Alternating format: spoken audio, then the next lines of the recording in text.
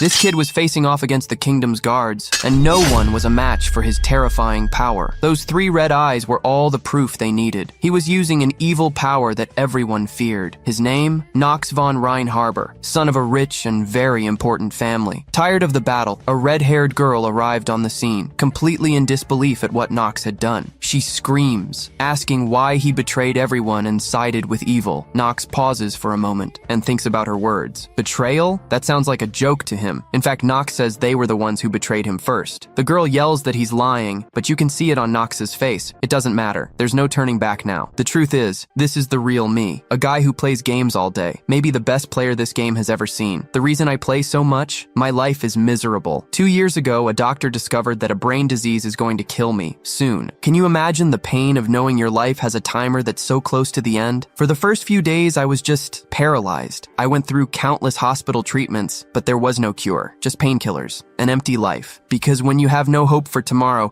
just living through today is agonizing. As time went on, the pain wasn't the only problem. Look at this. I'm coughing up what looks like tomato sauce. I don't want to fill out these forms if I'm almost out of time. I'm gonna play one more time. This has to be my favorite game. In it, you can choose to be a genius in something, and you get a penalty for it. But one thing I've never done is choose to be a genius in 2 things. Look at this. The penalty for picking 2 genius traits is like a personal insult against me. You have a time limit as a penalty. Isn't that exactly what I am right now? A guy with a time limit. Character created. Let's begin. The headaches got worse. I felt like I was going to pass out right then. I can't. I just want to try and enjoy something good one last time. I managed to create the character, but it seems my own time limit finally ran out. A system window says the synchronization is complete. The white-haired boy from before wakes up with a start. This is Knox, but much younger now. The boy feels strange. He's sure he just passed out in his room, and now he's in some weird place. It was only when he went to the mirror that the boy realized it. This isn't his face. This is Knox, the character from the game he was just playing. Our protagonist has played this game so many times he remembers everything. Knox von Reinharber is one of the 3 dark masters of Inner Lunatic, born into one of the most infamous criminal families,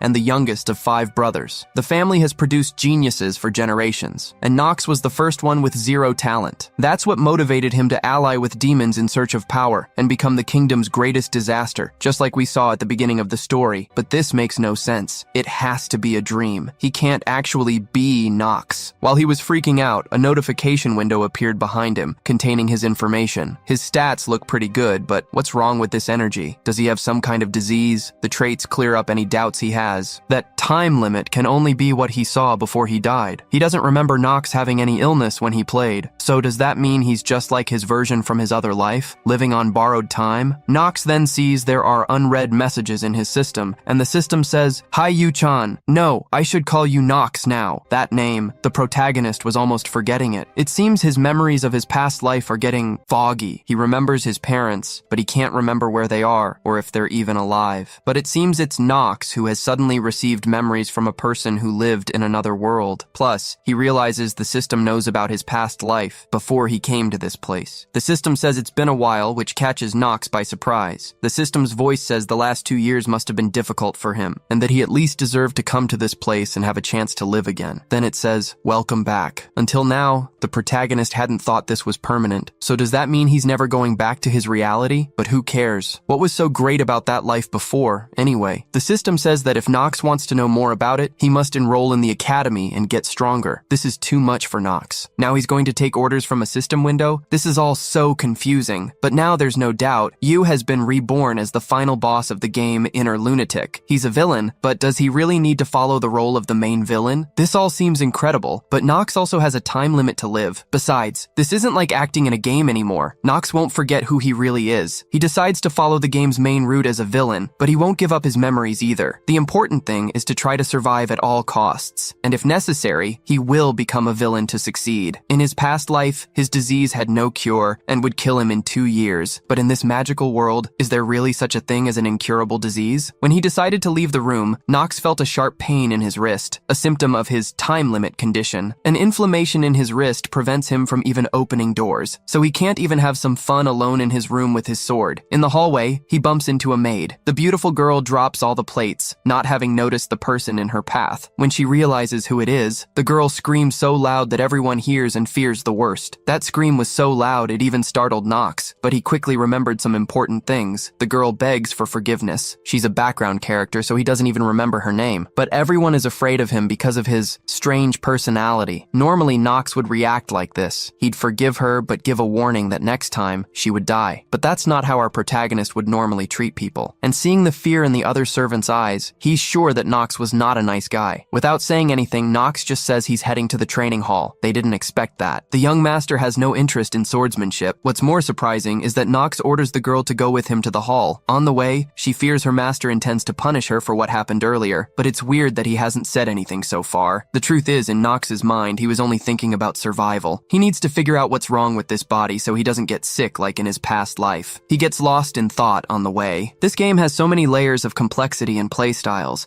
The most important thing is to find out if the genius traits he chose actually worked, and if he really has two of them: sword and combat. Genius leads a person to the peak of swordsmanship. On the other hand, mana genius leads a person to the peak of casting powerful spells. There are many other traits, but these were the two he chose. In the training hall, Knox has a body so weak he can't swing a wooden sword more than a few times. What's the point of being a swordsmanship genius with a body as weak as a malnourished old man's? 10 swings was his limit. He is completely screwed. This place has a lot of weapons available, as expected from the Rain Harbor family. Several legendary warriors were born and raised in this family. The head of the family also wields the tyrannical blade of darkness, an unrivaled power. Knox has no health, but time and money won't be a problem for him. His father doesn't care how Knox uses his time since he's the youngest and most talentless son in the family. Nobody has any expectations for him. Just swinging the sword makes Knox feel like he's going to die a second time. The maid brings him water and towels. She never imagined she would see her master trying to put effort into something. Knox asks her to come closer. The girl fears for her life. This is it. Now she's going to be punished. Knox gets embarrassed. He doesn't do that kind of stuff. She must listen carefully to his orders. She needs to buy everything he's about to ask for. She tries to say it's beyond the limit, but Knox asks if she wants to receive the punishment she was thinking about earlier. The girl left, thinking, he hasn't changed one bit. Our protagonist was interrupted when the family butler, Rodwell D. Ernark, suddenly arrived and caught him by surprise. This guy is his father's right-hand man. It makes no sense for this guy to be here. Usually, he and his father don't care about him, so Knox questions the reason for the visit. Rodwell brings news from his father. The head of the family wants Knox to attend dinner tonight. This catches Knox by surprise. He tries to refuse the invitation. Rodwell reveals that the young lady of the Styliner family has come to visit, and it's important for Knox to be there. Refusing could make the family head angry. In that case, Knox has no way out. He accepts immediately. Rodwell notices his unusual behavior and questions Knox's sudden interest in swordsmanship, since he's never practiced before. The young master then speaks with a serious tone. Rodwell, you are a mere butler. Do not dare to cross your limits. What I do or don't do is none of your business. Knox leaves the room, leaving the butler deep in thought. His firm, cold attitude vanishes as soon as he closes the door. He was worried about something, but his attention turns to the girl. He never expected she would come to visit him. Night falls, and it's time for dinner. Someone says, the idiot actually came. The comment was obviously meant for Knox, but he ignores it. The twins keep talking, asking sarcastically if he still holds a grudge against the family. Hartz and Allen continue to make comments criticizing Knox. They even mention that Knox touched a maid. It must have been disgusting. This arrogant chatter is annoying, but Knox turns a deaf ear to them. The maids announce that the most important person has arrived. Everyone turns their attention to the patriarch. Theo von Rhein Harbor has arrived for dinner, and he brought someone with him. A girl with long red hair enters and greets everyone. Talia von Stilliner, dressed elegantly. Theo says that the young lady has requested training for her knights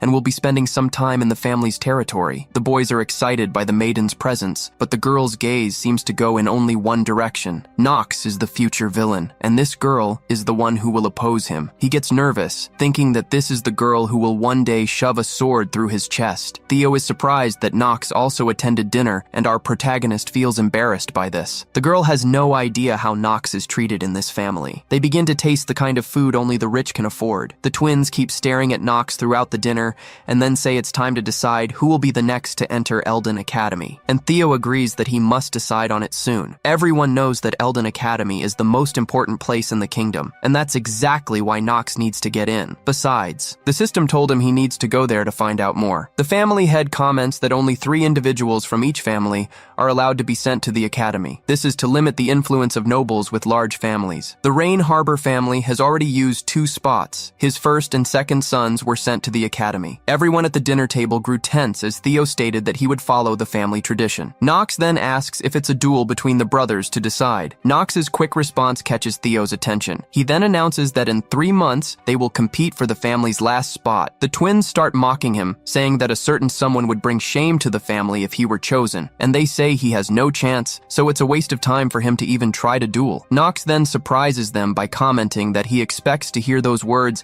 after they defeat him in the duel. This provocation infuriates one of the boys. Just the thought of losing to the family's failure offends him. Knox thinks to himself that there's no reason for him to keep listening to insults and stay quiet. He's not the same person they know. So, with confidence, he declares that he will be the one chosen for Eldon Academy. The boy's posture catches Theo's attention once again, and at the same time, it makes the twins furious. Someone else also became interested. Talia, with a smile, comments that the young master seems confident. Her smile might seem gentle, but it awakens an internal fear in Knox. This was the girl who defeated him at the end of his life in the game. When the dinner ended and Rodwell made his report, Theodore agreed that Knox seemed to have changed overnight, which was already a ridiculous situation. He wondered what had triggered the sudden change of heart and believed it could be a demon, but that idea was quickly dismissed. However, what was happening was certainly more interesting than he had expected. Theodore asked Rodwell to keep an eye on Knox, and it seemed as though the boy continued his drill and was running around the manor. The maids were all surprised, but also confused by the fact that he was just running,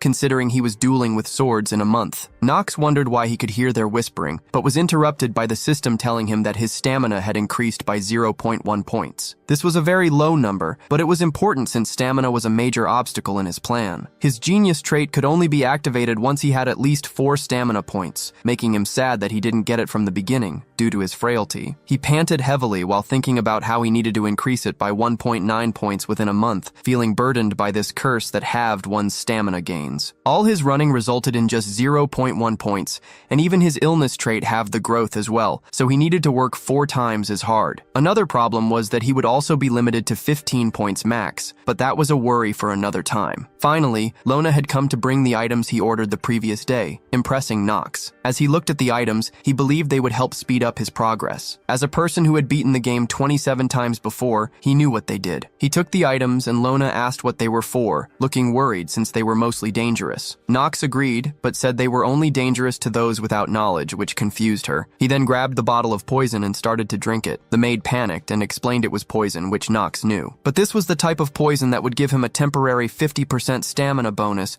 even if it would kill him in 10 minutes. Lona watched and was about to call someone until he refused. Since he wasn't done, he proceeded to eat the golem nucleus, which made her even more panicked since it would petrify his body. However, the 2 items together activated a hidden effect as planned. The nucleus was normally used to maximize defense or bring an artificial golem to life, but when used with the venom, it would neutralize the poison and eliminate his curse of frailty. One negative trait was now gone, but Lona was still panicking and asked if he was all right, only to witness the exhausted boy starting to take his shirt off, which confused her even more. Knox started to take off his shirt, which made Lona blush furiously as she watched him grab the other vial and pour the spring water on his body. This neutralized the petrification from the golem's nucleus. The spring water and nucleus started to react with one another, and it was a weirdly pleasant sensation for the boy. Another hidden effect activated, giving him a temporary blessing of growth, which would give him a stamina growth bonus until his stamina reached 5 points. The final touch was the scroll that was left on the cart, which Knox picked up and casually ripped, making his stamina growth rate double. Now the purple-eyed boy had broken the curse of frailty and taken these other measures that would make his new stamina growth rate twice that of average characters. He was feeling proud of himself and clenched his fist until he was tackled by the maid, who burst into tears and asked if he was all right. Seeing him take off his shirt made her think that he had lost his mind under the influence of the venom. She started to calm down until he told her to just get a towel for him, but he stopped himself when he looked back at her face. He felt as though he couldn't yell at Lona when he was feeling so good about breaking the curse. He told the girl that he was quite all right, but she still wondered if he needed a certain person to check on him, or possibly just needed some rest. However, the light-haired boy explained that he had some things to do,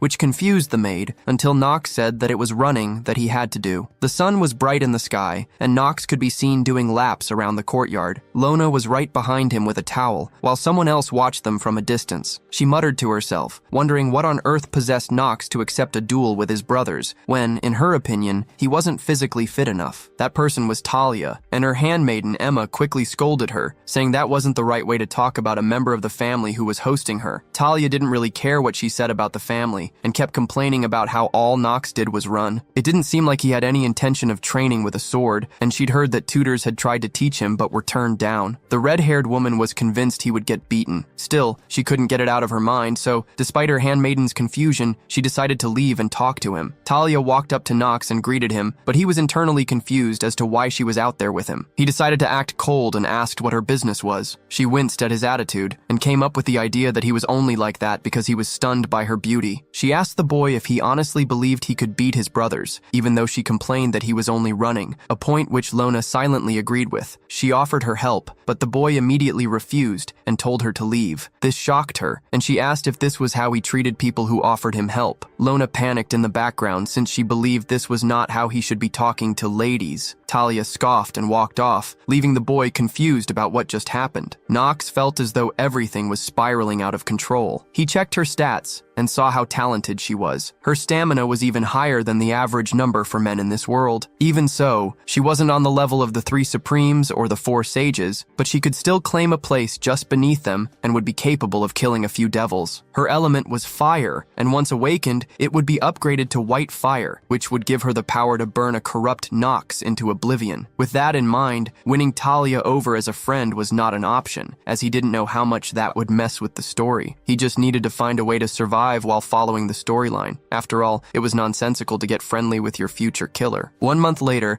Talia walked down the hall and remembered how some people were impressed at how she truly had talent befitting the reputation of the Steelliner family. She didn't really feel that way though, as she felt inferior to her sister. She clenched the hilt of her blade at the thought of losing to that woman. Talia wondered if she would ever be good enough to be a knight. Knights must be able to lead a frugal existence void of greed and, from time to time, sacrifice themselves for justice. Along with that, they must also master countless swords and forms. The red-haired girl sighed and thought that Knox believed that running was enough to defeat his brothers, thinking he stood no chance. The next day, the sun shone on the 2 brothers who stood in the drill hall, with everyone, including Scylla, Theodore's wife, watching. Theodore asked Rodwell how he believed the match would go, and the steward wasn't too sure. An announcer explained what the duel was for and quickly started the fight, to which Knox's brother immediately raised his blade. When Knox's father asked for Rodwell's predictions, the steward explained that years of training for Alan would put that man in the commanding position, which the father agreed with. His wife glared,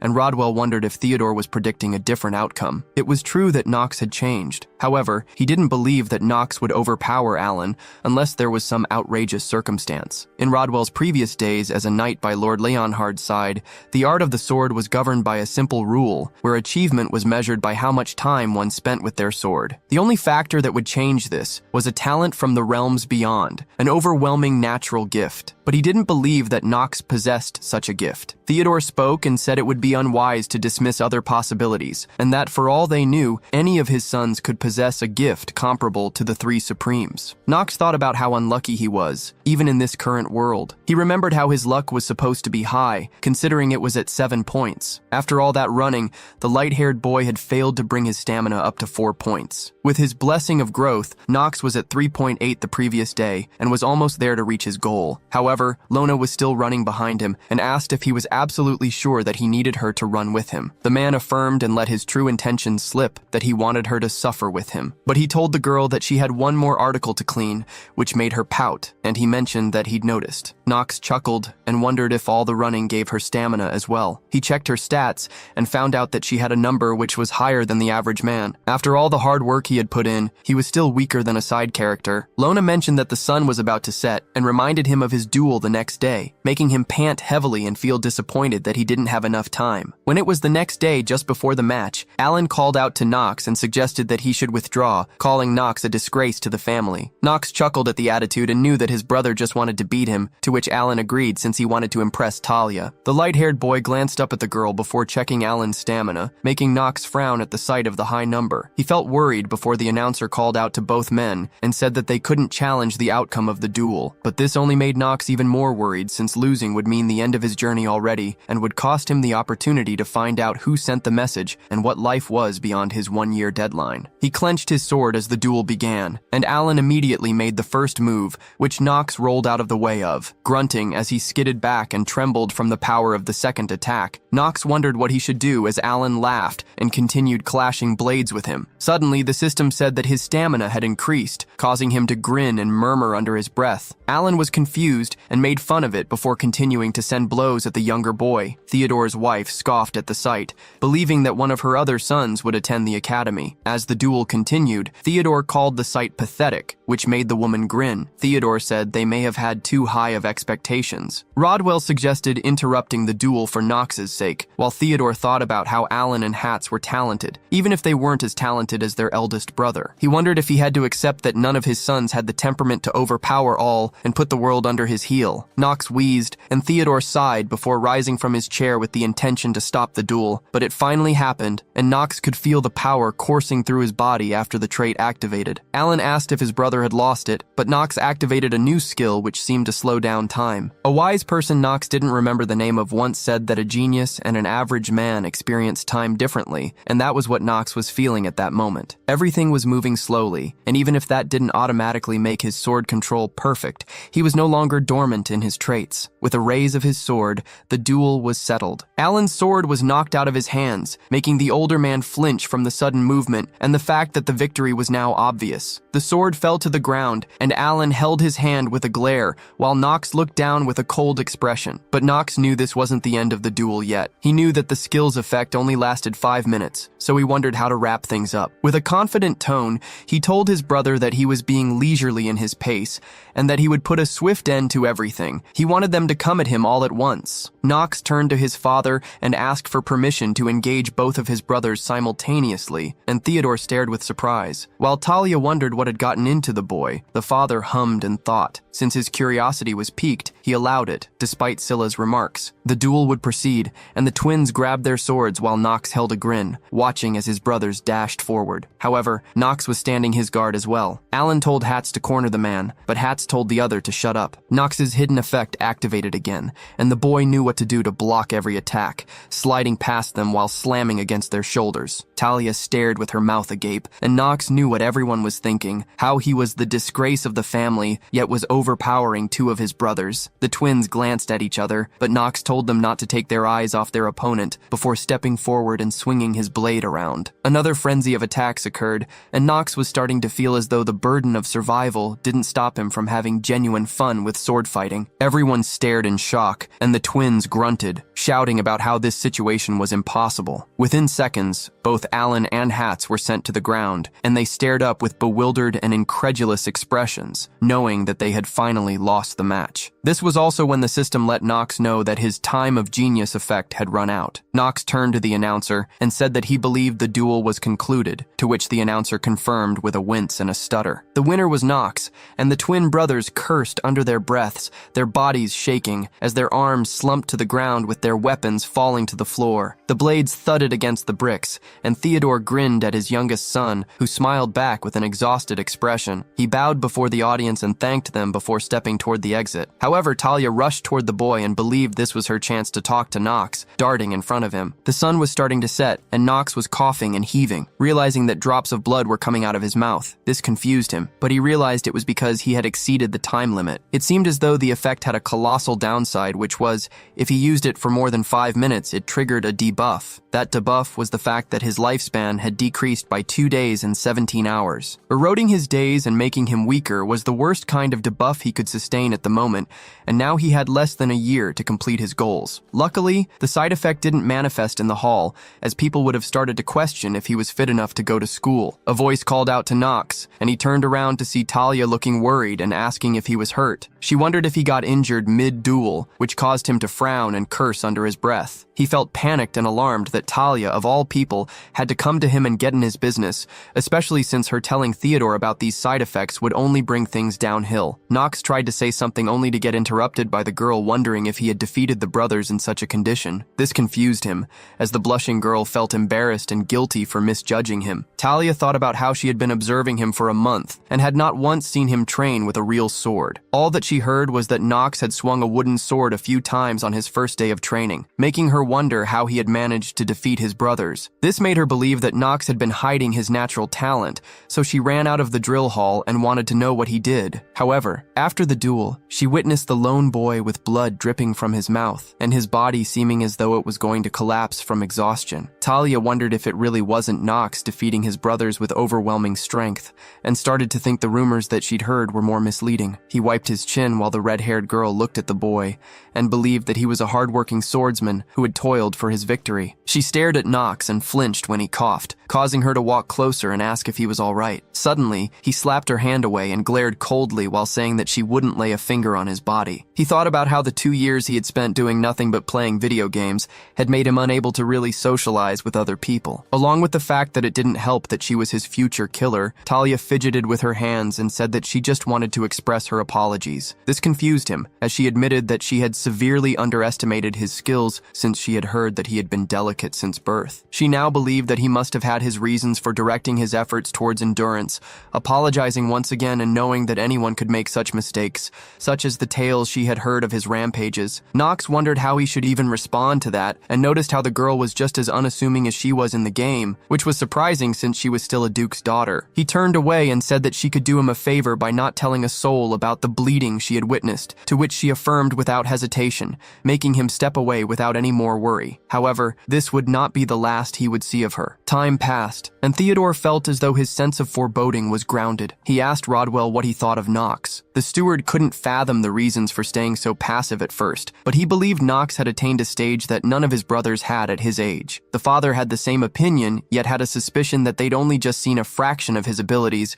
so he wanted Rodwell to continue keeping an eye on the boy. Rodwell agreed, and Theodore wondered if it was possible for Knox to be a talent worthy of inheriting the Vanquisher. He clenched his fist and told Rodwell that the report would be of the greatest importance since Theodore seemed to not have much time left, to which the steward bowed and said he would do his best. Night arrived, and Knox got the notification that he'd completed a tutorial quest, but it didn't really seem like a game to him anymore, despite the features that remained. His reward for winning was to receive 3 attribute points, making him sigh at the fact that he'd spent a whole month just to add 2 points. Despite that, he looked at his stats and wondered what to add them to. He decided that he would add them all to luck, and the simple reason was that when playing the game, luck was more important than ever, so he might as well test the improvement right away. The system also mentioned that there were benefits available, such as the fact that he could get 1 random skill scroll and conjure 1 skill, which made him excited. As he immediately summoned the dispenser, which was a bit weird to see in the flesh, Knox turned the switch and hoped he would get a normal grade scroll since his luck was higher. He remembered what the scroll colors were as he gulped nervously. A ball fell out of the dispenser and opened up, glowing brightly until it was revealed to be a gold scroll, exciting him as he opened it immediately. He proceeded to use the skill conjurer and knew which one to conjure in order to help with collecting the hidden treasures from the manor, and that skill would prove indispensable. Soon, Theodore would call his sons together, so this skill conjuring could wait for now. The scroll showed that he had received a skill that gave people with lower points a 20% debuff against him, making him remember why he loved the game. Knox glanced over at the other window and remembered that Green, the second eldest son, would be returning to the manor soon since his graduation was a good while ago, and he would be returning from night training. Right now, Knox would prioritize resting, and he believed that Talia wouldn't cause him problems anymore since she wouldn't break her promise, making the boy think that she would have no other reason to come at him. The next day, Knox was quickly proven wrong, as he immediately saw the girl walk up to him. He asked what she wanted, and she mumbled something incomprehensible, confusing him as she repeated herself and asked if he could teach her how to progress as fast as he did. Talia wanted to make fast progress like Knox did,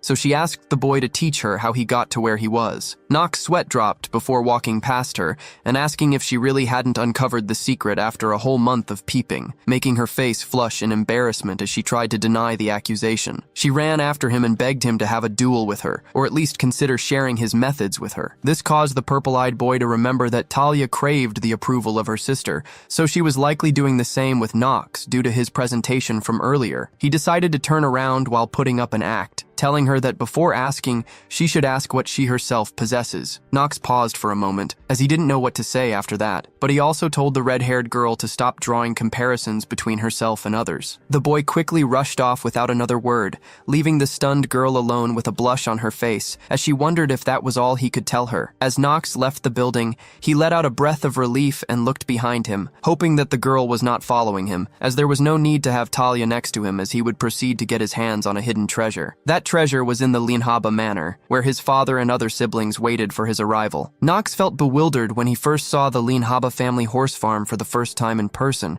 believing the words he would hear about it being one of the 3 best farms on the continent. Rodwell bowed to Theodore, and the father told everyone that they were called together so they could choose a horse as a lifelong companion, making Knox gulp at the fact that the time had finally come. Of all animals, horses held the most sacred place in the tradition of the Linhaba family and the continent, since anyone who wished to be a knight or magician must acquire a horse at an early age and form a bond that would last their whole lives. There's even a course on horsemanship at the academy, and cavalry warfare would become more common as the game progressed. Taking good care of it also saved on the costs of transportation, which made it indispensable. This makes it all the more reason to pick the right horse. His father spoke up and said that Knox would get the first pick as the winner of the duel. He only had one chance and watched as Knox walked off, making Theodore hum in thought while wondering if his son possessed good discernment. The horses neighed, and Knox was surprised by how stellar a lot of these horses were. However, there was a specific horse he was looking for. His eyes browsed around before landing on a black and gray horse that had its rib cage showing. The boy walked toward it and chose it without hesitation, surprising his twin brothers, while Theodore held a frown. He suggested that Knox should reflect upon his choice, causing Knox to look surprised, but he expected such a reaction since most would think that he just made a stupid choice. Despite that, using his perceptive eye ability made him see the stats of the horse and also see that it was a high grade. The grade of pets can go up tiers over time, usually only by 1, which meant that this horse would become a prime grade horse, or even better once it was fully grown. Aside from that, the horse was also an obsidian horse, which was one of the rarest horse breeds in the game, due to its strength and beauty. The boy knew that Theodore would likely have taken the horse if he knew what breed it was, but for now it just looked frail due to all the debuffs, along with the negative trait that would cause it to die within a couple of days. That trait may even be worse than his life-limiting illness, but he stood by his choice since he knew how to stop this negative trait from becoming a problem. Theodore wondered why Knox chose that horse, believing that it was likely that he saw too much of himself in the horse and let his emotions carry him away. Knox's father expressed his hope that the boy wouldn't come to regret his decision. As the man turned and walked away, the twins and Knox were taken by surprise, seeing the clear disappointment Theodore felt. Rodwell then approached Knox, reminding him that the horse still needed a name. The gray horse nuzzled its face into Knox's hand. The light-haired boy glanced down, then knelt and chose the name Carl, the same name he always used in the game from the other world. It held a deep significance for him. And Carl's new home? It turned out to be Knox's bedroom. The boy hummed thoughtfully, knowing he had to keep his next move a secret from everyone. Keeping the horse in his room was the best way to do that. He saw the horse looking intently into his eyes, as if it were communicating that it couldn't just give up on life. This resonated with Knox, as they shared the feeling of clinging to any small chance they had. Realizing Lona was just outside his door, Knox called out to her, issuing a light threat that made her stumble into the room. She was shocked that he'd figured out she was there,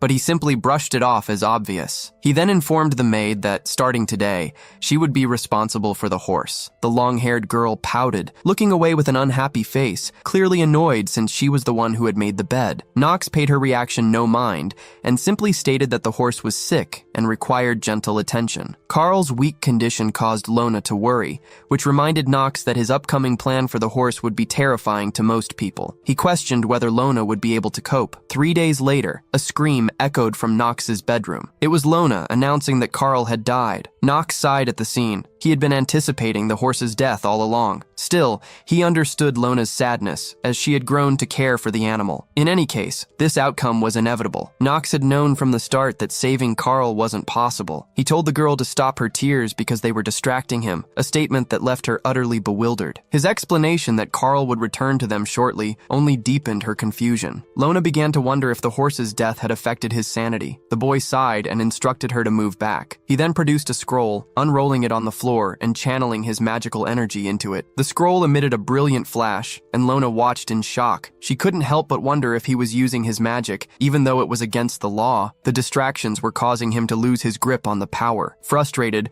Knox yelled at her, asking if she wanted to witness Carl die a second time. If that wasn't her intention, he demanded her silence. She immediately obeyed. Knox desperately needed to focus because he couldn't fully control his mana yet, and his mana sensitivity trait was dormant. Furthermore, the The Empire's law was strict. Only royals could use their magical energy before they turned 15 years old. This rule gave royals a significant advantage in magical training, often leading them to greater achievements. Since Nox wasn't royal, his only option was to unleash every bit of magical energy he could summon. He felt a throbbing sensation in his hands and wondered if this was the true feeling of wielding magic. Grinning as he prepared his one-time skill conjure, he knew there was no margin for error. He was about to use black magic, and an image of a skeletal hand holding a book flashed before his eyes. The system informed him he could now summon Carl back as an undead pet and asked if he wished to proceed. He agreed without a second thought. A glow enveloped the horse, which lay before the open book. Nox recalled that the undead in the game shared two common features. They were resurrected with black magic and darkness-type energy. The second trait was that even after death, they retained their consciousness and gained enhanced strengths, including absolute loyalty to their master. There was a complication, however. Only one family, the Marbus family, possessed the power to create such beings, as they were masters of the darkness element. They were much like the Lion Habos, but instead of knights, they were black magicians. Nox wondered if characters outside that family could ever acquire these skills. The answer was a firm no, unless they possessed the Necronomicon, the Book of the Dead, which was precisely what he had summoned. Dark hands erupted from the ground and coiled around Carl, while a black liquid trickled from Nox's mouth. Lona watched in shocked horror, but he ordered her to be quiet, as he needed a little more time to channel his energy. He grunted from the strain and coughed up more blood, realizing his magical energy was depleted. Luckily, his efforts had paid off. He looked up to see the horse get to its feet and neigh loudly. Nox had done it. He stared at Carl, now his undead pet, and saw a gleam in its eyes. He panted, exhausted, but thrilled that he had finally gotten something right. Lona, still with tears of worry in her eyes, watched Nox stand up and call to Carl, who trotted over to him. He checked the gray horse's stats and was pleased to see the negative trait was gone, replaced by the expected upgrades. He informed the horse that from this day forward, he was its master. Carl seemed to make a contented sound as Nox petted it. Both boy and horse were startled when Lona suddenly threw her arms around them both. Nox was confused as she began sobbing, overwhelmed by the worry she felt watching him cough up blood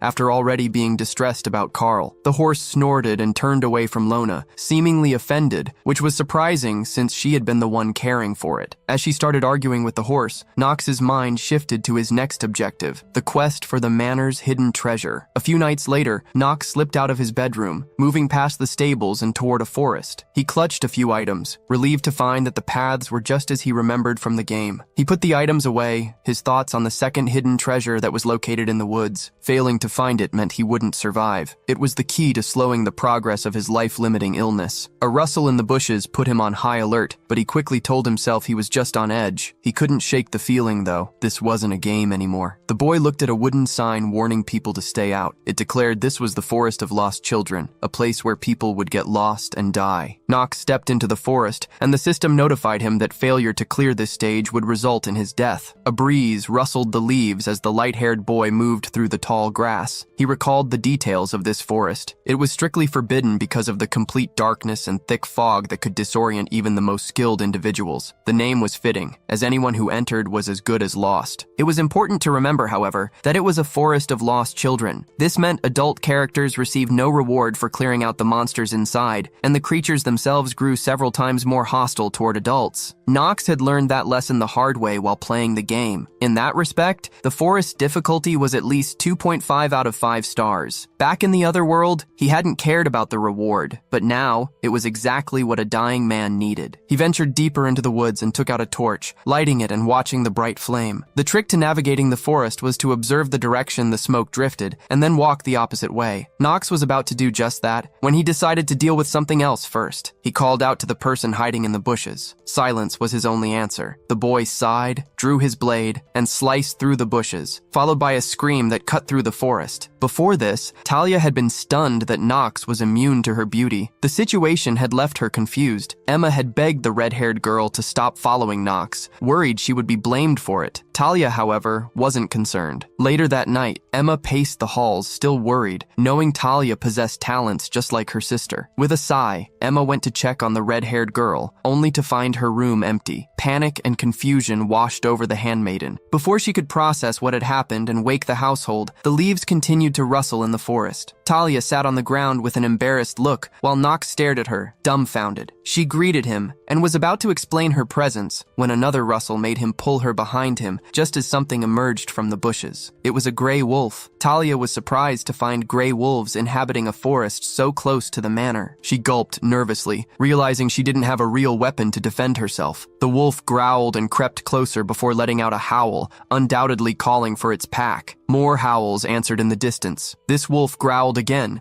but Nox just grinned, dashing forward and slashing the monster across its chest. A second slash to the neck sent the wolf crumbling to the ground, dead. The girl stared in bewilderment at the boy, who now had blood spattered on his face and clothes. He asked her again why she was following him, which made Talia blush and invent an obvious lie. Nox had no patience for it and threatened to leave her there if she didn't tell him the truth. His response shocked her, and she grabbed his wrist, launching into a rambling explanation. It wasn't a complete lie, but she wasn't getting to the point. Nox sighed internally, realizing Talia was overestimating his skills and surprisingly held no ill will toward him. He was also amazed that a girl could be clueless enough to tail someone in the middle of the night. Still, he decided to let her tag along, since he couldn't just abandon a main character in the forest. He made one thing clear, though. He wasn't helping her. He was only keeping her alive to prevent a feud between their families. Talia felt a pang of guilt, and Nox hoped she had learned her lesson. But the girl kept talking, trying to thank him, which surprised him. The moment was shattered by the arrival of the other wolves. They growled loudly as they began to circle the pair. They stood there, Nox still holding the torch, and a chill went down Talia's spine. Suddenly, Nox pushed her away, telling her to stay back. He handed her the torch, explaining that she would just get in the way of his sword if she tried to fight. Things were not going as planned, so Nox needed to concentrate. This forest was part of the prologue, not the main story. That meant there wouldn't be a stage boss, which was one less thing to worry about. However, there would still be an elite monster, just one step below a boss, and it was probably an elite gray wolf. The wolves continued to growl before charging. Nox knew that just identifying the threat wouldn't make it any easier. He slashed at the approaching wolves, feeling like he was constantly living on the edge. He watched as another wolf lunged at him from above. It was time to cast aside his pride and face this challenge like he used to in the other world. He gripped his sword tightly, trying to recall his mantra. Once he remembered it, he cut through more wolves and sighed in relief. Talia watched in awe, convinced that Nox wasn't even trying his hardest, and wondering if he had ever hunted a wolf before. The words Nox had spoken to her echoed in her mind, making her think he saw her swordsmanship as inadequate. The wolves kept howling, and Nox stood his ground, knowing what was coming. He heard a rustling in the grass as a much larger animal emerged into the clearing, the elite gray wolf. Back at the manor, servants with torches searched for Talia. They found footprints leading to the forest, which they assumed belonged to Nox and Talia. A wave of fear washed over the servants, who knew the horrors of that place. Emma collapsed in worry, insisting they had to follow them. Rodwell immediately stopped her, saying they couldn't, which confused the handmaiden. He explained that it was a forest that even the Lianhaba family had been unable to conquer. To the family, the forest was a symbol of shame. Admitting that an area within their own manor remained unexplored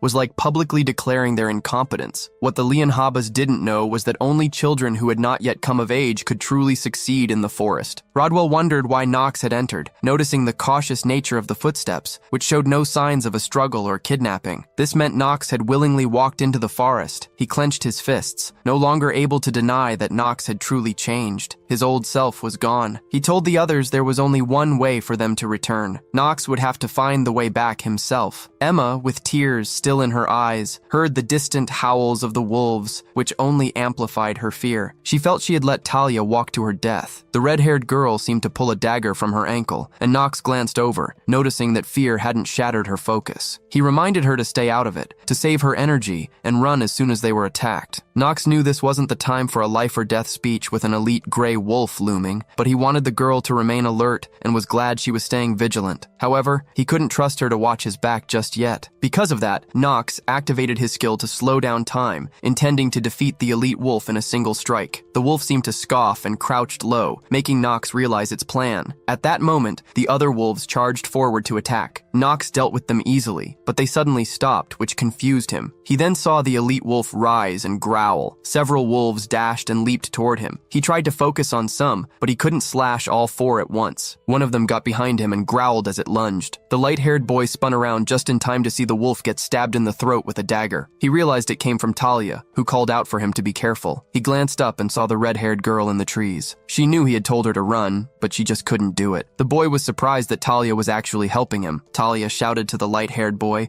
asking if he was okay and hoping he wasn't injured from the near attack. Nox was surprised that the red-haired girl was helping him, but his thoughts were cut short by a growl. He turned and slashed away two more wolves. He assured her he was fine, which made her sigh in relief, but he couldn't help but feel he must have looked pathetic. Nox sighed, then realized his body was trembling. The side effects of using his skills for too long were already kicking in. It was frustrating, especially at such a crucial moment, because something was now rising from the ground. It was the elite wolf. The purple-eyed boy grinned, tightening his grip on his sword's hilt as he watched the elite wolf circle him. Suddenly, it charged, surprising Nox by dashing right past him and back into the forest, leaving him completely confused. Silence fell over the area as the boy tried to understand what had just happened until he heard a rustle. He turned, but it was too late. The elite wolf sped past him again, leaving a deep gash on his side. Talia looked on with worry, calling out to Nox as the wolf retreated into the forest once more, leaving the boy in silence as he clutched his shoulder. He grit his teeth, feeling that this raid on the forest was all wrong, even though it was a raid of his own design. It was a logical feeling, though, since real life was far different from a video game. The boy frantically scanned his surroundings. The silence continued as Nox considered how the monster was coordinating attacks with its pack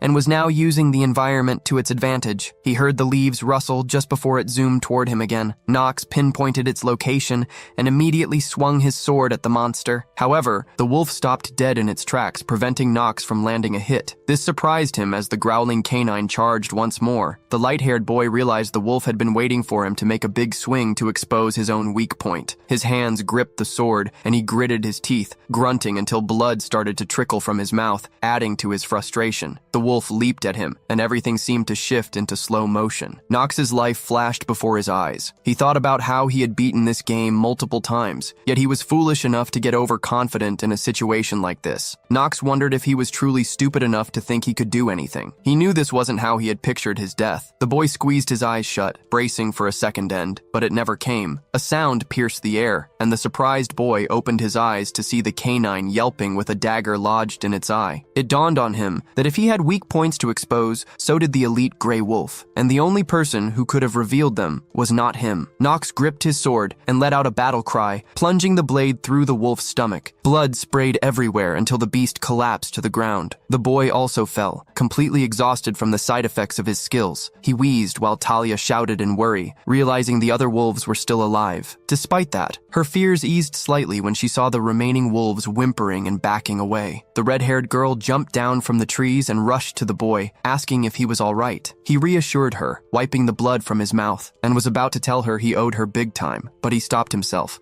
remembering he was thanking an enemy, the very person who was destined to kill him in the future. Nox turned away and reassured her again, but his tone was colder this time, as the gash from the elite wolf was still hurting. The boy got to his feet and said it was just a surface wound, which brought some relief to the girl. Then, she turned her head and saw a spider crawling on her shoulder. The sight of the arachnid sent a chill down her spine and made her scream. The boy was confused, turning around and wondering if more monsters had appeared. He was cut off by the girl tackling him and clinging to his body in tears, which only confused him more. Talia shivered and mumbled about the spider to both herself and Nox. She glanced at it again, screamed once more, and caused the boy to stagger. Nox sighed and chuckled at the fact that the red-haired girl was afraid of spiders. He flicked it off, telling her she shouldn't have followed him into a forest if she was so scared of them. Talia asked if he really wasn't frightened by them, but Nox countered by asking if any knights were afraid of spiders. This made the girl feel embarrassed, and she tried to defend herself. With her off of him, he felt like he could finally breathe. But then Nox started coughing again, which worried Talia. He tried to tell her it was none of her business. Nox thought about how the girl hadn't really hindered him during the fight and had even saved his life in a way. He felt incredibly grateful, even if he would never say it to her directly. But now, Nox just had to find a way out, since his goal was accomplished. The sun began to rise, and Emma continued to sob, feeling like everything was her fault. Rodwell stood there, wondering if things had gone horribly wrong. Talia's disappearance could easily escalate into a dispute between their families, and that wouldn't be the only consequence. There had been other reports of children from the manor vanishing into the forest,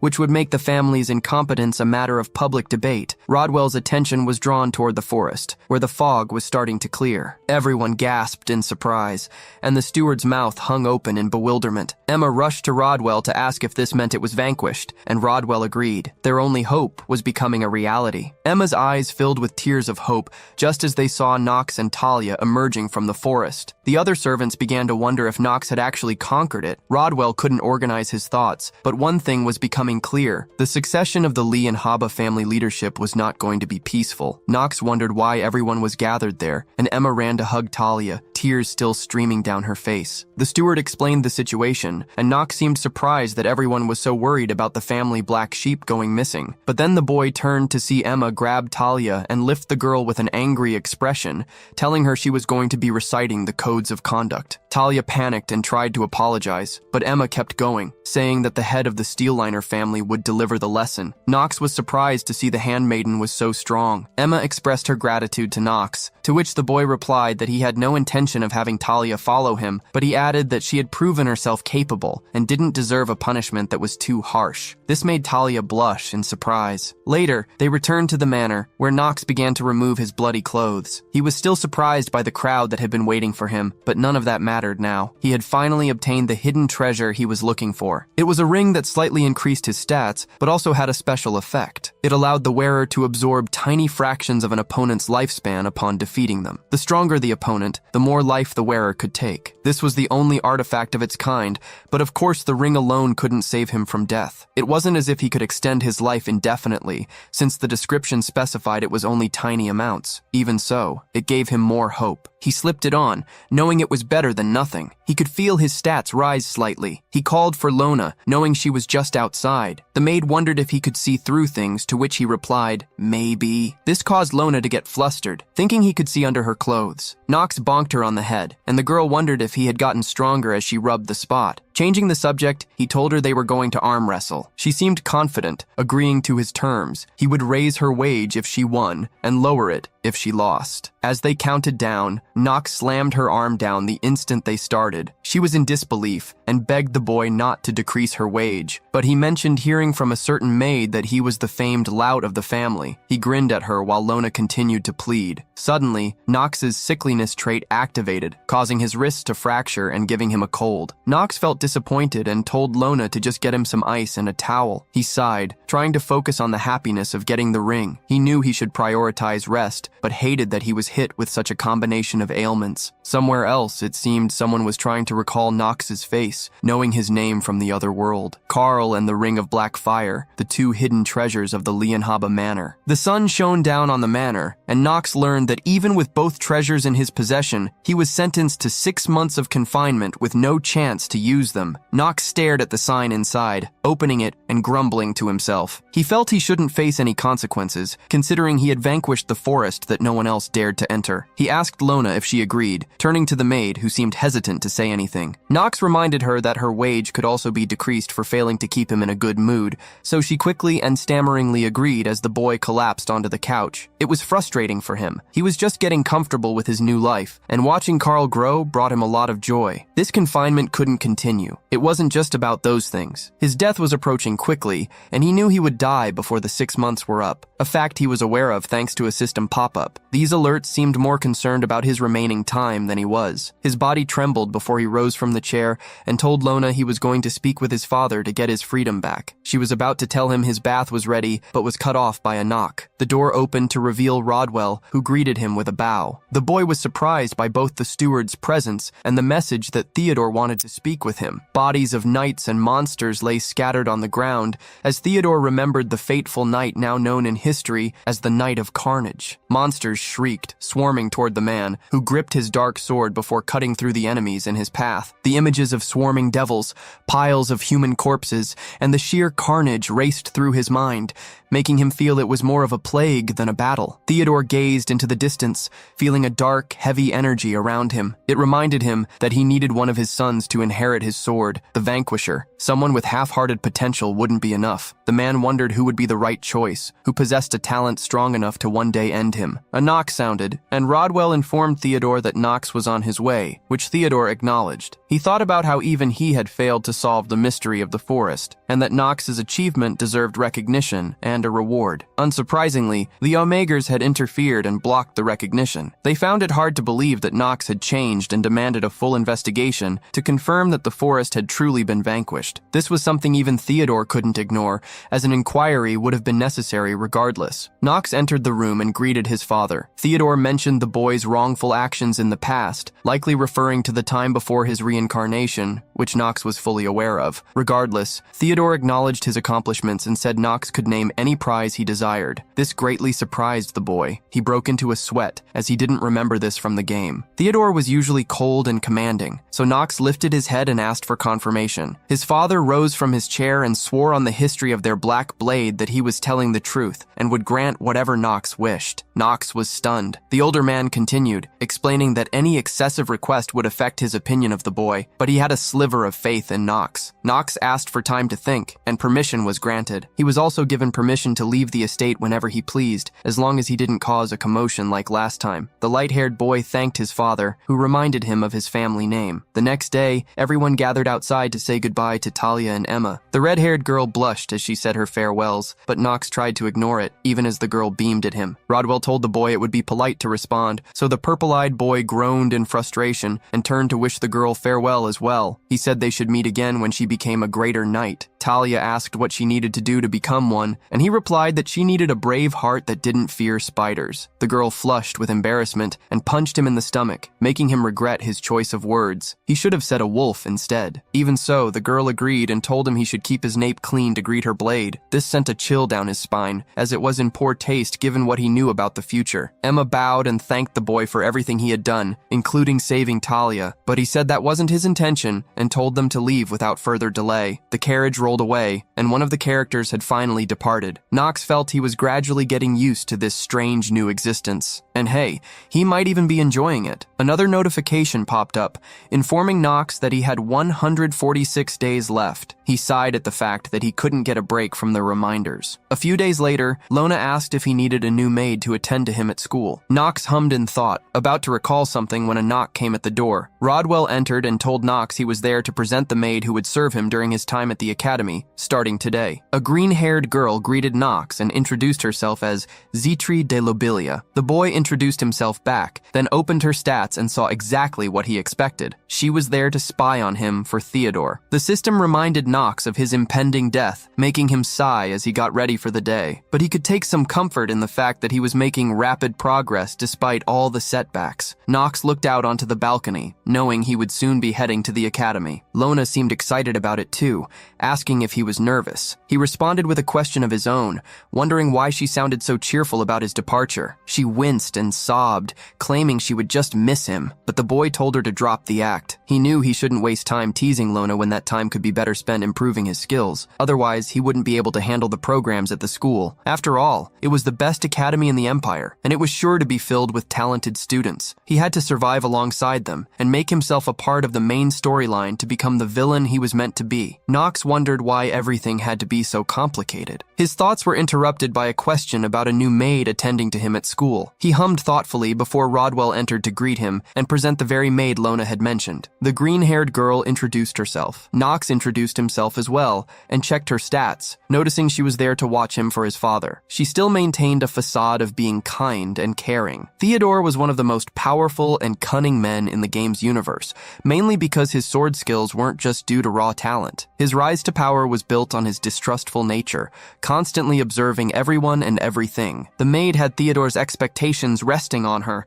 and she affirmed them without hesitation, a cold look in her eyes. She was said to be first in line for the leadership of the Lobelia family, and in exchange for her service to him, he would support her restoration to that rank. Zitri vowed to do her best to assist Knox, but Theodore disliked her choice of words. He glared at her, making her flinch. She bowed again and said she would observe the boy and report every detail to Theodore. She then left, sighing after escaping his intimidating presence. The girl took a breath and pulled out something from around her neck, looking at a family picture while knowing she couldn't hesitate any longer. When night fell, Knox thought about how he now had a spy, wondering if she was chosen to make sure he wasn't possessed. This was understandable since demonic possession was quite common in this world. After all, the original game's story had Nox's downfall begin with him being possessed by a great devil. Nox believed no one would discover his true identity, but he was still worried about Zitri. She wasn't a character in the main storyline, which Nox saw as a waste, since she was supposed to be the next head of the House of Lobelia. However, her uncle had murdered her parents and stolen the leadership claim. The rest of the story was predictable. The girl fled and ended up as a maid for the Lianhaba family. While she projected a cheerful demeanor, she was despairing underneath it all and would soon give in. If Nox remembered correctly, the girl would meet her end by taking her own life even before the first chapter of the story. He wondered what he should do. Should he save a character destined to die, at the risk of altering the story? He fully understood it could interfere with his plans. The next day, Nox met with both maids to tell them he would be hunting monsters within the manor and wanted them to come as his assistants. Lona was shocked and shuddered at the idea, pretending to feel sick. But Zitri interrupted and agreed without a second thought. The brown-haired girl sobbed and told Zitri not to agree to everything. Nox knew that fear was a normal reaction, which made Zitri's answer all the more interesting. Nox reminded Lona of her lack of vacation days, even if she tried to get out of it. He grinned and mentioned her wage, which made the girl cry and ask what weapon she should bring. The boy chuckled. Zitri told the girl she would join them after informing Rodwell. Nox thought about how he needed to focus on gaining more days to live, especially now that he was free. As they rode off into the forest, Theodore watched from a window. A few days later, the Forest of Lost Children had become just like any other forest after being conquered. A growl was heard from a gray wolf that Nox quickly charged and slashed. He was testing the ring's abilities as it absorbed a tiny fraction of the wolf's life. He sighed in relief when the system informed him his remaining time had increased by 2 hours. Nox glanced around when he realized he had likely hunted all the wolves in the forest,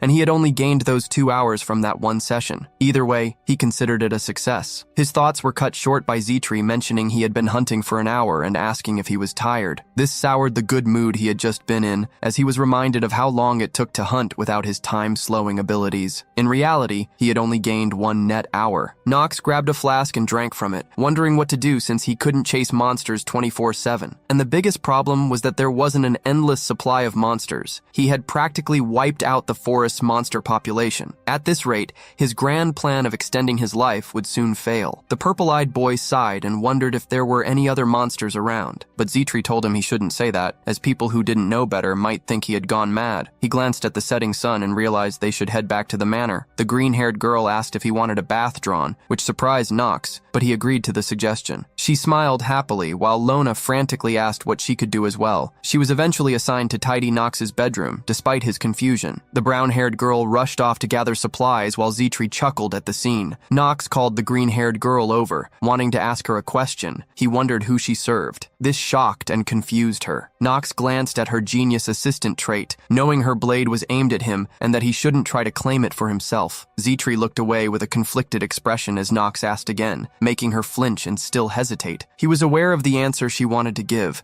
and mentioned that he had no intention of pressing her further. He said that she, at the very least, didn't try to feed him a lie. Nox stated that he didn't care who she served. He only cared that she was his servant, and that she would use him just as he would use her. The boy walked away, focusing on their mutually beneficial arrangement, which was enough for both of them. As night fell, they returned to the manor, and Lona was gossiping again, talking about how evil Nox was for demanding so much of her time. She thought about when she had asked why she had to join them, and how Nox had looked like a devil to her when he said there was no fun without her. Zitri chuckled and looked out the window. She remembered being familiar with the rumors about Nox's change of heart, which had reached her even when she was still with her family. She had assumed they were baseless, as it was rare for someone to undergo such a major transformation, but it seemed to be true after serving him for a while. She learned he had defeated his 2 brothers in a single duel and had rightfully earned the right to represent his family name at the academy. Nox was strengthening his position within his family, unlike Zitri. Once the rightful heir to her family's leadership, she was now lost in despair. She sighed to herself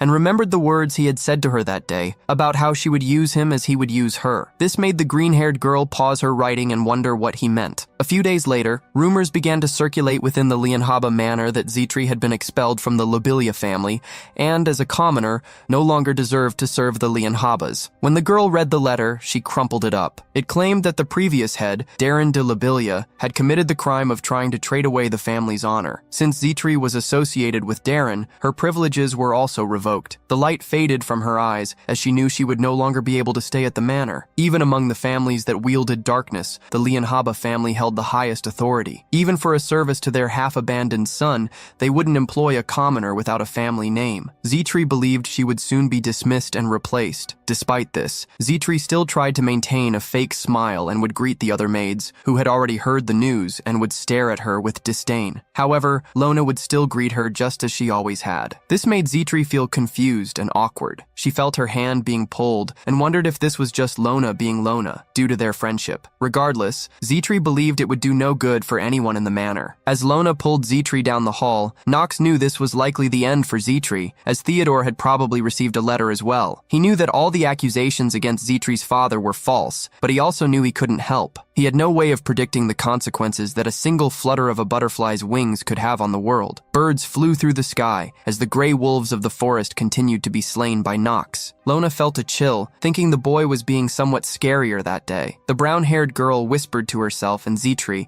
mentioning that Knox usually showed some degree of mercy, but that was gone today. She hummed thoughtfully, and Zitri wondered if she should be nervous, glancing at the bloody blade he had plunged into the ground. Knox muttered to himself, wondering if he just wasn't having the kind of luck he had hoped for. A hidden boss is generated when the forest's monster population drops below 20% of its usual level. The species and timing of this hidden boss's appearance are random, so if Knox had encountered and defeated one, it could have boosted his attributes. He sighed and was about to dismiss the thought when suddenly he felt something rushing through the trees, grabbing his attention. Knox wondered what it was, but didn't have time to react as it sped past him. He knew this was definitely the boss. He turned to face it and saw it was an elite giant hornet, a creature he knew was tricky but not impossible to defeat. His thoughts couldn't even finish before he heard Zitri's voice calling out to him. He turned to see the maid using her own body to shield him from the hornet's attack. This was something he probably could have blocked himself, so Zitri's actions were unnecessary. So, knowing that, why did she do it? How many people would jump out to block a monster's attack with their own bodies, and to save a person who had recently made it clear he would use them? With that, Knox gritted his teeth and activated his time-slowing ability. When Zitri was younger,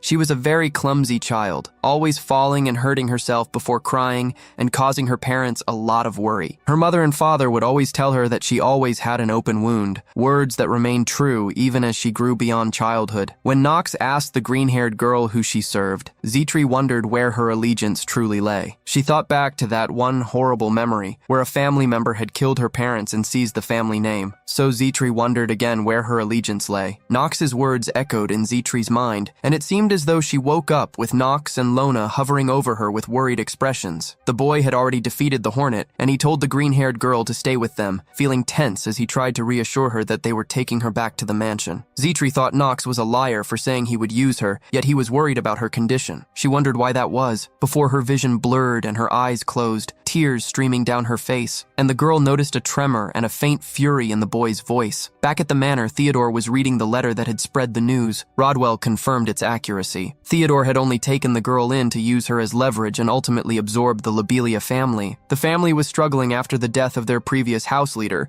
so it could have been an ideal opportunity for Theodore to infiltrate them. For example, they could have argued that their heir was in danger, using the family's instability as proof. As Zitri's protector, Theodore would have had the perfect excuse to get involved and subjugate the family. However, before any of that could happen, it seemed the girl had been expelled. So the older man asked Rodwell for his opinion. The steward said that having a servant without a family name would subject Knox to contempt at the academy, so it would be wise to remove her. Theodore agreed. Suddenly they were interrupted by another servant bursting in to report that Knox had returned from his hunt, bringing with him Zitri, who had been injured by a monster. In an attempt to save her, Knox had used a very expensive antidote. This startled Rodwell, who asked if the man meant the Mandraken decontaminant, which the servant confirmed. Rodwell felt exhausted by the situation, and Theodore wondered if Knox had developed feelings for the servant girl. While Theodore believed there would be consequences for such feelings, Lona was standing over Zitri trying to wake her. She succeeded, and the crying girl was overjoyed to see Zitri awake and alive. The green-haired girl wondered what had happened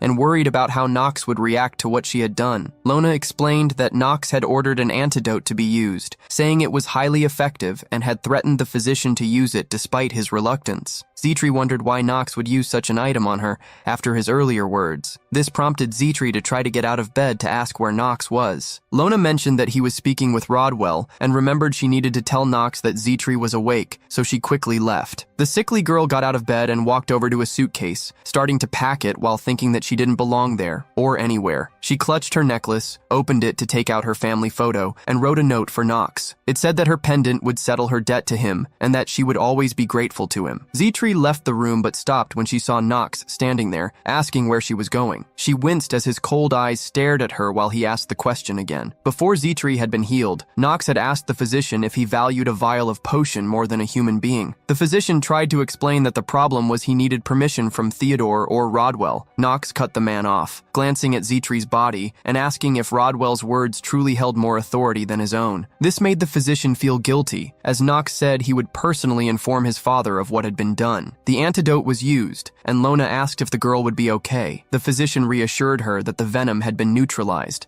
making Lona sigh in relief. The boy turned to leave the room, telling Lona to let him know when Zitri woke up. When Knox went to meet with Theodore, his father was surprised, as he hadn't expected an unannounced visit from Knox. Theodore seemed to already know the topic of discussion. The boy activated his positive trait, reminding his father that he owed him a wish. Because of that, Knox said that his wish was to keep Zitri by his side. His father glanced down for a moment, while Knox thought about his actions and beliefs so far, how he had been trying to preserve the story and avoid the butterfly effect, how he knew her status was being a spy under Theodore's control. None of that mattered at this moment. The moment Zitri threw herself in front of Knox to protect him, it became clear that while she couldn't answer his question, her actions did. Theodore decided to grant the wish, making the boy bow and turn to his father once more. Knox asked to elaborate on his wish, and was given permission as the system began to warn him that his agitation was affecting his act. But Knox continued, stating that he didn't intend to tolerate anyone toying with his people, whether it was the Lord or his own father. With a cold glare, Knox left the room. This brings us back to where Knox found Zitri about to leave, prompting him to ask where she was going. The green-haired girl was hesitant,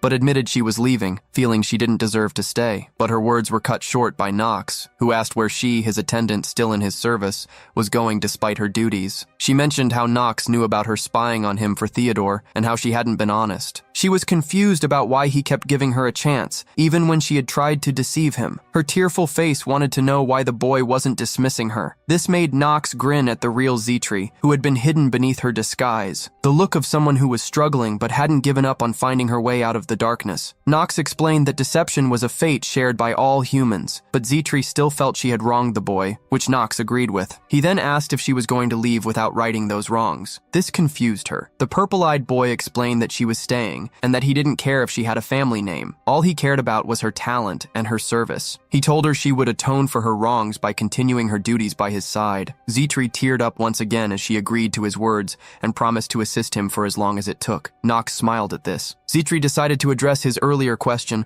turning to him and hoping her answer had satisfied him. He grinned back and confirmed that it had. Lona resumed her gossiping the next day, talking about how he had threatened the physician until she was startled by Knox's presence. He was surprised she didn't even try to deny it anymore. The girl turned to Zitri and reminded the maid to get some rest, then immediately dashed away to do Zitri's chores for her. Knox sighed at Lona's scatterbrained behavior and turned to Zitri, reminding her of his impending departure for the academy in 2 months. She said she hadn't forgotten and had already prepared the essentials, like basic tools he would need. She hummed thoughtfully about what else she had packed. Knox grinned at the fact that Zitri wasn't putting on an act anymore, which worked better for him as it would save him effort as well. And now he knew that the two of them wouldn't betray each other if one of them was pushed into a corner. The boy smiled, believing that was enough for them both. Later, Zitri wanted to ask the boy if he was all right, since there had been some unfavorable rumors circulating about him. Knox sat down and asked about them, wondering what else there could be, since he had already been hearing the usual. He learned that the rumor was about the reason he hadn't dismissed her, his personal feelings for her. The boy almost fell out of his chair hearing this, making him wonder why he was even playing the character of Knox. He sighed and apologized to Zitri for the situation, but the green-haired girl said that wasn't her intention. Rather, she was just concerned that it might make Knox uncomfortable. Nox told Zetri there were worse rumors about him, like the ones about how the youngest Lionhaber was a boorish, scoundrelly simpleton. Zetri was about to hesitate and say otherwise, but he told her to lie to him if she wanted to be dismissed. This made her immediately agree that was what she had heard. There was something else she had heard about, and that was how he was known as lecherous around women. She wondered if that was true, making Nox feel worse about the character he was playing. But he was glad that his reputation as a swordsman had improved compared to the person Nox used to be. These days,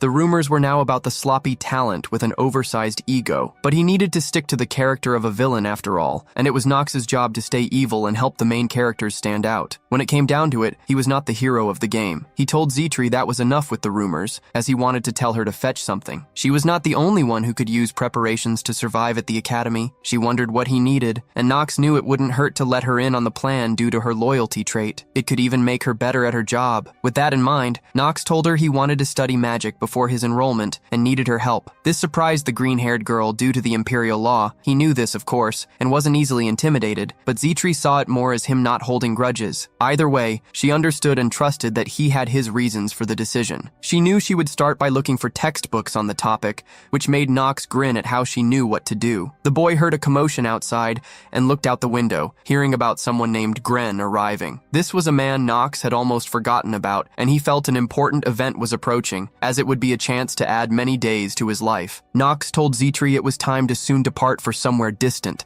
making her sweat drop as she sensed another scheme. Later in the day, Theodore congratulated Gren on his graduation. This man was the second eldest son of Theodore, and was naturally one of Nox's brothers. Nox immediately checked Gren's stats and saw that the man was a snob and a lecher, just like the rumors about Nox himself. Yet he was also an opportunist. But the reason his character wasn't widely discussed was because Nox was a bigger ruffian in the family, and Gren had had an easier path to graduation through his shrewd nature and political schemes. Each cycle, the academy accepted less than 1,000 students, of whom only half would get their diplomas, so there was no way Gren had played fair. Theodore asked if his son had arranged to travel to Chaders, making the man pause before confirming. Their father knew that Gren's main duty was likely subduing monsters. Nox knew that Chaders was a natural territory south of the manor, with a desert serving as a border between them and the eastern kingdom of Tahalan. It was notoriously barren and overrun with monsters. Gren would be issued a first assignment to prevent a monster wave,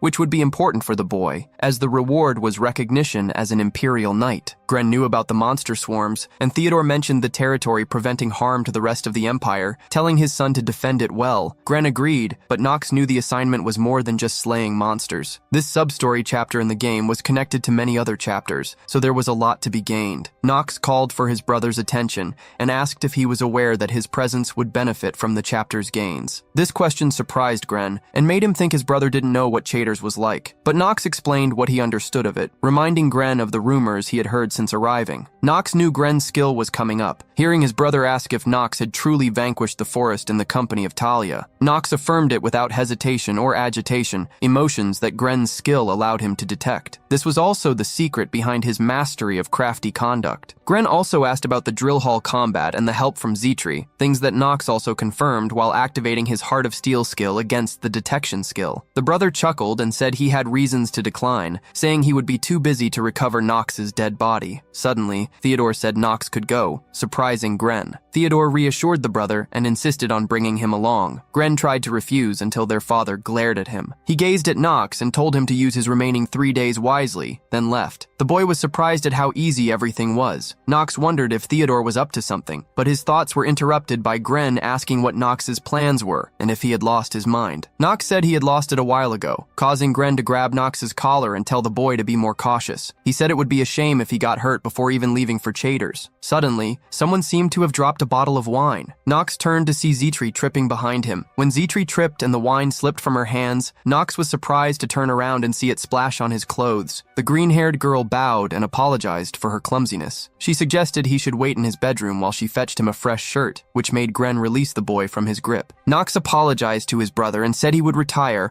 walking away and saying that in 3 days they could continue their reacquaintance. This caused the older brother to grit his teeth and clench his fist. As the purple-eyed boy walked through the halls with Zitri by his side, he thanked the maid for what she did to spare him the conversation. But Zitri couldn't help but sigh at how much adversity Nox seemed to attract daily. She changed the topic to ask if he was really sure about going with Gren to Chaders. Nox interrupted her and was about to confirm, until he was interrupted himself by a shrill shout from Lona, who ran up to him and asked if he had lost his mind. Nox wondered if the brown-haired girl had forgotten he was her master, but he sighed and insisted the decision was already made. He wondered what the big deal was with him going to Chaders, thinking it was fitting. Zitri agreed with Lona and was concerned for Nox's safety, believing Chaders was too dangerous despite his gallant spirit, as there were thousands of monsters and bandits known to reside on the land. The number didn't scare him. Nox believed it just meant there were more things to hunt and more lifetime for him to steal. He reassured the maids that he had plans for such dangers. He was about to tell Lona and Zitri that they would both remain at the manor while he would carry out the campaign alone. However, Zitri interrupted him with a stern tone and affirmed that she wouldn't let him do that. The green-haired girl continued, reminding him that she was an aide exclusively in his service, so she was duty-bound to assist him regardless of his location. This meant she would follow him to Chaders. Nox said it would risk her getting hurt, but Zitri was well aware of that. She reminded him that he could get hurt as well, since they were both heading to a dangerous place, especially since she had heard from Lona that Nox was delicate. Zitri continued, asking if Nox believed his delicacy could afford an unassisted journey, given his frequent forgetfulness and inexperience in laundering. She asked if he believed a journey without an aide was achievable. The boy ran a hand through his hair, realizing he had forgotten this wasn't a game anymore. Such details of life mattered, and if he died, Zitri's position in the manor would become even more precarious. So for her, coming with him was actually the safest choice. With that, Nox decided to agree. He said she shouldn't drag them down and suggested she should get to know Carl, his horse. Zitri understood and was actually already a step ahead. She was about to say she was on excellent terms with Carl, but this information shocked Lona and made her ask how that had happened. The green-haired maid said she simply used the finest sugar lumps, which cost her half her monthly pay, but it sped up the friendship between her and the horse. Lona felt jealous of this, since she would always get sorted hay for the horse. She continued to complain until Nox hit her and turned to leave, saying Lona would continue her usual manorial duties. Zitri would accompany him on the trip, so he told the green-haired girl to prepare thoroughly, but Nox couldn't help but wonder if she was worried for his safety. A knock was heard, which made everyone freeze and stare in confusion. The door opened to reveal Rodwell, who let Nox know he was being summoned to be given an item. This surprised Nox that his father wanted to give him something. He remembered Theodore's words and wondered if it was about that, but he would find out soon enough. The boy met with Theodore and mentioned the topic of the summon, which Theodore confirmed. He wondered if his son could truly wield the item at all. They both glanced at the blade that sat in an open box. It was one that Theodore explained had belonged to the founder of the family. Nox was surprised by the situation, since this was not what he expected to be given at all. All the times Nox had played the game, he had never even caught a glimpse of this sword, and yet, even after 27 completed runs, making him think he was a pro, there was a sword he had never heard of. He wondered why Theodore was offering it to him and couldn't figure out his intentions,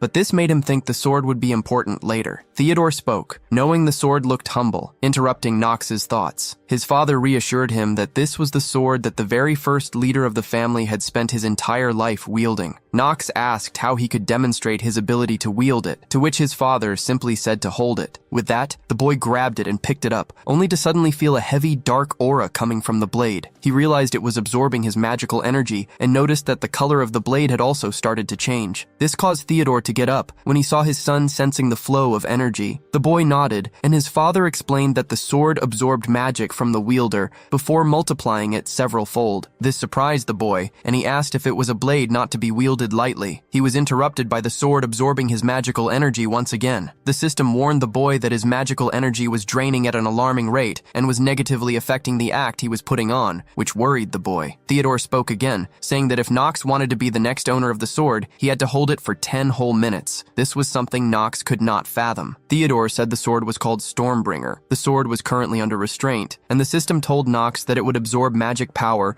while converting it into attribute points and also emitting the amplified magical power. This information wasn't really helping Nox at the moment, as he was trembling from how much it was negatively affecting him. Nox soon learned that his magical energy had been completely drained, so the sword decided to use his life as an alternative fuel. This confused him, as the system warned him that his remaining lifetime was decreasing at an alarming rate, which worried the boy greatly. He believed he needed to let go of the sword for his own safety. However, Nox saw that it seemed his hands didn't want to let go of the sword, despite his efforts. This frustrated Nox, as he was upset with the situation he was now stuck in. Theodore watched, thinking about how the sword, the Stormbringer, was quite a wicked weapon. It would drive the wielder to destruction in exchange for its service, and the history and renown of their family stemmed from its blade. But no descendant of its first owner had succeeded in taming it. Most of those who tried had fainted the moment they took it into their hands, something Theodore had witnessed many times. So if anyone lasted 10 minutes on their first try, it would be a true feat. Even Theodore himself could only last a mere hour after all those years of training with it. And yet, something in Theodore urged him to try the 14-year-old kid, who hadn't even developed his magic yet. By the time Nox had saved the dying servant girl, it became clear that amidst all the recent disturbances stood Nox, which was hardly a coincidence. The boy was growing, and his potential was coming into view. So Theodore wondered if the boy would exceed his expectations, watching as Nox collapsed to one knee while still holding the blade. Perhaps Nox's talents would stand in comparison with those of the three Supreme. The thought alone was reason enough for Theodore to test the boy. Should he succeed in lasting the given time? Theodore believed that Nox would make the most potent leader in the history of the Lion Habas. Nox pointed the blade to the ground as it started to crack the floor, panting heavily, while Theodore believed that his son had the potential to excel him. The boy gritted his teeth and turned to the older man, who mentioned how he had been suspecting the boy of concealing the power he held within. Nox was about to ask what was going on until his father walked past him, saying that the sword now belonged to Nox. But this didn't make Nox happy, considering he had lost a lot of life. 3 days later, it was time to depart for Chaders, and Zitri felt content, mentioning how it was nice of Theodore to give the boy a pouch to fit all of his items. Even so,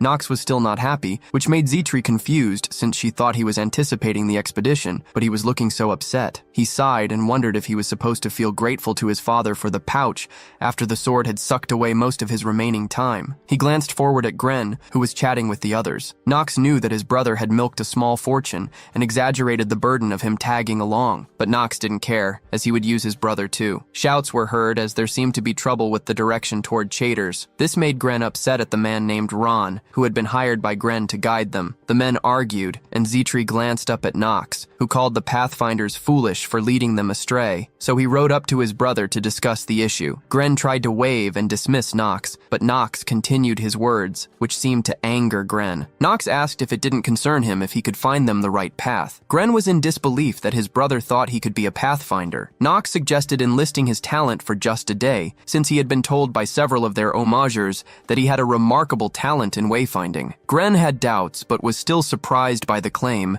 as Zitri stared with the same amount of surprise. However, her expression was because Nox was lying so casually without hesitation. A late arrival could pose a serious issue, but if Nox failed to do what he claimed in front of everyone, it would supposedly dampen his spirits and bring contentment to Gren. After all, risking a slightly extended journey was not the worst choice. So Gren decided to allow it, which made Nox grin and tell everyone to follow him. Later in the day, a camp was set up for everyone to rest for the night. Gren was complaining to his pathfinders about how Nox had found the path so quickly, since they were in territory that even the most seasoned wayfinders struggled in. The older brother continued his angry complaints, while Nox watched silently in the distance, knowing it was easy for him since he already knew the paths from his previous gaming experience. Chaders was a strategic location that he had been to hundreds of times, but Zitri wanted to ask the boy directly how he had managed to find the way so quickly. Nox claimed it was the ground that had helped him. She was confused until she saw the claw marks of an evil bear, a type of monster native to the southern region and found near the southern frontiers of Chaders. This information surprised the green-haired girl, but also worried her about the possibility of being attacked. But he reassured her that the bears feared fire. Everyone around gossiped among themselves about how Nox was a different person and could even surpass his academy-educated brother. This made Gren even more upset, and he asked one of the servants to confirm Nox's success against the twins, which Schultz confirmed. With that, Gren wanted to see the boy's skills for himself, so Schultz said there was the perfect item to help, pulling out a bag that Gren chuckled evilly at the sight of while glancing at Nox. In the dead of night, everyone went to bed, and even the guards seemed to be drowsy. A monster rustled through the trees toward their camp, something that Nox had expected. He already had the blade in hand before he got up and told Zitri not to leave the tent. The leaves breezed in the wind as Nox exited the tent and stood opposite the 4 monsters he knew as ogres. While he knew the camp was safe from monsters, the boy glanced over at what he knew had lured the monsters toward them. That mud must have been spiked with ogre pheromones, which got the attention of the ogres, whose senses were heightened for their mating season, so they wouldn't be able to resist it. Nox knew the mud must have been Gren's idea to put him in danger, but he wasn't alarmed by their presence and even greeted the ogres while taking out Stormbringer. The monsters growled before charging at the boy, who blocked their attack, leaped into the air, and plunged his blade into the back of one of the ogres. The other ogres tried to aim their clubs at him, but he was faster and dashed through, slicing them along the way. They all shouted in pain as Nox glanced at the Sword of Darkness, realizing that all his worries of it sapping him dry were for nothing. He grinned before continuing the slaughter, feeling as though the sword could read his mind and start moving in advance. There was now only one ogre left, but it staggered, dropping its weapon and attempting to escape. However, Nox whistled for Carl, causing the horse to transform into its true form. Nox hopped on and galloped toward the ogre, slashing it. Nox let out a breath of relief as his remaining time had increased by a day and 9 hours. His thoughts were interrupted by Zitri peeking out and asking if everything was all right. He reminded her of his order, but she ignored his words and was surprised at the sight of the ogre corpses. She asked if she should summon the night patrol. Nox said there was no need as the ogres had been invited. This confused her, until he explained that it was Gren's doing to set them upon the others, which was also why Gren's tent was at a distance. Zitri asked if this meant Gren was plotting to constrain Nox, which the boy confirmed without hesitation. He explained that he would potentially pose a hindrance to Gren's pursuit of the household leadership, so Gren likely wanted to examine his capabilities. Such cowardly schemes were likely the only way he could gain a decisive edge over Garen, his older brother, who was a superior swordsman. But Gren could do with a lesson on how that didn't work on Nox. The boy pulled out a vial, asking Zitri if she knew what provoked ogres even more. He proceeded to squeeze ogre blood into it, as that was what provoked them, much like humans, since they could not forget a vendetta when their kin were killed. Owls hooted throughout the night, as Gren was awakened by the humming of crystal balls. This confused him, as they only emitted such a noise in the presence of a monster's magical energy. He wondered what could be the case until he heard thumping noises, as his servants barged in to tell him that they were under attack. Gren exited the tent and saw swarms of ogres. A chill ran down Gren's spine as he hoped they wouldn't pursue him, but the sun was seen to rise as everyone finally fought off the ogres and were cleaning up. Gren was yelling at Schultz for potentially making a mistake, but even the servant was confused. However, Nox seemed completely unfazed by the situation and asked Zitri if she agreed about the morning being heavenly. She agreed and mentioned the breakfast was ready, but she also told Nox that maids don't sit with their masters. Nox said that wasn't the case right now, as there were worse situations, like how swarms of ogres had gone for Gren's tent. This made Zitri stare with contempt while sighing, as she remembered the audacity of the person she served. Nox chuckled and started to eat as he watched the tents being taken down, seeing how they weren't going to throw away the bloodied one. The girl asked what they were going to do about it, and Nox feigned ignorance. Zitri explained that the bloodstain would attract more ogres, but that was something Nox knew and was exactly how he intended it. However, he wouldn't tell that to Zitri to prevent her nagging, but this was the perfect opportunity for more lifetime. When he finished his breakfast, he realized he was going to be needing more ogres soon. In the distance, Nox could hear a rumble and told the green-haired girl that they would join the rest. Meanwhile, a stray ogre was walking through the forest until it seemed to sense something. It turned around in confusion before it was suddenly overtaken and killed within seconds. It was now day 2 of their journey, and Nox had successfully grasped the topography of the area, making him feel relieved given the length of the journey. Gren asked Nox about his plan with the ogres pursuing them, asking if it was possible to throw them off, which Nox confirmed. He said they could choose to quell the disturbance, but that would also attract other monsters, so it would be wiser to just get out of the woods quickly. However, Gren didn't believe these words, and felt upset that soldiers were flocking to Nox's standards instead of his own. Another soldier walked up and asked Nox why he was stomping on the ground. It was because he knew that some monsters were known to burst from the ground, causing panic among the others. The boy glanced down and confirmed it, explaining that they were crossing a certain habitat. As everyone started to feel the ground rumble, Zitri was startled and screams were heard. Nox announced the worm was coming, seeing it erupt from the ground. This was a monster that mostly resembled an earthworm or a python, but such a resemblance hid the fact that it was a dragon with a malformation issue, due to which it could not use magic. However, it was still powerful, since it was not uncommon for dozens of ogres to try and fight it, only to meet a collective end. This was also why he had been looking for such a monster, seeing it eat the horse as none of the others knew that Nox had been stamping the ground to invite it. The boy turned to the others and told them to hide in the bushes, which confused them. Nox grinned when he remembered that he had said the ogres would pose no issue to them. This was not technically wrong, even if throwing the ogres off was not in his plan in the first place. He saw the other swarms of ogres come out of the forest. Zitri had a worried expression on her face, as she felt scared by the legion of ogres. But Nox reassured her and asked the green-haired girl if she knew what a worm's most and least preferred creatures were. She was confused before cowering at the rumbling. Nox explained the answer to both was ogres. As the two species fought,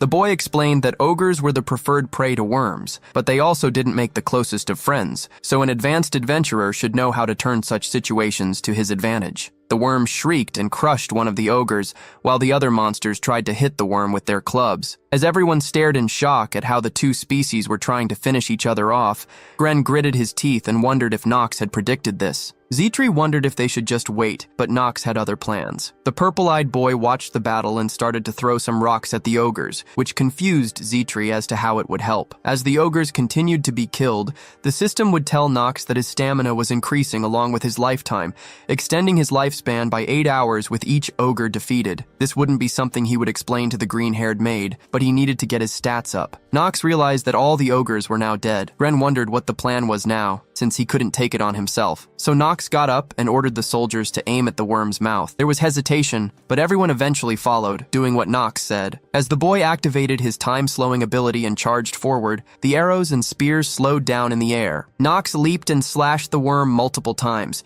spinning and landing as the ability stopped, showing the worm exploding with blood from his actions. This increased his days by 10, which was more than expected, but he enjoyed that big monsters benefited him so much, although it wouldn't have been so easy without the ogres. When Nox's stamina reached 5, his temporary trait expired, which was part of the details when he had activated the scroll all that while ago. It was unfortunate, but at least he had gotten there at all. Nox clenched his fist, and everyone was checking up on the boy, cheering about how skilled he was. Nox was about to answer, until he was interrupted by some more crackling and rumbling noises as another worm sprouted from the ground. Nox was slightly surprised by the presence of a second worm. However, he would be even more surprised when someone shouted at the others to get out of the way, as the worm was immediately sliced and killed by a new person. This monocle-wearing person was someone Nox recognized, and he wondered why they were there at all. Nox wondered what this monocle-wearing person was doing here, recognizing the character immediately. Everyone else also recognized who this person was, and knew they were a pupil of a person named Chelsis, the genius swordsman, the strongest unit in the universe, and one of the 3 supremes alongside Theodore. This man was called Paracelsus. This new man asked if the rules of nobility dictated that they must refrain from expressing gratitude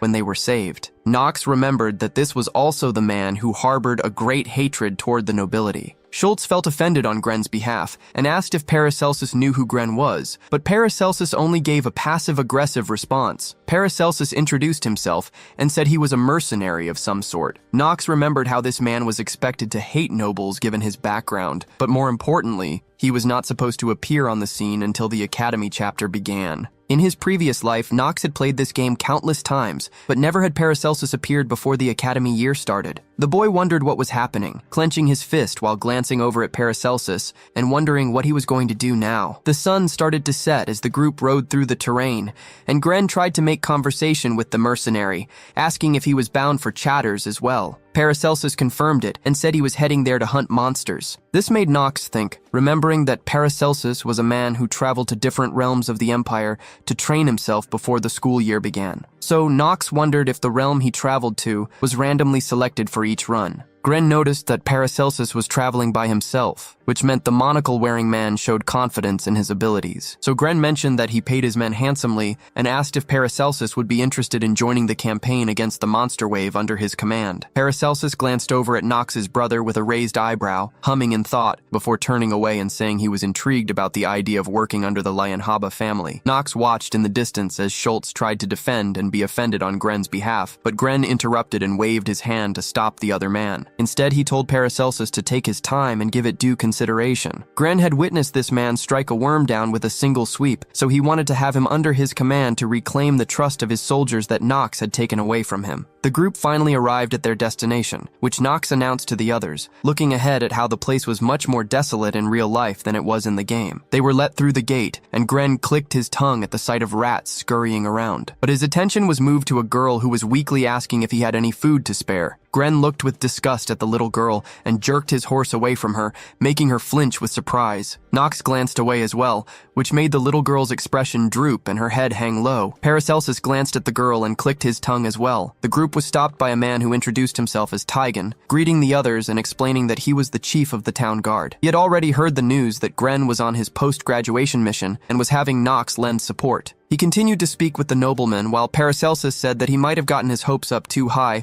about the sons of a supreme somehow being different than the other nobles, since they were chosen to represent the family. When the mercenary witnessed Nox battling the worm, Nox didn't seem half bad at swordcraft, but Paracelsus still believed that these linehabers were still mollycoddled through and through. He stared with disappointment and observed the town around him, noticing how it was evidently disordered. The townsfolk had no capacity to endure the monster wave, which made Paracelsus wonder if the ones who hadn't perished of hunger were even the more fortunate ones. Since the sun was nearly setting, it was decided that they would discuss everyone's duties the next day, so Taigen led them to an inn where everyone could find rest. Everyone got off their horses and started to set up for the night. Gren stared at Paracelsus, who had mentioned the proposition from earlier, making Gren excited until Paracelsus declined the offer without hesitation. Gren furrowed his eyebrows in confusion and asked if Paracelsus knew what he was saying, wondering if the monocle-wearing man intended to make ready for the monster wave without aid. Nox watched in the distance as Paracelsus explained that his intention was to proceed as previously planned, but he wished Gren fortune in his campaign. Gren called Paracelsus a commoner. However, this only made the mercenary chuckle, as he had been subject to far unkinder remarks as a vagabond. Again, Paracelsus still wished Gren luck in navigating through all the challenges, so Nox believed this was the end of their interactions and wondered if their paths would cross again in the future. Night arrived, and Nox told Zitri to get a good rest, as they were going to be busy the next day. He went into his bedroom, only to notice the girl from earlier outside, sitting near a fire with other children. The girl jerked up in surprise when her attention was called, as Nox asked if she was not in search of food. All the kids stared at Nox with surprise as he pulled out a bag filled with loaves of bread. He handed the bread to the children, making the girl choke up with tears of happiness. Nox knew he couldn't save everyone, and this action was just him acting out of what little goodwill his otherworld self used to have. But the children were still joyful from this kind action, as they dug into their food, something Nox didn't want them to beg for anymore. Along with that, Nox and the others needed to find ways to survive in this town. In the distance, it seemed Zitri was watching what Nox was doing, smiling softly at the fact that the boy had just assumed a cold demeanor earlier. The next day, Taigen was explaining to the others how every year the south of Chaders was plagued by the surge of monsters frequently. In their efforts to fend it off, the town had nowhere to turn but the subsidy and support from the king. As they stepped through the area, Gren asked if the palisade served as the sole defense of the town, to which Taigen affirmed, even though it all required some mending to be done. Nox glanced at the walls and sighed at the sight of them, knowing that the whole town would be slaughtered within an hour once the waves started pushing in. This campaign was merely a sub-episode in the game, and Nox could choose whether to save the town or not. But so far, he had always chosen to save it. Why, you ask? Because the town becomes extremely valuable, since Chaders later becomes one of the most profitable lands of the Empire. Taigen continued to talk to the noble boys and explained that this year, monsters were proliferating at a disquieting rate, which was unlike what they had already seen. Nox realized that these people had no idea how that unusual surge would end up helping this land, but that was for future them to figure out. There were townspeople who had reported having glimpsed a griffin, causing everyone to freeze and Gren to hum in thought and ask where it was seen. Blocking the advance of that griffin was crucial for the success of the campaign, since such creatures were known as the kings of the wasteland, and at least in this game, were meant to be warded off and certainly not hunted. Despite that, though, Nox's plan was to hunt it. Everyone stared off at the wasteland they saw, as Taigen explained that it was a neutral territory, serving as their border with Tahalan. Nox finally spoke up and wondered if anyone wasn't curious, since the known habitats of griffins didn't even adjoin the towns of Chaders, so he asked if they were not known to inhabit Tahalan for the most part, wondering why their presence was near Chaders in the first place. A chilling aura came upon the men, as Nox knew that reaction answered his question on who would prove to be the traitor and would be the signal of the beginning of a sub-quest. The first thing Knox was going to do was scrape off the festering rot of the town. Later in the day, Schultz was seen crumpling up some papers in anger, since he felt as though Knox was beginning to become a large wall in his plans. Knox's scheme had caused Schultz to lose Gren's favor. He gritted his teeth in a rage since he had spent all his time wasted after fawning over Gren to win his favor. But his angry thoughts were interrupted when he heard Zitri walking down the stairs of the inn. Schultz remembered that the girl was Knox's servant and a commoner, so he immediately thought up a plan. He slammed his hand against the wall next to her. He grabbed her arm and pulled her toward him, making her confused and ask what he was intending to do. The man said it was obvious and that they should find a place for the conversation, but Zitri pulled her hand away and tried to retreat. However, Schultz continued his advances and said that he, as a knight on a mission, still needed amusement, and asked Zitri if it was not the same for her. He grabbed her shoulder, and the green-haired girl was about to talk back, until she realized that fighting against the man would have Knox end up on the wrong side of Gren and expose him to scorns of all sorts within his family. So she decided to just let things happen to try to protect Knox. Schultz said that she, as Knox's servant, shall pay the price for Knox's actions. However, the voice of Knox was heard, as he said he was more than willing to pay it himself. The sounds of slashing were heard, and Zitri stared with surprise at Knox holding a bloody blade. The boy stared coldly at Schultz, telling him to name the price he would have Knox render for Schultz's failed efforts. The man was confused, and said that Knox would not get away with what he did for maiming Gren's knight. But Knox didn't care, and slashed off Schultz's other arm, which caused him to scream even more from the pain. Schultz asked if Knox believed he could take refuge behind his family name, but his words were interrupted by Knox mentioning that the one who was trying to hide behind Alia and Haber's name was Schultz himself. The man's last moments were looking at the blade from Knox, that was then plunged into Schultz's back, killing him. Zitri was worried for what would happen to Knox because of his actions, but the answer would soon be found, as Gren walked into the inn and asked if he had killed Schultz. The boy was immediate with his response, which caused Gren to shout at his brother. But Knox asked if it would be fair to inquire about what happened instead of yelling. Gren grabbed Knox's collar and demanded the reason with a threat, to which Knox gave a simple answer that Schultz had attempted to violate his aid, and that he didn't want to stand idly by and let him. This answer did not satisfy Gren, but Knox asked if Gren was sure of his priorities, suspending an amount of power from his body to show intimidation. Gren was shocked by the sight of what Knox was capable of, in disbelief at the power he now possessed compared to before. Knox's brother said the boy could have at least reported to him before anything, but Knox interrupted and reminded him how he was known as the family wretch and how reporting and waiting were not his strong suits. With that, Knox suggested that judgment should be deferred and that they should let their father render the final decision. Gren gulped nervously and agreed reluctantly, making Knox grin before telling Zitri it was time to go, after which they left promptly. The older brother stood there, wondering how long Knox had been like this and why the sword was so familiar, but Gren knew that he must no longer make light of the boy. Knox knew that there would now be commotion among the soldiers, since they were already split into factions and were at a crossroads where they would have to make a decision, wondering if they would follow Gren or Knox. He glanced over at Zitri, asking if she was all right, but she asked the same question back, wondering why he protected her when it would likely make the matter worse. Knox asked if the green-haired girl knew what kind of person the master she served was, reminding her that he was the good-for-nothing of the Lianhaba family. He explained to her that no matter where they were, she should never bow her head, to which she felt touched by his words and agreed. In the inn, Gren slammed his mug onto the table in anger at how Knox had gone from being a troublesome task to a completely different person, along with the fact that the sword Knox wielded looked similar to their father's sword. Gren wanted to be wary of the boy, since Schultz was now gone, but his thoughts were interrupted by the other man from earlier walking into the room to report the mess taken care of, along with agreeing that Knox was different than the rumors. Not only was Knox different, but Gren believed that this man was different too, since he was supposed to be the captain of the night order that had been operating around the place. This confused Gren, since Knox knew the place better for some reason. Since the monster wave hadn't started, Gren was going to make use of the night order a little more, ordering the man to get rid of all the bandits and monsters in the vicinity, and to immediately report anything happening with Knox. The man agreed and promptly left,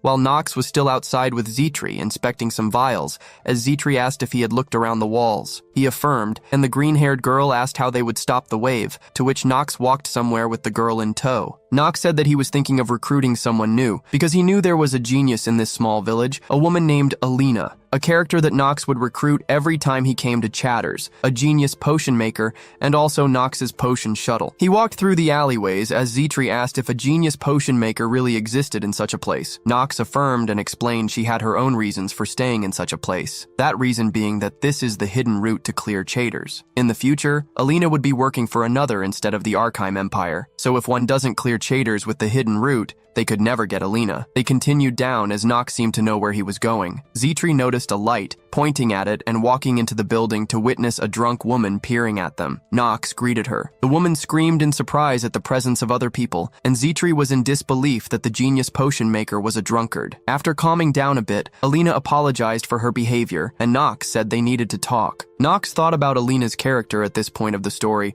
and had to get her into the party even despite her flaws, observing the stats and reading that her only negative trait was being a drunkard. He sighed and knew that the Linehaber family was unlikely to recruit such genius characters. Nox said that they didn't have a choice, and Zetri tried to say it was unwise to recruit drunkards. Nox agreed, but said it was complicated. Alina asked why they had come, and Nox got straight to the point, wanting Alina to join his team in exchange for giving her what she needed most. She didn't know what he was talking about and tried to decline, but Nox knew that her reasons were related to May, surprising her with his knowledge. Nox immediately explained that May would be executed in the near future, shocking the woman even more. Nox said things could possibly change if she accepted his offer, so he asked one more time, wanting to know if he had changed her mind a little. Alina thought back on the words that Nox said, feeling conflicted on the offer and the situation regarding her friend. May was the person who would talk back against the knights for their decisions, such as raising tax, and May was also Alina's one and only friend. She would tell Tygan and his men that they weren't doing anything for the town, despite being sent funds, but the man only glared down at her before eventually dragging May away. Alina wished that it was her who had been dragged away after reacting aggressively, tearing up at her weak attitude to rescue her own friend, and believing that Nox wouldn't save the ginger-haired girl either. Either way, she didn't think she would be able to forget this situation for a long time, a very long time. At a tavern, the men that Grian had hired were all drinking the night away and laughing about how he was an idiot. They had been pretending to act like a night order, and Gren seemed to believe it without suspicion. Everyone laughed, and one of the men said it was worth ransacking the Ron Night Order's living place to get the badge that could get them even bigger jobs. If they showed it to the Lion-Haba family as well, they believed they would get the benefits befitting someone of the position of the captain of the Ron Night Order. Things were even better since the main guy's name was also Ron. Ron said that if they held Gren hostage, they could get a big payout. They continued to laugh as another guy spoke up and wondered if their actions would be alright, since they were dealing with the most influential family of the Dark Three. But the others glared at the man and called him a coward and an idiot. He shied away, and Ron stopped everyone's anger. He got up and rhetorically asked if they knew where they were, explaining that they were in a town that even the Imperial family had given up on. Ron suggested that they should simply hold Gren hostage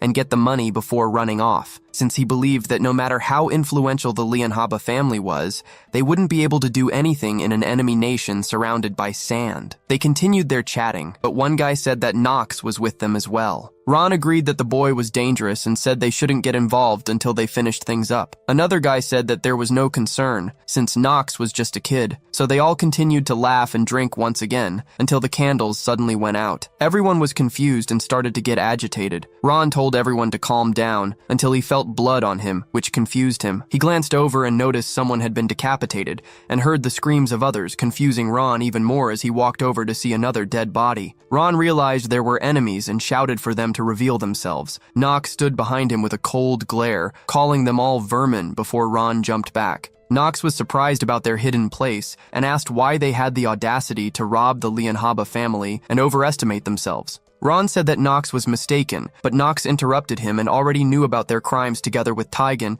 and how they wanted to use Gren. The man gritted his teeth and asked what Nox wanted, saying that all he needed to do was just look away this one time. The men started to surround Nox, threatening the boy, while Nox activated his sword and spun around to slice multiple men, asking Ron if there was anyone naive enough to believe that. Ron ordered everyone to get the boy, to which everyone charged at Nox, but he easily dodged everyone's attacks and swiftly killed them. Ron watched in the distance, believing that Nox had been hiding these skills the whole time. So the man grabbed his blade and activated some power, telling Nox to remember that he was dying because of his arrogance. The others believed that Ron would win, as the man used his southern sword technique, but Nox wasn't alarmed. He simply sliced through the attack and destroyed it with his genius swordsman trait. Everyone was shocked by this action, and Nox killed those around him, calling them vermin once again. Nox asked why they had the audacity to ask what he wanted when he had already gotten exactly what he wanted. He proceeded to activate the same technique that Ron had. After Nox had activated Ron's technique and destroyed the attack, the boy pulled out his blade and prepared the southern sword technique.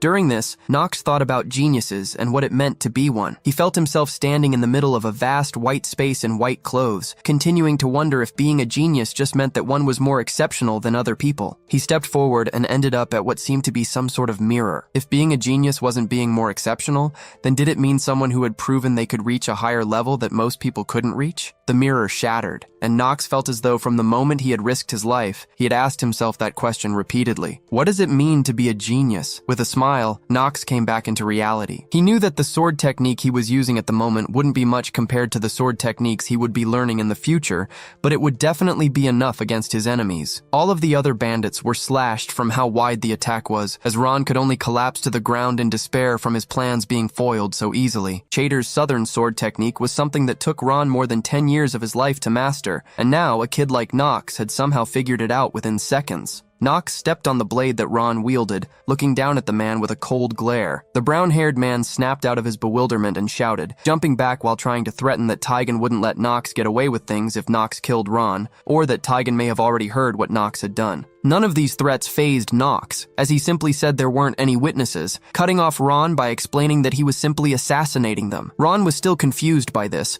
so the boy put a finger to his mouth in a way of hushing Ron, as Nox explained that if no one lived to tell the tale, this would only look like an assassination. The boy held a smile on his face, knowing what the world would think before he would slash and kill Ron. Somewhere in a dungeon, Mei was being held as a prisoner, and was chained to the brick walls while huffing to herself. Taigen was talking to her, and learned that she didn't want to work, nor be sold off to the other nobles, but the girl didn't speak at first. So the man slapped Mei in the face to get her to talk. She only grinned and said she wouldn't listen to the likes of him, causing him to grab her face and claim there was nothing she could do at that moment. He told her that the only thing someone as lowly as her could do was struggle on the ground, but suddenly she spat at him. Taigen paused for a moment and asked her what she was doing before slapping her again, wondering if she wanted to be sold to a black mage. Mei had thought back to her past and how a teacher was telling her she had gotten the potion mixture wrong, despite trying her best, meaning she was likely not cut out for the subject. The girl had seemingly zero talents from the start, not in alchemy nor in swordsmanship or anything else. The teacher was excited when she got to Alina's potion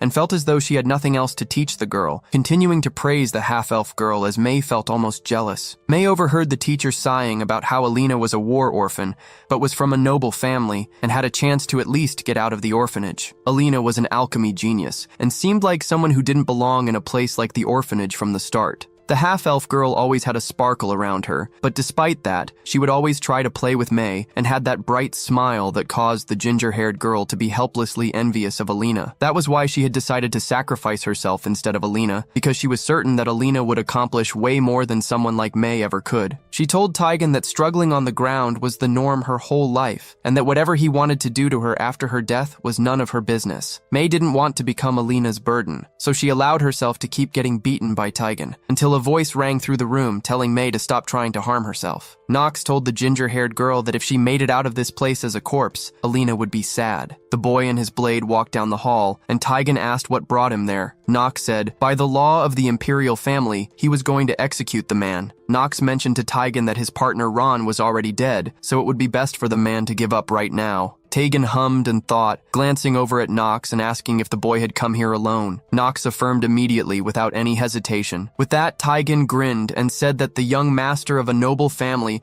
had underestimated him too much. He asked if Nox thought he could defeat Taigen alone. That was another question that Nox affirmed, grinning as well, as Taigen proceeded to take out his blade with a frown. Other knights started to flood the room, trying to seemingly surround Nox and block the way to the cage, as Taigen ordered them to kill Nox. Shouts were heard from all of the men who charged forward at the light-haired boy, who stared forward without alarm. He closed his eyes and took a breath before he would activate his time-slowing ability. Everything started to slow down, almost as if everything was frozen in time, and the 5-minute time limit started. But this wouldn't be a problem for Nox. The boy walked past all of the knights, slashing them along the way without a care in the world. He held his bloody blade and entered the prison cell where Taigen and Mei were. He walked past Taigen as well and glanced at the man's face as the clock kept ticking. He ended up next to where Mei was, reaching out his hand to touch her face. The ability was still activated, but he slowed himself down to get back into reality in order to pour something on Mei. She asked who he was. Nox immediately gave his name as her vision became blurry. He told her that everything would be over after she woke up from her sleep.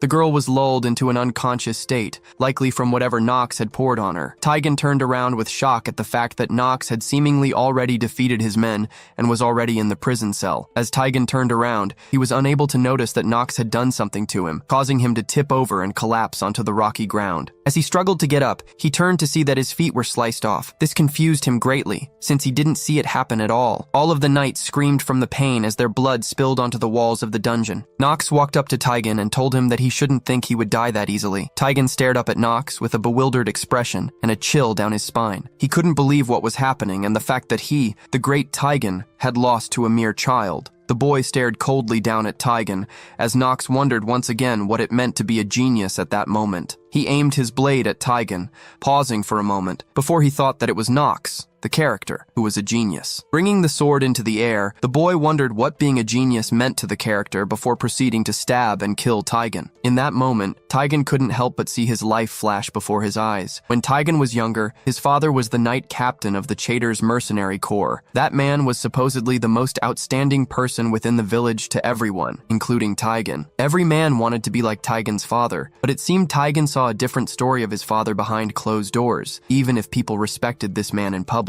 As Taigen's father held his mother's hair with his bloodied hand after beating her, the older man would ask his son if he knew the reason why people in town followed him. The boy looked away and said he didn't know the reason. So Taigen's father put a hand on Taigen's head, saying the answer was strength. He explained that possessing overwhelming strength can make a person get away with anything, and that was the law of a city on the borders of the Arkham Empire. Taigen asked his father if he was the strongest person on the continent, causing his father to pause for a moment before letting go of both his son and wife, while admitting he wasn't the strongest on the continent. He said he was just one of the countless nobodies and that there were numerous unbelievably strong swordsmen on the continent. There were also kids that were Taigen's age, who were geniuses, who were stronger than Taigen's father. Taigen's father told him that was what it was like for a continent experiencing war. Back in reality, Taigen knew that the reason he had survived for so long was because he chose not to fight with these geniuses. As he saw Nox raising the blade that would lead to his doom, the man repeated Nox's name in his head. Taigen believed that Nox was one of the unreachable geniuses that his father had mentioned, believing that being a genius was to be so talented that no one could reach them. Because of this, Taigen let out a sigh with fear in his eyes as he spoke his last words, saying that the only reason he was dying right now was because he chose to fight with Nox, a supposed genius in his eyes. With that, the blade plunged through Taigen's back, and Nox had finally killed him. Meanwhile, Alina was sitting in her chair in her place of hiding, seemingly in a fetal position with her knees to her chest. She had a depressed expression on her face due to her lack of hope of Mei ever coming back, but her attention was called for when someone said Alina's name. As the half-elf girl turned her head, she saw her friend walking into the building with Zitri by her side. Alina was struck with shock and disbelief at Mei's presence. Alina tackled the ginger-haired girl with a hug, crying heavily, saying that she was so scared. She thought that Mei had really left her. Mei reassured Alina and apologized for her actions in making Alina think that way, believing that she herself was the selfish one to think she had wanted to do things alone while leaving Alina behind. Zitri smiled at the heartwarming sight, and Alina pulled away from the hug to ask where Nox was. The green-haired girl explained that he was wrapping up the situation and talking right now. Alina was confused by the answer, as Zitri said she believed that Nox was having a heart-to-heart conversation with his brother, but she knew that it didn't seem to be his true intention. As the night continued, Gren was tapping impatiently at the table, wondering how long Ron was going to keep him, a noble from the Leon Haba family, waiting. A knock was heard, and Gren wondered who it was, until he realized it was his little brother. Nox wanted Grian's availability to talk for a moment. Gren wanted to know why Nox thought he would want to talk to him, but Gren noticed the blood on Nox's shirt, which made the situation feel a little frightening to him. As Nox insisted it was an important matter, the brother decided to allow it and told Nox to take a seat. Meanwhile, Rodwell was telling Theodore that they had received a message that Knox had purged the corruption within Chatters and that Knox had requested a separate reward. Rodwell couldn't figure it out, so he gave the letter to Theodore, who remembered that Chatters was a place no one wanted to bother with due to how unprofitable it was. But it was also a huge headache for the imperial family, as letting it fall would have monsters go toward the center. The central government allocated a large amount of funds, troops, and also mercenary corps to defend relevant areas, so that was why it couldn't be totally abandoned. Theodore believed that Chatters didn't have any value and agreed that all the bandit groups would be dangerous for even Gren, and that the situation would likely turn for the worse if the wrong bandits attacked. If they couldn't overcome a situation of that level, they didn't deserve to be called part of the MANHWA family, which was why Theodore had placed the Black Sword Knights with them to prevent them from dying. Back to the topic with Knox. Theodore didn't believe that Knox had the generosity to purge corruption for nothing, so he was confused as to why he wanted authority over Chatters. Knox's father read that Knox would even give up his right as the youngest son of the MANHWA family if he failed to profit. Rodwell asked if Theodore was going to reject the proposal. Theodore decided he would accept it and even obtain the jurisdiction of the area, believing that this was a good opportunity to see how good Knox was at managing a territory. Rodwell understood and would send a letter to the Empire to start the talks. He proceeded to leave as Theodore read over his son's name and wondered how far ahead the boy was planning. Birds flew over the inn on a bright morning, as Gren learned that Ron and Tygan had wanted to kill him and that he was their underling. Gren felt upset with the whole situation and how he had fallen for their schemes, feeling offended that these men had tried to leech off of him by tricking the MANHWA family. Even so, the man looked up at Knox, believing that he was more of a bother. Knox asked if his brother was scared of him. Gren felt angry by this response but decided to hold back for now, since he wouldn't become a knight if he didn't pass the test. So he had to accept Knox's offer. With a sigh, Gren asked the boy what he wanted, which made Knox amused. He explained that all he wanted was the right to command all the soldiers under Gren's command. Gren knew that, as unfortunate as it was, his life was in Knox's hands, especially since he didn't know exactly how strong Knox was. In return for the command, Gren wanted Knox to remember to guarantee his life and yield the outcome. Knox agreed, but said that was 2 requests, which meant another thing for Gren to give in exchange. This caused the older brother to glare. He said he would also hand over mineral rights and artifacts of his large mine. With that, Gren insisted Knox would take care of things properly, to which the boy said that it would be an easy thing to do. He got up and said that he would be in his brother's care while staying in Chatters, grinning and telling his brother that he hoped he wouldn't do anything rash. At Alina's place, Knox had asked Alina for some potions, and while they were ones she had never made before, she believed it was possible. Zitri believed it was a good answer,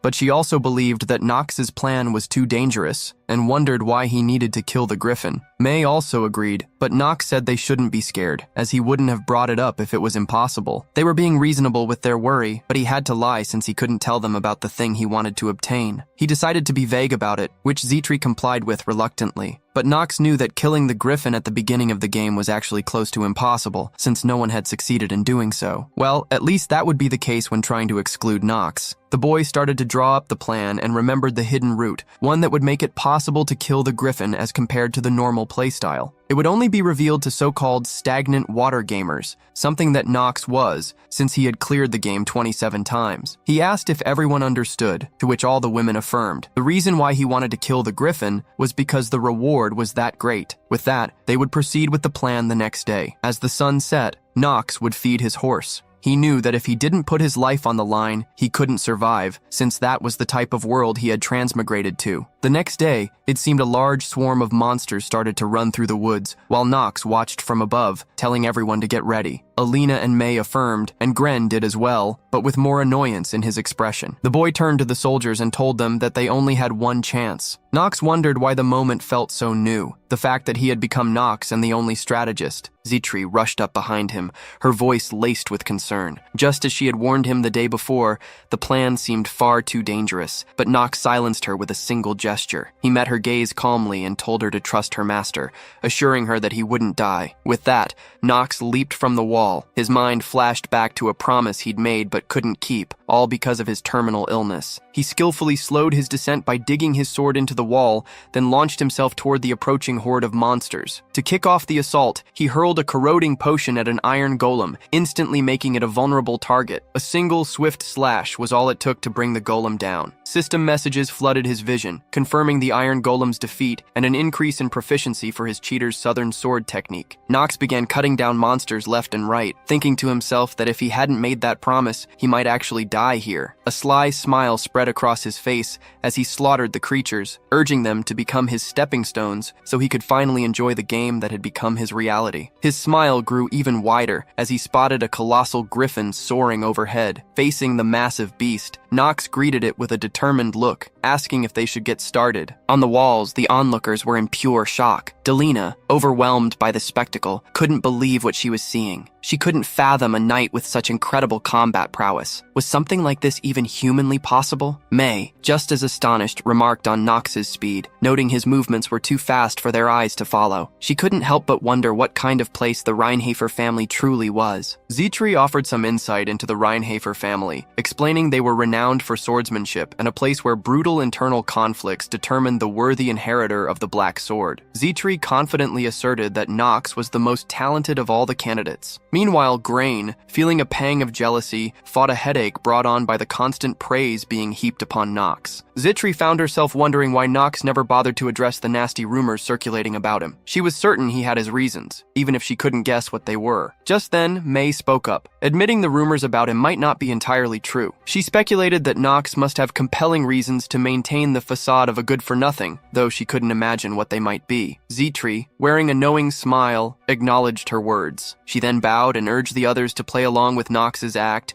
reminding them that he was a wise person after all. Before she could finish, Alina cut in, asking if Zitri wanted her to help hide Nox's true nature. Alina reassured her with a smile, and May also pledged to keep silent. Seeing this, Zitri couldn't help but smile at the camaraderie forming between them. Suddenly, the griffin's war cry echoed through the air, sending a shiver down everyone's spine. Grain, witnessing the beast's formidable presence, couldn't believe Nox actually intended to fight it. In his mind, Nox was teetering on the edge of insanity. The battle began. The griffin lunged with its claws, but Nox agilely dodged the attack. Seizing the opening, Nox went in for a strike, but the griffin swiftly used its powerful wings to ascend out of reach. Once the beast was airborne, Nox shot a cold gaze at Grain, a silent command to take action. Though frustrated, Grain knew he had to follow orders. He obediently commanded the troops to hold their fire until the griffin neared the fortress walls. Once it was close, they were to unleash the ballistas on his signal. Grain made sure everyone understood the command,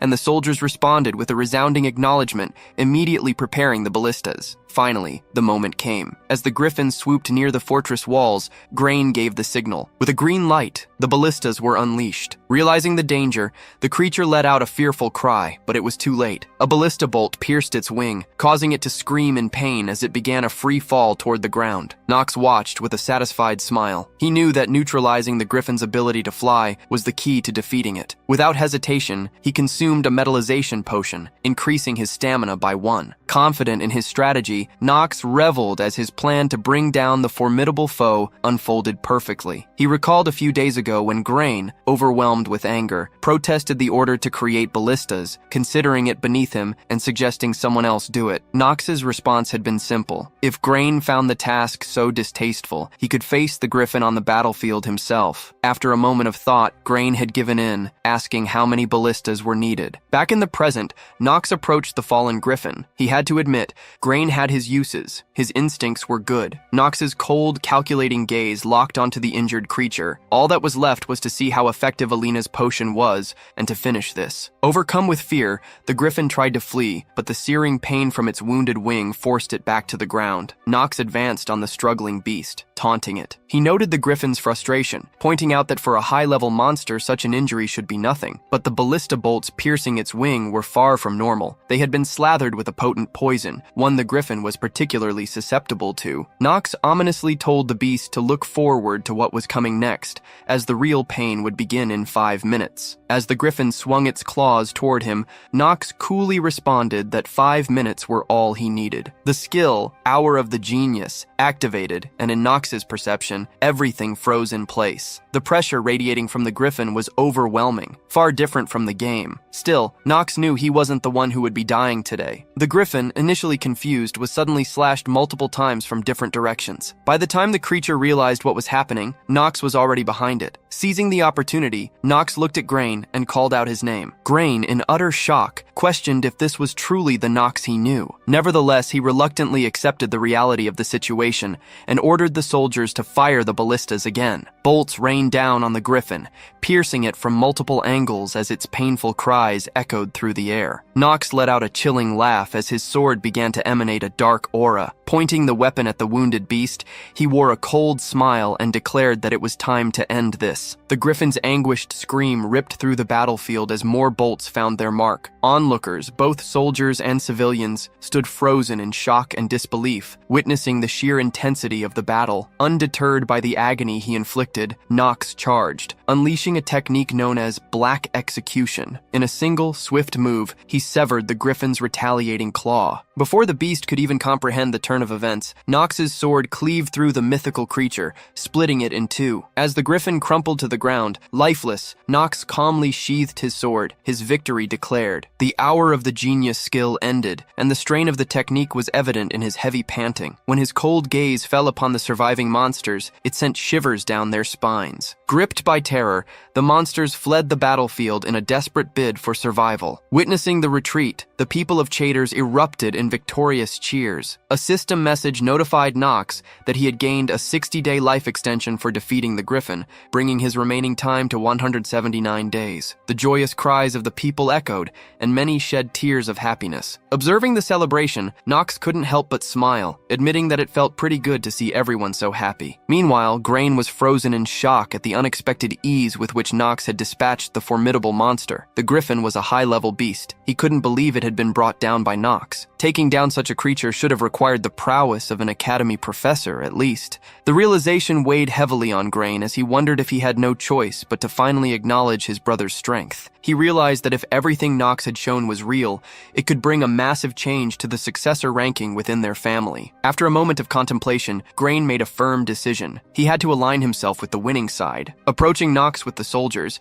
he asserted control, stating he would oversee the removal of the griffin's corpse while leaving Nox in charge of loot distribution. Nox was puzzled by this unexpected gesture. Before leaving, Grain advised him to go back and get some rest. With a knowing smile, Nox recognized the impact his display of strength had on his brother. As Grain departed, Nox seized the moment to access the hidden clear rewards. A message materialized, detailing the item he'd obtained, the griffin's heart. It was a miscellaneous item of advanced grade with a wind attribute, also known as the Outlaw of the Wilderness. Its special effect allowed it to be used in creating an elixir that could alter stamina and agility. Depending on the alchemist's skill, the elixir could either increase or decrease those stats. Sometime later, in Alina's room, the griffin's heart lay in her hand. She agreed with Nox. There was undoubtedly a power of wind within it. She speculated that with this, they could create elixirs or equipment that had previously only existed in rumors. Nox, not having much time to spare, was determined to use the heart for an elixir. He asked Alina how long it would take. Alina explained that it depended on the situation. With the tools she currently had, it might take a while. Determined to speed things up, Nox offered to provide all the necessary tools. But amid the conversation, he made an unexpected proposition. With a casual demeanor, he expressed his desire to hire both Alina and May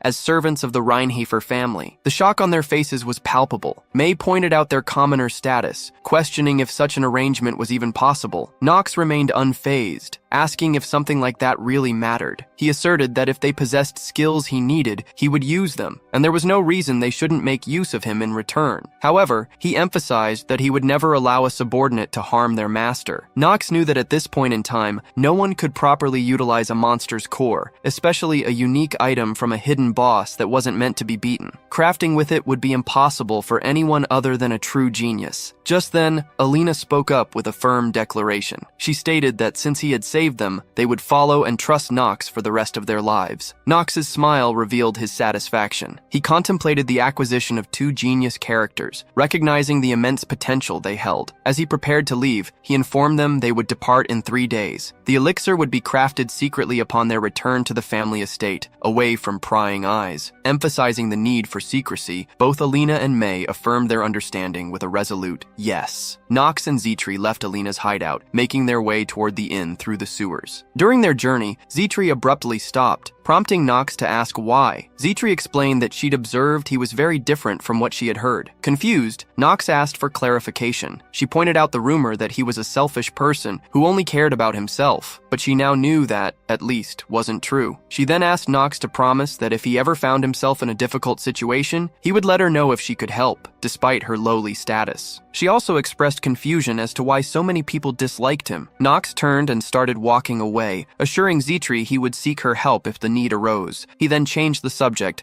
complaining about the chilly night and urging her to move quickly to avoid catching a cold. As they continued, Zetri couldn't help but smile at his nagging. Later, however, an embarrassed expression clouded her face. In front of her, Knox was lying in bed, sick. He knew what she was about to say and stopped her, finding the situation humiliating. Zetri reassured him, saying such things happened and that he was still growing. Just then, a system message appeared before him, revealing he had contracted a cold due to frequent sickness, and another negative ailment, chronic cough. Knox sighed in frustration at the absurdity of it all. Some days later, as Knox and Grain returned from their expedition, a guard's announcement of their arrival echoed through the territory. The news of their return spread quickly, drawing attention to the presence of May and Alina alongside them. Whispers rippled through the crowd as onlookers speculated about the newcomers, debating whether they were Knox's new servants. Some expressed skepticism, citing Knox's history with women.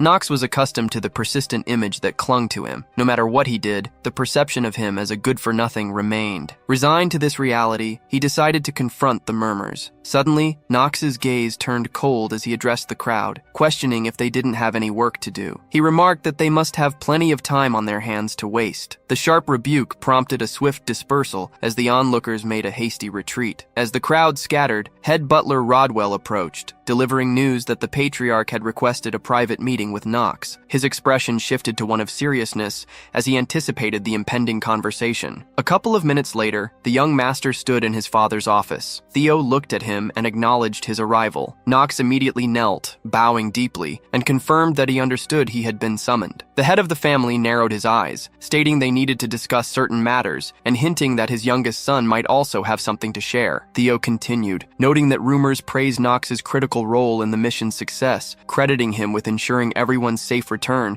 aside from the traitors. Even Grain had acknowledged his accomplishments. Knox tensed, cautiously asking if his elder brother had truly reported everything. A letter lay on Theo's desk as he responded affirmatively, stating that Grain admitted he could have hardly completed the mission alone. The young master frowned, casting his gaze downward, wondering what Grain could possibly be aiming for with such praise. Theo calmly closed his eyes, pulling out a small bundle of papers, and told his youngest son he didn't summon him for trivial matters. He handed the papers to Knox, commending him on accomplishing an almost impossible task and glorifying the Reinhofer family name once more. In keeping with his promise, Theo would grant him what he had asked for. Knox took the papers, opening them to reveal 2 red seals at the bottom. Theo then informed him that the traitors now officially belonged to him. The young master rose, smiling as he bowed in gratitude, thanking his father for his generosity. Afterward, Theo tapped a thoughtful finger on the table, rubbing his chin and watching his son intently. Knox, sensing a lingering question, wondered what else his father could want to address. Theo soon voiced it. "Knox, you are Knox Reinhofer, the family's youngest son. Would you consider taking my place?" Knox's eyes widened in surprise,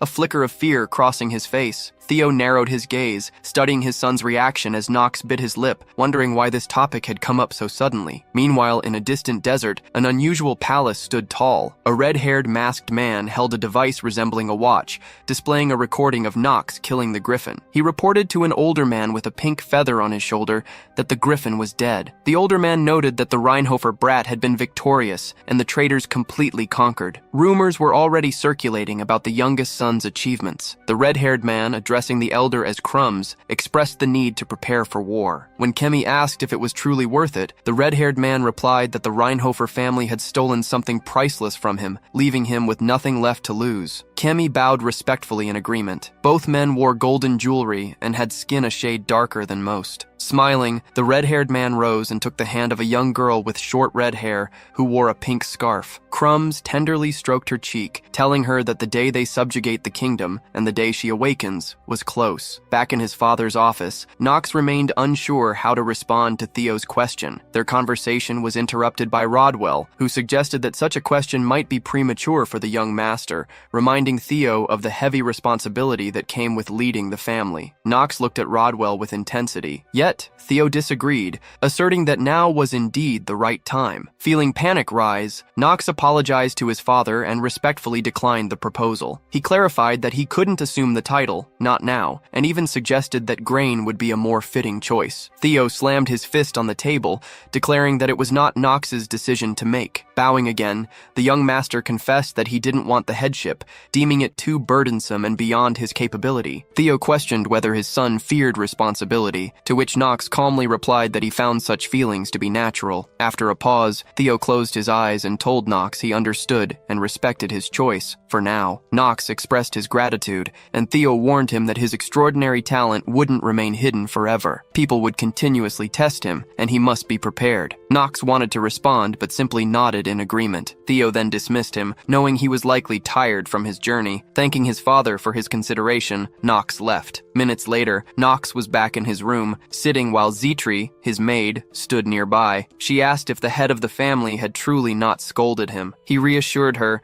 saying there was nothing to worry about, and that nothing negative had happened. There had been no mention of him needing to reject anyone. Zitri looked away with a sigh, then turned back to him. She mentioned that chambers for Alina and May had already been prepared. Knox praised her, calling it excellent work. She dismissed it as merely the duty of a maid, but before she could finish, the young master interrupted. He told her that if everything in the world was done as it should be, then there would be no hatred, theft, or murder. Zitri awkwardly placed a finger on her lip, and he again praised her, telling her she did well. She bowed before him and thanked him. Knox's expression turned serious. He was thinking that everything seemed to be in motion now. He would become the best student at the best educational institution for magicians and knights, the Elaine Academy. At this time, Theo told Rodwell that the conversation with his youngest son had been as difficult as he'd thought. The butler replied that he still felt the subject was raised too early, because if Knox had thoroughly known everything about the position, his answer might have been different. The head of the family disagreed, telling him that the young master's look was as if he had already written his own future. If Knox feared anything, it wasn't the position, or even him, but something more inevitable. He was afraid of something akin to looking into the abyss. Theo mused that, at the moment, Knox was only afraid of death. He wondered why, in this new reality, he was still afraid of it. Rodwell told him that he wasn't supposed to say such things, but he thought that his youngest son was greatly affected by what happened to his mother. Theo smiled sadly and agreed, then added that Knox might even blame him for it, seeing him as a pathetic person who couldn't protect his own wife. Rodwell wanted to discuss one more thing, telling the head that he believed Mr. Grain would soon become active and was planning something big. Theo frowned and said he would take that into account. In an unknown place,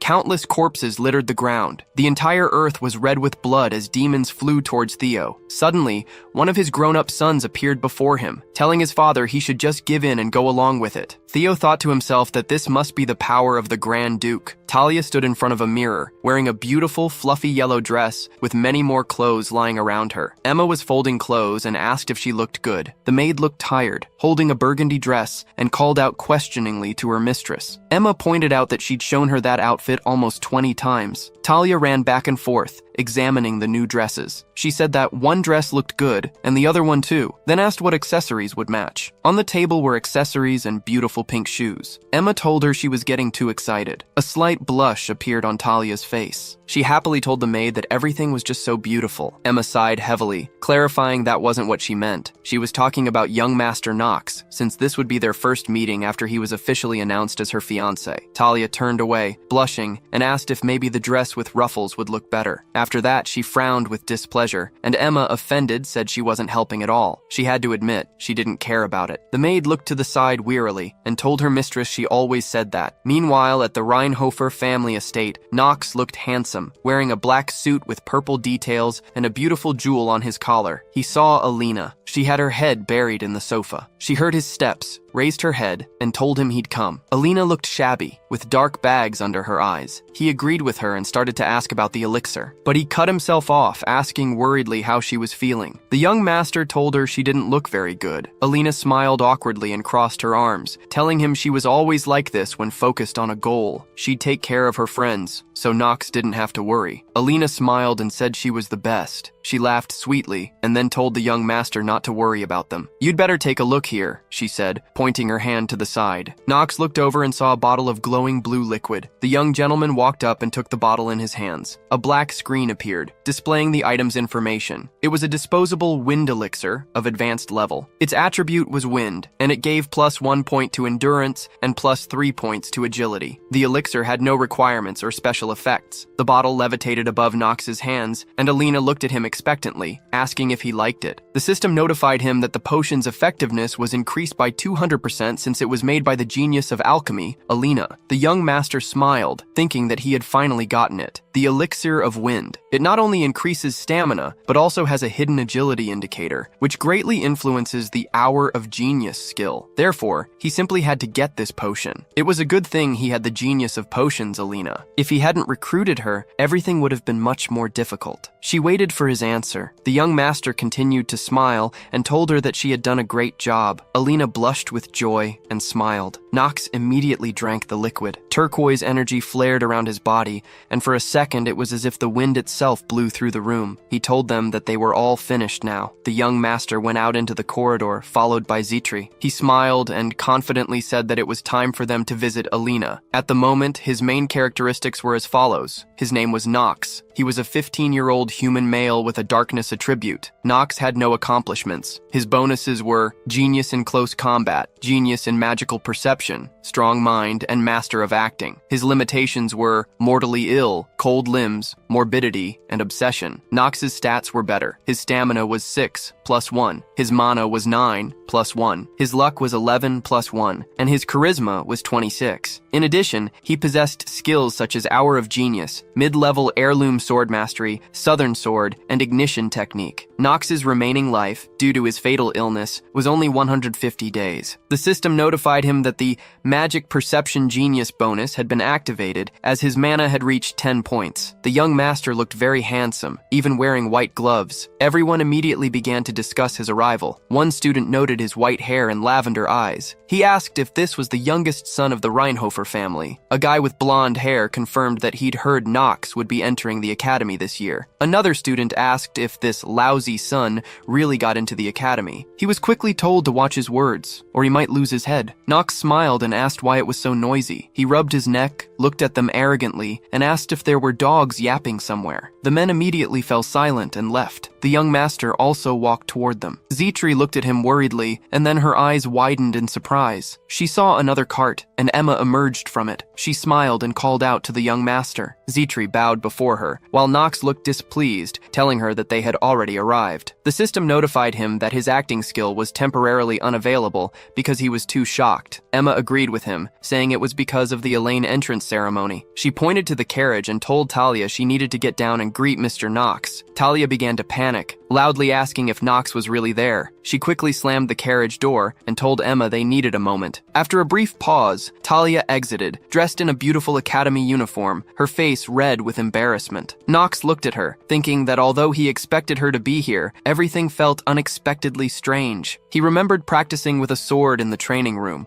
suddenly dropping it in shock and asking his maid Ron what she had just said. The maid looked at him questioningly and replied that she'd only mentioned they were planning to betroth him to Lady Talia. She was about to elaborate, but Knox panicked, grabbed her shoulders and asked how he was supposed to know. He told her it was a huge problem, but now he hopelessly closed his eyes, realizing it was true. Their families had arranged the marriage without their knowledge, and he was not pleased. Talia was visibly embarrassed, stuttering slightly. She smoothed her hair and greeted him awkwardly. Knox looked away and returned her greeting emotionlessly. Talia seemed thrilled, smiling as she looked at him. Zitri approached her master and whispered, asking if this was Lady Talia, his fiancée. Knox responded irritably, telling her not to say that. Talia happily asked how he was doing. Coldly, he replied he was fine, and asked how she was. She answered that she was fine too, blushing. Their conversation was interrupted by a horse's neigh. Everyone turned toward the sound. In front of them was a green carriage. Knox thought of another renowned genius of Elaine Academy, Eleanor de Rival, who was from a rival family secretly ruling the continent. She was beautiful, with blue eyes and red hair, exuding an air of grace. Eleanor stepped down, smiling as she announced her arrival. Knox thought about her intense dislike for the original Knox in the game. Eleanor laughed, covering her mouth with her hand, and addressed her servant, calling him Mr. Knox. She remarked that she hadn't known he'd been selected to enroll in the academy, expressing her gladness to meet him. Knox asked if she was Eleanor, to which she smiled and confirmed, recalling a childhood memory. She added that she was the same heir to the merchant family he had looked down upon, giving him a slightly menacing look. Eleanor smiled,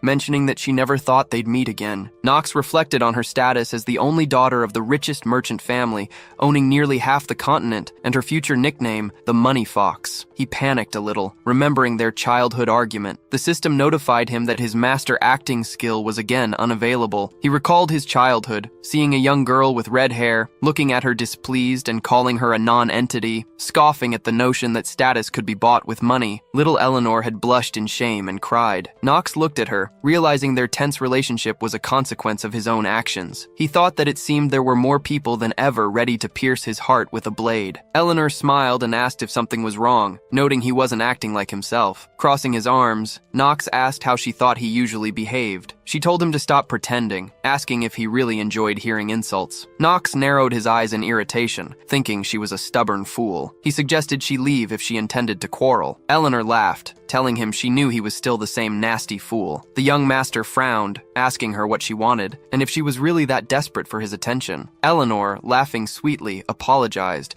saying she had no desire to covet anything from the black sheep of the Reinhofer family. Knox thought to himself that he knew her disdain for him wouldn't just vanish. He activated his vision skill, and information about Eleanor appeared. Her main attributes were female, 15 years old, human race with a wind attribute, and titles as a genius at counting and genius at acting. However, she had limitations: vanity, pride, and a weakness against southern sword techniques. As Knox studied her stats, he noted that her characteristics remained the same, which, in his view, was better. The rival family, he thought, was willing to pay dearly for the D in their name. Eleanor's father paid dearly. She hated it, but still, she made the most of this fact. She was too vindictive and touchy, and the old Knox had foolishly decided to quarrel with her. Knox tested her patience and quietly remarked that she shouldn't have been meddled with at all. Eleanor bowed before them and told him she would leave, but they wouldn't say goodbye, as they were not close enough to wish each other well. Knox, calm as ever, told her that it didn't bother him, since he didn't expect anything better from a hillbilly like her. She smiled, agreed, and simply walked past him. The young master then told Talia that they also needed to go, as the entrance ceremony would begin soon. She looked a bit worried and thoughtful, but quickly agreed. They headed toward the academy entrance. Knox thought that now he definitely wouldn't be able to get rid of Talia, because she was his fiancée, but he would try to make the most of this situation. As he glanced at the Elaine building, he thought it was time to get back on his feet. A couple of minutes later, they were inside. The young master looked around and told his bride that, as expected, the children of many renowned families had gathered. Some newcomers were already talking to each other. Knox considered that although some of them might be useless and not align with the original story, it would still be advantageous to enlist their support. He remembered several individuals: Paracelsus, Lenore, the girl with yellow hair, the guy with black hair, and the girl with pink hair, the strongest characters in the game. Rubbing his chin thoughtfully, he decided it would be best to avoid them to prevent completely derailing the plot. A cautious approach was necessary. Suddenly he asked Zitri if he was imagining things, or if too many eyes were on him. Zitri told him that this was indeed the case. The aristocrats glanced at him every now and then, with shock and occasional contempt in their gazes. The maid furrowed her brows and told him she thought he would be popular in Elaine. The young master crossed his arms, repeated her words, and asked if she thought the looks were too unkind for him to be considered popular. Talia looked at him worriedly. Suddenly someone coughed loudly, asking if everyone could hear him. Silence fell, and Knox looked at the stage, realizing everything would finally begin. Servants bowed as a girl with white hair stepped onto the stage. She was barefoot, eating caramel on a stick, and greeted everyone with unusual clothes, azure eyes, and a strange mark on her chest. She looked somewhat human, though the students murmured, questioning if she was a child or a dwarf and where the professor was. Knox thought they were idiots, for before them stood an unimaginable monster that could not be judged by appearance. A black black screen appeared before the young master, detailing the girl's information. Her name was Noah Avon Trinity. Her age and race were unknown. Her attribute was ice, and her achievements included being a pillar of Elaine Academy and one of the 4 sages. Noah's bonuses were genius for mana detection and goodwill, with limitations like an inferiority complex, short stature, and laziness. Her stats showed 21 strength, 26 mana, 8 luck, 22 willpower, and 10 charm points. She had 2 passive skills, Sea of Mana and Ruler's Aura, along with active skills, Water Bubble, Cold Beam, and Blizzard. The young master turned pale, realizing this was a character he should stay on good terms with. Talia looked at him questioningly, but he warned her to say nothing about this girl if she valued her life. Noah smiled widely, introduced herself, and sweetly announced she was the new dean of the academy. Raising her finger, she started to warn the students. But before finishing her thought,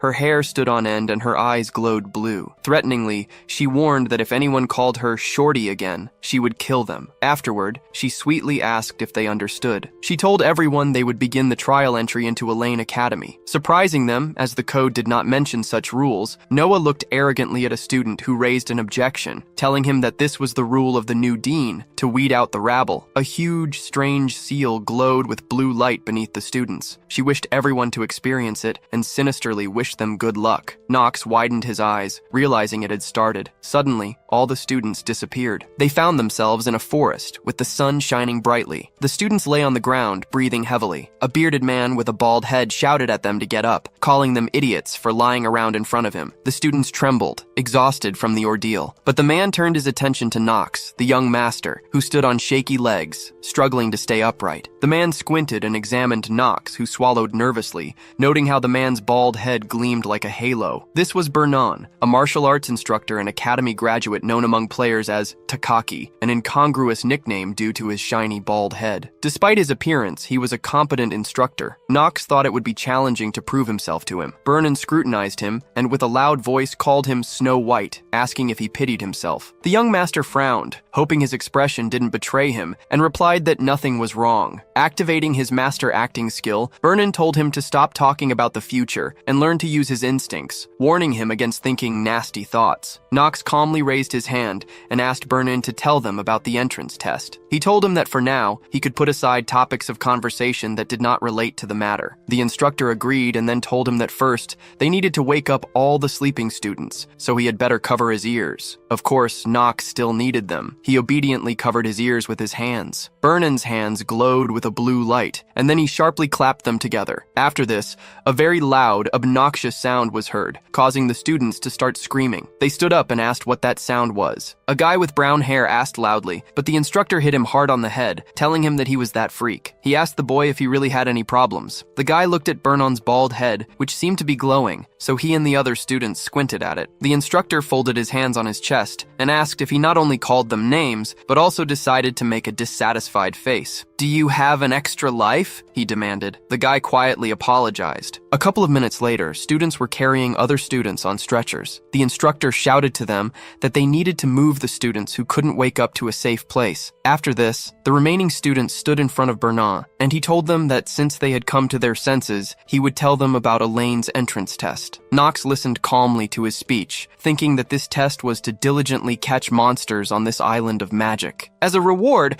after the monsters' deaths, gems of different colors would remain. The fewer mana gems, the higher their value. He wondered why it was like this. Wouldn't more be better? The young master answered this question to himself. He smiled, thinking that this was only half true because in a test, they look at 2 things. The first is sensitivity to mana. Of course, this had already been tested with the help of Noah's mid-level magic. Whoever woke up first from her spell was the best. The second test checks the student's ability to detect even the smallest grains of mana. It is these 2 indicators that allow magicians to perform best in battle, and that is why the gems are specially selected in this way. That was the whole point of the test. Bernan told the students that this place was created through the spell of Noah, the current dean. There are a lot of creatures here, and pathetic worms like them don't even know how to fight, so they will be given an indulgence. They can unite in teams. The students immediately began to look at each other to spot a partner. Suddenly, swords began to appear next to each student. Everyone Everyone looked at them in surprise. The instructor told them that the maximum number of people on a team is 8, and that it would be better for them to hurry up and decide. After that, he turned around and told them that he would be waiting for them at the top. Everyone looked at him in shock. A girl called out to him, saying she still had questions. Another guy asked if he really just left like that. The man told him that he had. The guy with the brown hair rubbed his head where he was hit, which still hurt. He asked why the instructor needed to hit him. Everyone else watched him leave seriously. Suddenly, a girl with pink hair raised her hand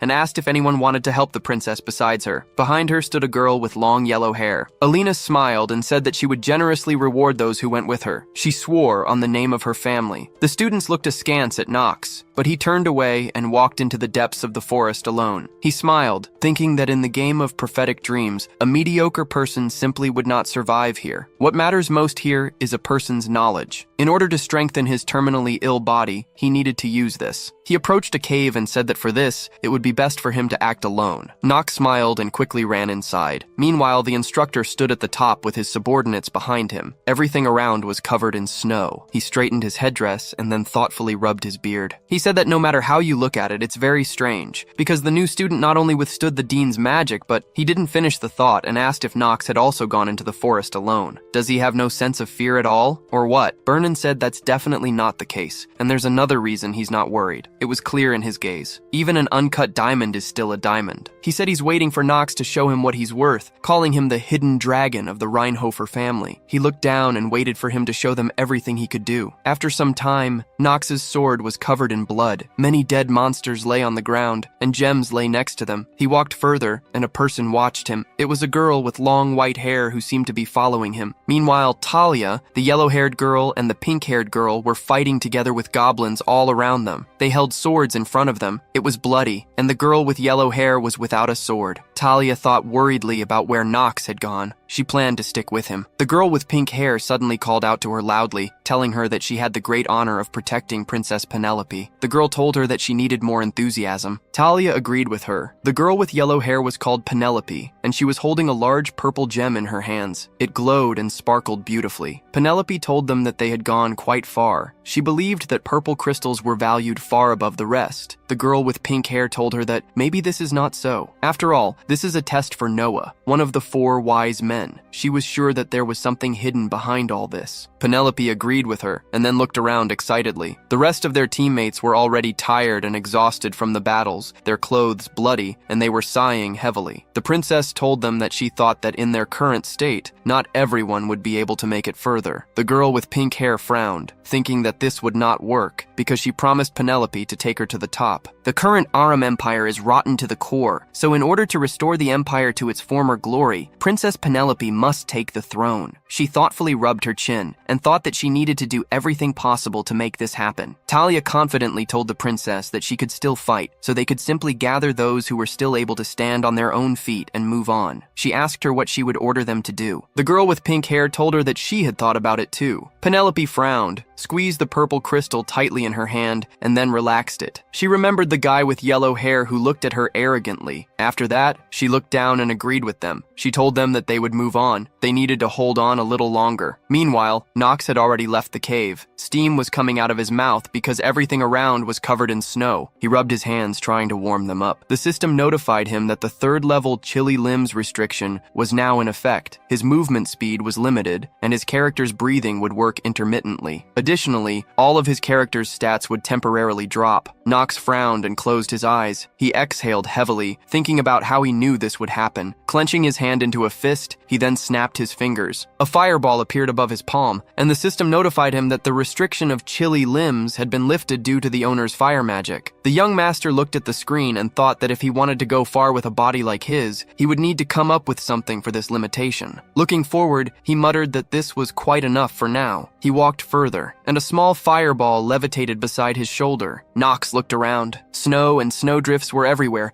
and the wind was blowing. He noted that this was quite fitting for the Frost Witch, Noah. The young gentleman looked up and smiled, commenting that he understood this was the top of the mountain, but there was too much ice here. Breathing intently, he closed his eyes and sat down. Placing his palm on the ground, purple energy began emanating from his hand. He wondered how this explanation would work. If this place were an ordinary island, the ice began to crack. and purple energy glowed within the entire mountain, resembling the roots of a tree. He thought that this place was artificially created by Noah, and that everything here was of magical origin. Suddenly, ice monsters appeared. He realized that these monsters were also created by magic. Nox stood up, his hand glowing purple as if absorbing energy. He mused that it was difficult to imagine the amount of mana possessed by the dean of the academy. Smiling, he clenched his fist and muttered, "Who cares?" The ice continued to crack, and huge ice monsters emerged, their bodies several times larger than Nox's. The young master observed them and noted they were ice trolls, creatures known for their high regeneration and vitality. He commented that such monsters could easily kill a beginner,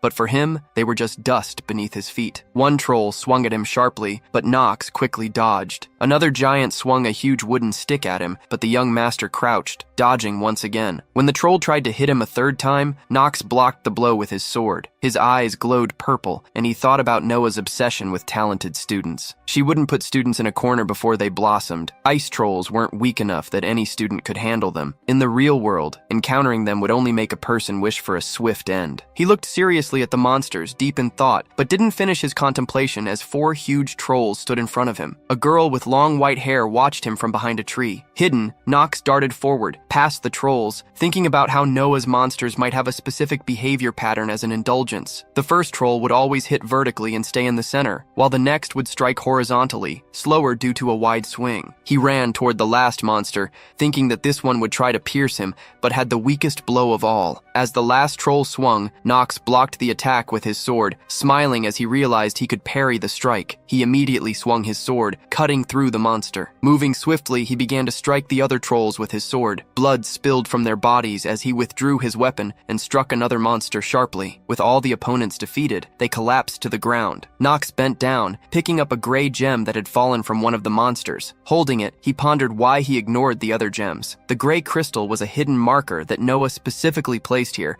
and he would be able to exchange it for a very important scroll. The young master would strengthen his hour of genius skill after completing this story. Meanwhile, a man with dark hair held a purple crystal, telling his partners that at this rate, they would be the first among their peers. Eleanor appeared displeased, but a girl with brown hair looked at the gem with interest, expressing hope. The girls smiled joyfully, clapping their hands, and agreed that they had done well. Eleanor, lost in thought, agreed, and said this should be enough to pass the test. Her thoughts trailed off as she remembered Nox going into the forest alone. She felt haunted by a strange feeling, and looked down, emotionless, recalling her childhood. A man shook her shoulders, demanding why she had quarreled with Reinhofer's son, clad in a long burgundy coat. He shouted, reminding her that they must rise above others. He asked if she understood that they needed to reach the top. Eleanor looked at him in fear, crying, as he shouted that she needed to find a way to approach Nox at any cost. She thought that this man had never seen her as his daughter. Currently, she rubbed her chin thoughtfully, wondering where Nox had disappeared to, thinking that facing this test alone would be of little use. Maybe he knew a secret way to pass this test with a high score. Suddenly, she raised her hand and told everyone that she had a proposal. She smiled and told them that if any of them wished to rise even higher with her, then, in the name of the rival family, she would guarantee them an even greater reward. Everyone began to discuss her proposal. The girl with short hair asked her if she didn't like this gem, warning that they might get hurt if they went any further because it was too dangerous. Eleanor smiled sweetly and agreed with them. Then, she asked if they agreed that the higher the risk, the higher the reward. The guy with blonde hair confidently told her that he would go further with her. She agreed with him, and a guy in dark clothes asked if he could join them too. Eleanor looked down sadly, thinking that everything always came down to money. She didn't know what Nox was up to, but it wouldn't hurt to find out. After that, she smiled artificially and asked them if it was time to move on. At this time, Nox was on the top of the mountain. He thought that the reason to take risks and go alone was simple. Everything would be rewarded in full. He looked at the corpses of the ice trolls, thinking that there was almost no opportunity to improve the hour of genius skill in this game. It was almost impossible until he discovered the hidden agility attribute. Nox said that nothing could be done about it, even if he attracted everyone's attention. Suddenly, he opened his eyes wide, turned around, and his sword quickly flew to the side. He was surprised by this because he had held his sword tightly in his hands. Paracelsus stood before him, smiling. He told Nox that he hadn't expected to meet him again in this way. The swordsman smiled sweetly and told Nox that he was truly glad to see him. The young master looked at him in shock, clenching his teeth. This was not in his plan. A black screen appeared in front of him with the basic information of Paracelsus written on it. Male, 15 years old, human race. Attribute, steel. No achievements. His bonuses were a genius of the sword and melee, a brilliant physician, strong in spirit, merciless to strong people, and compassionate to weak people. His limitations were lazy, obsessive, despises aristocrats. He had 10 points of stamina, 8 points of mana, 2 points of luck, 10 points of willpower, and 25 points of charm. His skills were fourfold: passive, maximum sword techniques, divine sword fusion, wanderer sword, and basic living sword. Nox thought that Paracelsus was one of the strongest characters in the prophetic dream game and one of the 3 sword emperors. He wondered what such an exceptional person was doing here. The young master remembered that Paracelsus should fight the main character of the prophetic dream game at this part and be inspired by his kindness, since he would protect Eleanor, who would get into trouble. Suddenly, Nox's eyes opened wide as he realized something might be wrong here. Paracelsus looked at him angrily, abruptly pulling out a small dagger and throwing it at Nox. The young master managed to react, deflecting the dagger with his sword. He wondered where the main character was, who was supposed to entertain the swordsman. Paracelsus grabbed his sword and smiled, then told Nox he was interested in the crystal in his hands and demanded he hand it over. The system notified the young master that the master acting skill had been activated. Nox frowned, his eyes glowing purple, and called him a dirty worm with contempt. Paracelsus began to attack him with his sword, and the young master quickly leapt back from the strikes. He thought he must be mistaken, or perhaps the main character simply hadn't appeared in this world. The swordsman smiled and struck with his sword again, but Nox blocked the blow. Paracelsus was fast, and he immediately swung at Nox again. The sword's tip almost struck the young master, who pulled his head back, frowning. He thought he would really have to entertain Paracelsus. He asked him if he realized he was now confusing all the plot cards. The swordsman smiled ominously, saying he had no idea what Nox meant, but something had bothered him when they'd met before. In chatters, he had already wielded a sword perfectly. The young master asked him what he meant, and Paracelsus sweetly replied that he apparently had many worries. He asked if Nox could simply do as he asked, so they could each solve their own problems. The swordsman remarked that the gem would likely yield the highest score. Nox asked what would happen if he refused. Paracelsus calmly told him he'd leave him no choice but to take the crystal at any cost. They stood opposite each other,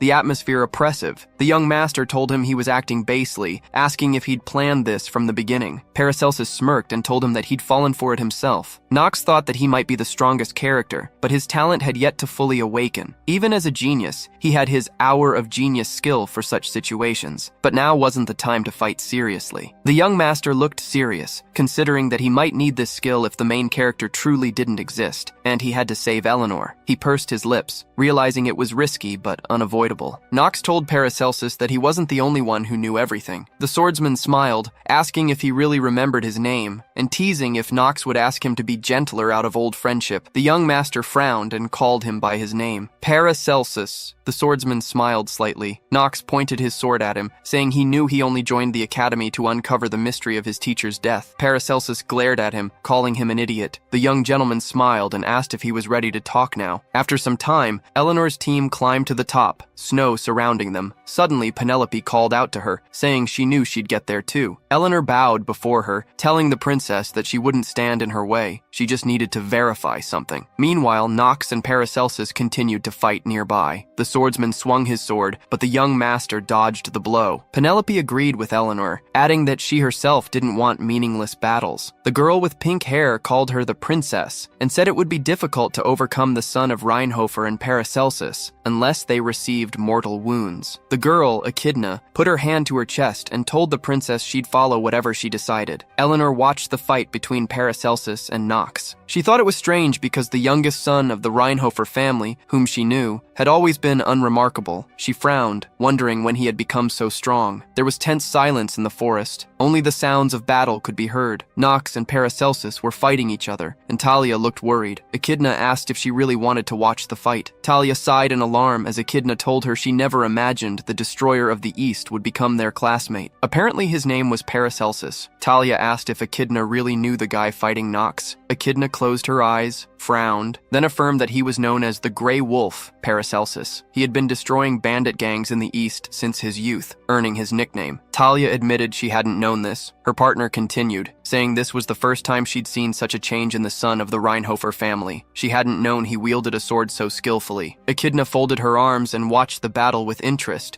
remarking that if it weren't for Nox's viciousness and laziness, he could have become a good knight. Talia awkwardly replied that she didn't consider him pure. Her partner chuckled in surprise and asked how she knew that. Talia remained silent, looking to the side. Meanwhile, Paracelsus attacked Nox repeatedly, calling him an idiot. Nox dodged the blows, surprised to sense his opponent's voice trembling with anger. It was natural. Paracelsus had been his only teacher, but his teacher had died because of a fool from Mills Academy. Paracelsus paused and told Nox the games were over, then swung his sword sharply at him. Nox parried, and a system notification informed him his master-level sword skill had activated. Nox smiled, asking Paracelsus why he was so angry. As they pressed their swords against each other, Nox told him he hadn't been the one who killed his beloved teacher. This enraged Paracelsus further, prompting him to swing his sword rapidly at Nox. But Nox dodged each blow, thinking his opponent's attacks had grown a bit simpler. Paracelsus might be gifted, but he was still too young. They stood facing each other. Paracelsus tried to hit Nox again, but Nox sharply kneed him in the stomach, causing him to gasp silently. He flew back a few meters, sighing heavily, then attacked again, pointing his sword directly at Nox. Nox raised his own sword in defense. Paracelsus taunted him, wondering how much longer he could keep talking. Nox smiled and told him he could talk as long as he wanted, though he felt his opponent's attacks had intensified, and that it might be best not to drag out the battle. His legs were already tiring. Paracelsus charged. Nox realized that if Paracelsus used his teacher's living sword technique, he would likely lose. There was a reason it had become an imperial sword technique. Paracelsus warned Nox not to get distracted. Striking at him again, Nox parried, expressing distaste and taunting him as a pitiful commoner. Another system notification informed him that the restriction of the swordsman despising aristocrats had activated. Paracelsus looked at him with pity, asking if aristocrats were the reason people were forced to beg in this world. They resumed clashing, their swords locking as Nox taunted him for wasting energy on hatred. He grinned, asking if Paracelsus wanted to know something about his precious teacher,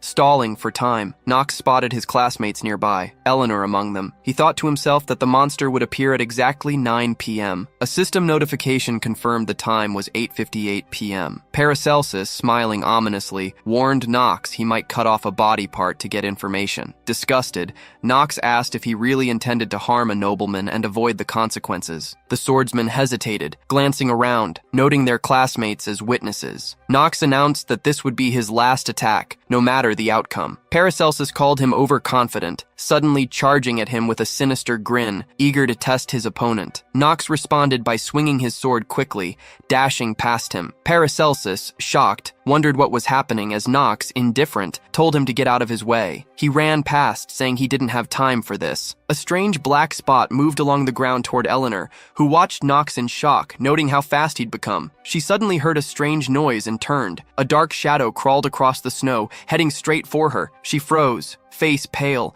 realizing she couldn't escape its approach. As the black creature appeared before her, she cried out, asking if it was someone who wandered in the night. With fear, she watched the monster, thinking she might die meaninglessly here. Covering her ears, she whimpered in terror. Then, opening her eyes wide, she saw Nox standing in front of her. He cut the monster with his sword and calmly asked her, "What is this pathetic whining?" The black shadow dissipated, and the young master silently looked at Eleanor. She asked him in shock, "Why, you?" But she did not finish the thought, as Nox sternly told her that she couldn't even kill such a small creature. Being an elite, he thought this reaction was completely natural. The Night Wanderer was a mid-level demon, and in the world created by Noah, the monster wasn't even half as strong as it should be. But this demon was real, and the person who set it up was the murderer of teacher Paracelsus. Eleanor had almost become his victim. In the original game, she became softer after the main character saved her, which Nox thought was a very stupid turn of events. Everyone looked at the young master in surprise. Eleanor frowned, clenched her hands into fists in embarrassment. Nox looked at her calmly, noting that the main character didn't seem to appear in this world. Eleanor blushed a little, and Penelope told him he shouldn't be so rude. She said he had saved her, but the situation was not as clear-cut. The princess asked him if he agreed with her. Nox bowed before her and agreed, and Penelope told everyone that the instructors and the new dean, Noah, should have taken their skills into account. Nightwalkers were not the demons applicants should fight. The young master calmly replied that the enemy always comes unexpectedly, and told her it was strange that she, of all people, should know this. The princess opened her eyes wide, and Echidna quickly stood in front of her, telling Nox he shouldn't bully Penelope. She annoyedly told him she was sure he perfectly understood the complexity of the situation, otherwise he wouldn't have come to help. Nox thought that she had ash-pink hair and a vertical pupil. It was definitely Von Zeno, the Echidna. She was the future head of the Zeno family, close to the princess, and known as the Snake of Greed. Basically, Zeno and Reinhardt Reinhofer didn't get along. They were families with opposing attributes, but in the game of prophetic dreams, nothing is simple. Knox calmly told her that, to be honest, he didn't even want to talk to a dog of the holy kind. Echidna asked him, displeased, if he really dared defame the name of the Zeno family. The young master asked her what she would do to him for this. At this time, a man was watching them from a hill. This man was Bernon. He loudly shouted at them to stop bickering. After that, he quickly jumped down and called them all idiots. Knox calmly asked if the exam was over. The instructor answered affirmatively, and the young master showed him the gray crystal he had obtained from the monsters. Bernon told him he didn't think any of them would actually get the gray gem. It was unexpected, but well done. If, of course, he left out Knox's arrogance. Knox looked at him questioningly, after which the instructor announced that the highest score was given to Knox, who had managed to get the gray gem, while the owners of purple gems were awarded second place. He asked if everyone agreed with this. Everyone was silent, but then the princess raised her hand. She asked if the attack by the Night Wanderer was part of the exam, saying the monster seemed all too real and demanded an explanation. Bernon told her this case would still be investigated, and that for an unforeseen situation with a risk to life, Eleanor would receive appropriate compensation. He looked at Knox, again calling him Snow White, and told him that he too was entitled to a special reward for saving a peer's life. The young master calmly turned away and told him he didn't need a reward. He thought that getting involved with Eleanor would only complicate things. Without the main character, the world would drown in injustice. And this wasn't quite right, but accepting the reward would mean acknowledging something that wasn't true, and he preferred to avoid such misunderstandings. After that, he went in the other direction, but Eleanor called out to him. She asked, "Why did you help me?" He opened his eyes wide and then looked back with displeasure, thinking that everything always goes awry. The system notified him that the master acting skill had been activated. The young master calmly looked at her and told her that he was just killing a monster. And then, out of nowhere, she appeared. Eleanor frowned questioningly and looked at him. He turned away from her again, frowning awkwardly. Knox sighed heavily, thinking about how he had avoided this conversation. Eleanor, known by her nickname, the Money Fox, was rich and calculating. She was convinced that everything in this world could be bought with money, even a human heart. However, he didn't finish the thought. Sometime later, Eleanor was riding in a carriage, a young man sitting opposite her. She looked out the window and asked him why Knox had saved her, remarking that he'd even refused the instructor's award. She remembered his words about just killing a monster, but it felt like an obvious lie. The man spread his arms wide and asked her if it wasn't pointless. "Don't you think so yourself?" he asked. He told her that Knox was the most common scoundrel. Eleanor disagreed. "It's not that simple," she argued. "Knox lied to me. He must have had a reason." The man asked if she truly believed that, and she frowned, looking out the window. Her face became serious, and she told him she needed more details. He assured her that he would try to gather as much information as possible. She cut him off, saying she would handle it personally. Then she warned him that the Reinhofer family wouldn't sit idly by if they discovered someone collecting information and compromising evidence about them. A scroll lay in her lap, listing the general and advanced subjects she'd study at the academy. The man smiled, nodding his understanding. Sometime later, in the dormitory of Elaine Academy, Knox sat in a chair. Zetri, watching him with worry, asked if he was truly okay, mentioning his pale complexion and recent hypothermia. A white towel rested on his forehead as he reassured her not to worry, that he would get better. Yet he knew there were unresolved questions. If there was no main character,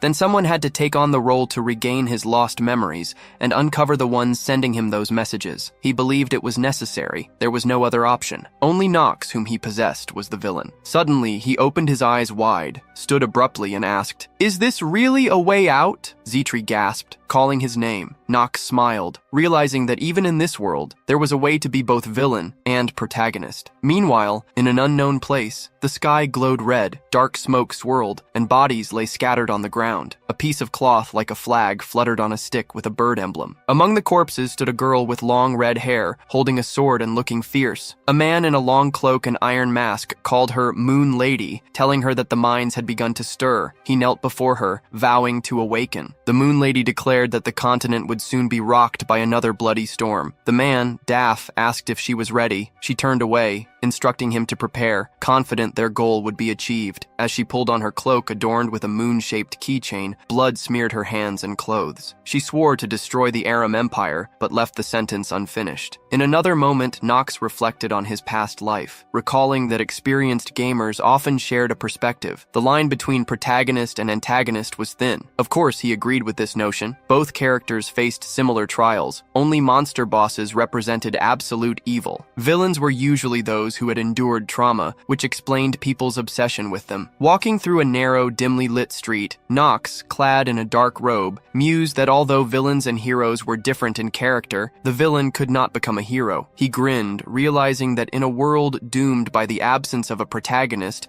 the villain might have to step up and fulfill both roles. He noticed a small house emanating a faint blue light at the entrance, as though it were illuminated. Rubbing his neck, he muttered that he didn't particularly enjoy this life on the edge, but it was all he had. There was a great organization here, a gathering of villains eager to overthrow the imperial family. Blue energy swirled in his hand, and a bright glow appeared in front of him. Later, at a large table, an instructor and other men sat in discussion. Noah, seated at the center, looked boredly to the side. Vernon asked everyone for their opinions. A man with purple hair reassured him, claiming he was in control of the test. He asked him if he had screwed up somewhere again. The instructor got angry, pursed his lips, and then called him a fool, telling him that he had already said that he was innocent. Suddenly, Noah opened her eyes wide. She looked ominous. The dean asked them what they were doing now. Vernon abruptly put his arm around the purple-haired man's neck and told her that they weren't doing anything. He laughed awkwardly and asked her if they could continue the discussion. He told everyone where they were at and didn't finish the thought because Noah smiled artificially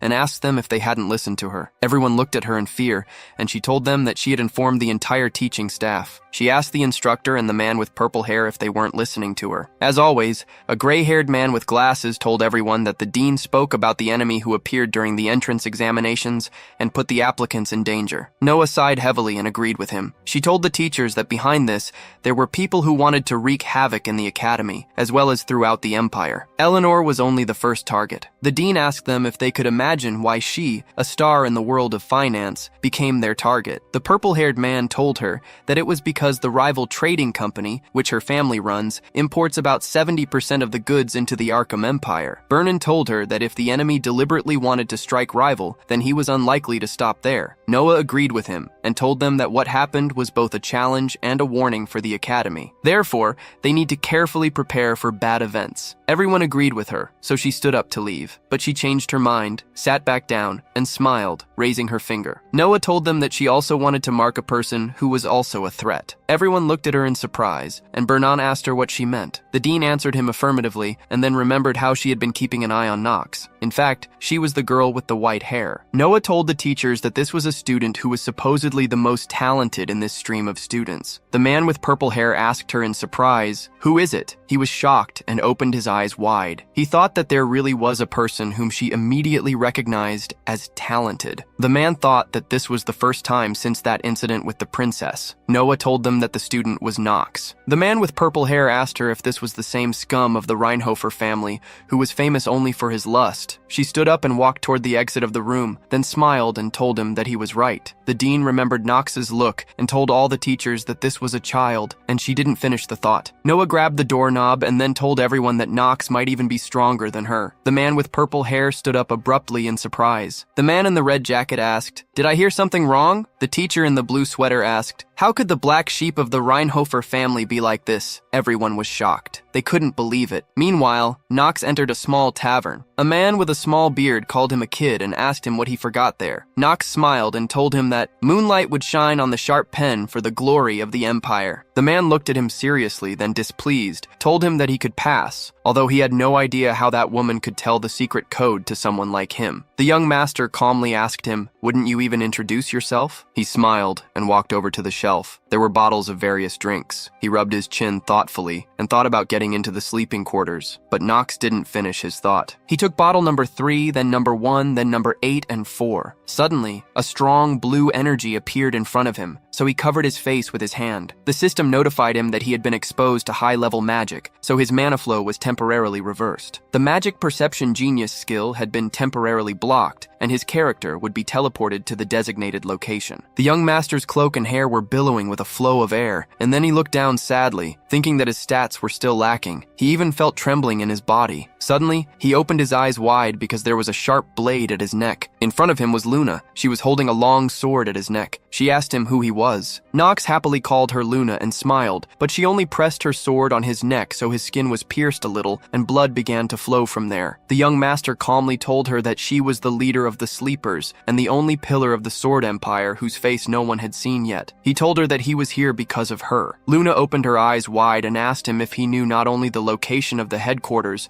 but also her real identity. She told him that she would ask him the question again. Luna asked him threateningly, "Who are you?" Nox calmly removed her sword with his hand and told her that he was Nox. He raised his hands up and told her that he wanted to join the Sleepers. Meanwhile, it was already night. The bright moon was shining high in the sky and Paracelsus was sitting in his room. He looked out the window and thought about Nox because it seemed that he knew something about the death of old man Celsus. He thought about how the young master knew that his teacher was dead. Paracelsus doubted that he had simply guessed the death of one of the three pillars of the Sword Empire who supposedly accidentally lost his life. He said it was ironic because Nox was a disgrace to the Rheinhofer family. Paracelsus wondered where such a lie came from. He remembered the battle at the top of the mountain and thought that although it was only for a couple of moments, the young master had clearly surpassed him in speed. He had never seen a faster man, with the exception of old man Celsus. Maybe all known information about Nox was deliberately fabricated, and rumors about his personality and behavior were lies. Paracelsus got up, lay down on the bed, and then asked why this was necessary. Why would the Rheinhofer family hide such talent? The swordsman said that, however, this should not worry him because he would simply trample anyone who stood in his way, especially if it was a stinking aristocrat. There were deep scars on his chest, and he calmly closed his eyes. Paracelsus fell asleep, but he had a very strange dream. In the dream, there were events from the past. The man told him that Empress Esten had gone crazy and become a tyrant, which is why the authority of the imperial family was shaken. But her daughter, Penelope, known as the Benevolent Princess, opposed the first prince in the political arena. To survive, he would have to choose sides. It seemed that this man was his teacher. Paracelsus listened to him attentively, and the man continued to tell him that he should enter the Eldine Academy and think about which side he wanted to fight on. This was his main task. Paracelsus was sweating, tossing and turning in his sleep, and the teacher told him that he had taught him everything he could. After that, in a dream, he remembered how his teacher was killed. Celsus apologized to him for the fact that he would have to leave first. The swordsman woke up in a panic. He was breathing heavily and covered his face with his hands. He had gloves on his hands, which began to glow pink. Paracelsus rubbed his neck with his hand, displeased,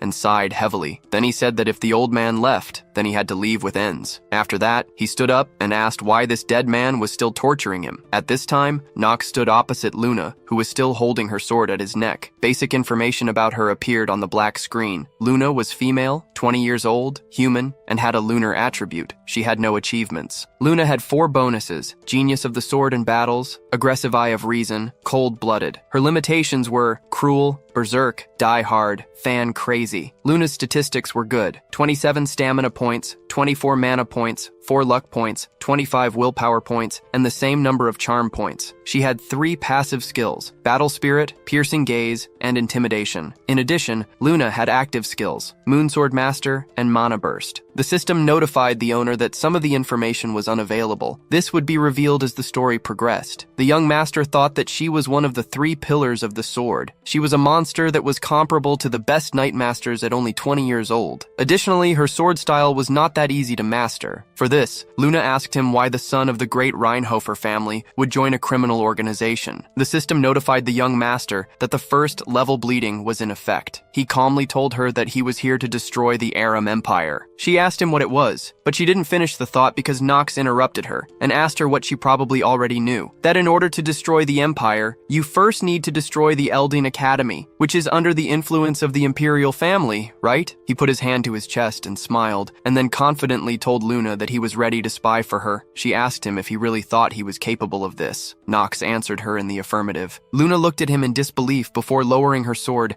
and telling him that he was clearly not the timid type. She asked him again what his name was. The young master rubbed the new wound with his hand and introduced himself to her. The moon called Death. The man in the black cloak immediately approached her and told her that he was here. She told him that he must prepare for the moon test. Daff had terrible scars on his face. He He bowed to Luna and told her that he would carry out her order. After that, he walked up to Nox and handed him a black robe. He told him that he needed to put it on and follow him. After some time, the moon was still shining brightly. They walked in a small forest. The young master looked at the sky and thought that this was great because everything was going according to his plan. They came to a strange building, and Daff told him that after he ascended the altar, he must kill all the enemies that appeared. Besides, he shouldn't lose the cloak he gave him. Daff spoke a little strangely. He seemed to stutter a little and spoke very slowly. His voice sounded mysterious. Nox asked him why he shouldn't lose his cloak. Daff told him that this was the only way he would escape the berserker's power. The young master was wearing a black cloak. He pulled the hood over his head and thought that he actually knew why he should keep this cloak. The berserk debuff was one of the worst in the game. It drives you crazy in exchange for a short-term increase in strength. Daff told him that if he were exposed to the blood moon, he would go crazy. In essence, this was the berserk effect. The moon in the sky really turned reddish. The young master thought that there were two conditions for passing this test: resist the crimson moonlight to avoid getting the berserk effect, and face the crowd of monsters. The original game did not say how exactly this test should be passed because it was the world from the perspective of the main character, and he definitely did not need the tests of the villainous organization. So hardly anyone knows how to pass the test. However, he is obliged to cope with it. Nox smiled, and Luna folded her arms across her chest and told him that after passing the test, one of two things awaited him. She raised her finger up and smiled, then told him that he would either join the sleepers if he could handle it, or go to the corpses. The young master looked at her and then chuckled contentedly, telling her that they would find out later whether everything was so clear. Here, he and Daff went to the altar. A member of the sleepers took out a scroll. Blood dripped onto the floor, causing a strange seal to activate underneath them. It glowed pink, and Daff looked to the side and saw that many monsters had appeared. Nox saw this. There were snakes, bulls, and monsters with huge fangs. There were a lot of them. The young master thought that this was definitely not a level that the current him could handle. After all, every monster here was at least a mid-rank chimera. The sheer number of monsters also bothered him. That's why. He didn't finish the thought. Nox took off his hood and then threw his cloak aside. The red moon shone on him, and he smiled, thinking that his way of passing the test was designed for this. Anyway, Luna frowned and thought that he had really gone crazy. The system notified him that the blood moon was imposing a negative berserk effect on him, and the character could lose his sanity. The young master opened his eyes wide. His body seemed to double. He looked at his hands in shock, and the system warned him that his sanity would not be restored if he lost it suddenly. The young master smiled. His eyes began to glow purple, and the system notified him that all the player's indicators had been increased by 1.5 times. His stamina was almost 10 points. His mana was almost 14 points. His luck was 10 points. His will was almost 17 points, and his charisma points remained the same. The system notified him that the berserk effect was applied to him. This did not affect his luck and charm indicators. The moon became even brighter and redder, and the system again notified him that the blood moon was putting a berserk effect on him so he could lose his sanity. Nox's hidden statistics appeared on the screen. His agility was 7 points. The young master had the following skills: Genius Hour, mid-level family sword skill, Southern sword technique, ignition. The remaining time of his life due to the fatal disease was 142 days. He had a berserk effect applied to him. Luna thought he was a fool. She wondered if he was crazy. Nox smiled and took deep breaths. Daff told the chief that he could not believe that the young master simply threw away the cloak because it was the same as throwing away his own life. He asked her if he should stop him. Luna answered him negatively, and then told him that, first of all, Nox is clearly not the kind of person who listens to others, and his death means nothing to them. Daff worriedly told her that he was the son of the Reinhofer family, and his father was Theo, and he did not like sleeping people. He asked her if they would give him a reason to create a conflict between them. Luna smiled and told him that wouldn't happen. She would take care of it. She smiled and looked at the young master again, and then asked Daff if he really thought that Theo was one of those people who is filled with fatherly love. He told her that this definitely couldn't happen. Luna told him that they would just watch it. She looked at Nox and called him an idiot. She then told Daff that he probably had a plan. He told her that he would do whatever she told him. Nox's sword began to exude dark energy, and the monsters screamed sharply. The red dragon quickly rushed towards the young master. He immediately cut the body with his sword. Drops of blood poured onto his face, and he smiled. Then he thought that the whole world had suddenly turned scarlet. This is exactly how the sleeper test was described in the game. He sighed in concentration, and then thought that all his indicators had increased sharply. And that was not all. It was as if he suddenly became more capable, taller and wider. Even his shoulders grew larger. Nox was now definitely more capable than all his peers. The other monsters screamed and ran sharply towards the young master, so Nox opened his eyes wide. It glowed purple. After that, he again easily cut the monsters. He tore off their heads. His clothes, hair, sword, and face were all covered in drops of blood. But the monsters did not decide to calm down. Many beast-like monsters ran towards the young master, so he crouched down a little and assumed a comfortable position for attack. He thought about how the berserk effect is considered a negative status, one of the worst prophetic dreams in the game. It only appears during the blood moon. Nox smiled and held out his sword in front of him, and then thought that he had come here with the intention of using it from the very beginning. It was all thanks to one trick. The system notified him that with 2 genius-level characteristics, he could suppress the negative effects of the blood moon. The young master thought that he had the characteristics of melee genius and magic perception genius. The system notified him that the negative impact had been suppressed. Nox looked at the monsters and thought that the whole point was that geniuses were just on a different level. It was very dishonest, but he could afford it. After that, the young master quickly jumped up and then swung his sword, saying that he was using the grim judgment technique. He landed hard on the ground and hit the monsters hard with his sword. Many heads were cut off. Luna and Daff looked at him in shock, and the system notified the young master that, thanks to the effect of the black flame ring artifact,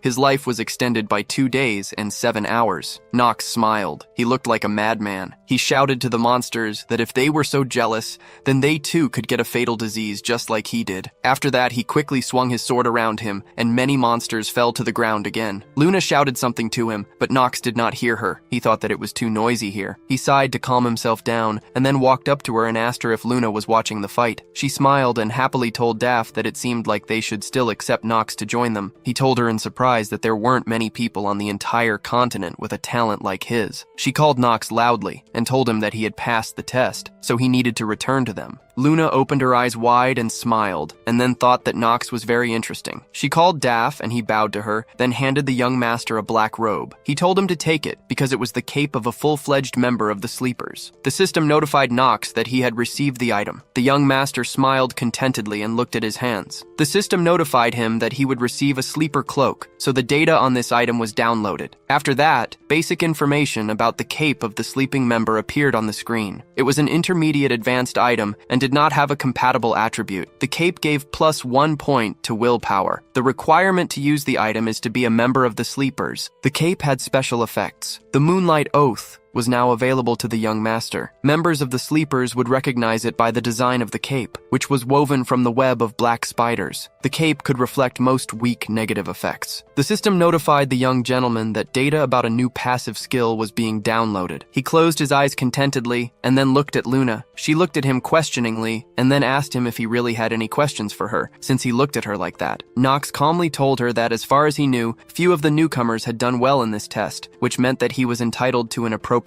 reward. Luna looked at him thoughtfully and then smiled, telling him that he was handling everything well. She called him a brave newbie and told him that she wondered how long he could continue to be as cocky as he was. Luna told him that he was now free until he was assigned a mission. He bowed before her, and she told him that she hoped he would not disappoint her. After that, Nox approached the blue portal, and Luna asked Daff, "Isn't Nox an interesting boy?" He agreed with her, then thoughtfully rubbed his chin with his hand, and told her that he could not understand how the young master withstood the madness of the blood moon. Luna told him that she shared his bewilderment because any other person would not last even 5 minutes. Of course, unless he was a genius. But even geniuses wouldn't risk fighting without protective clothing, which means Nox is risky enough to put his life on the line. Daff agreed with her again, and she asked him to keep an eye on the young master. She told him that they should watch what Nox was good for and what else he would do. At this time, Nox came out from the other side of the portal. He walked back to the tavern. Kieran calmly wiped the dishes and then smiled and asked Nox if he was really crazy. Nox told him that he was right about that. He smiled faintly and thought that, in other words, he was asking him why he threw away the protective cape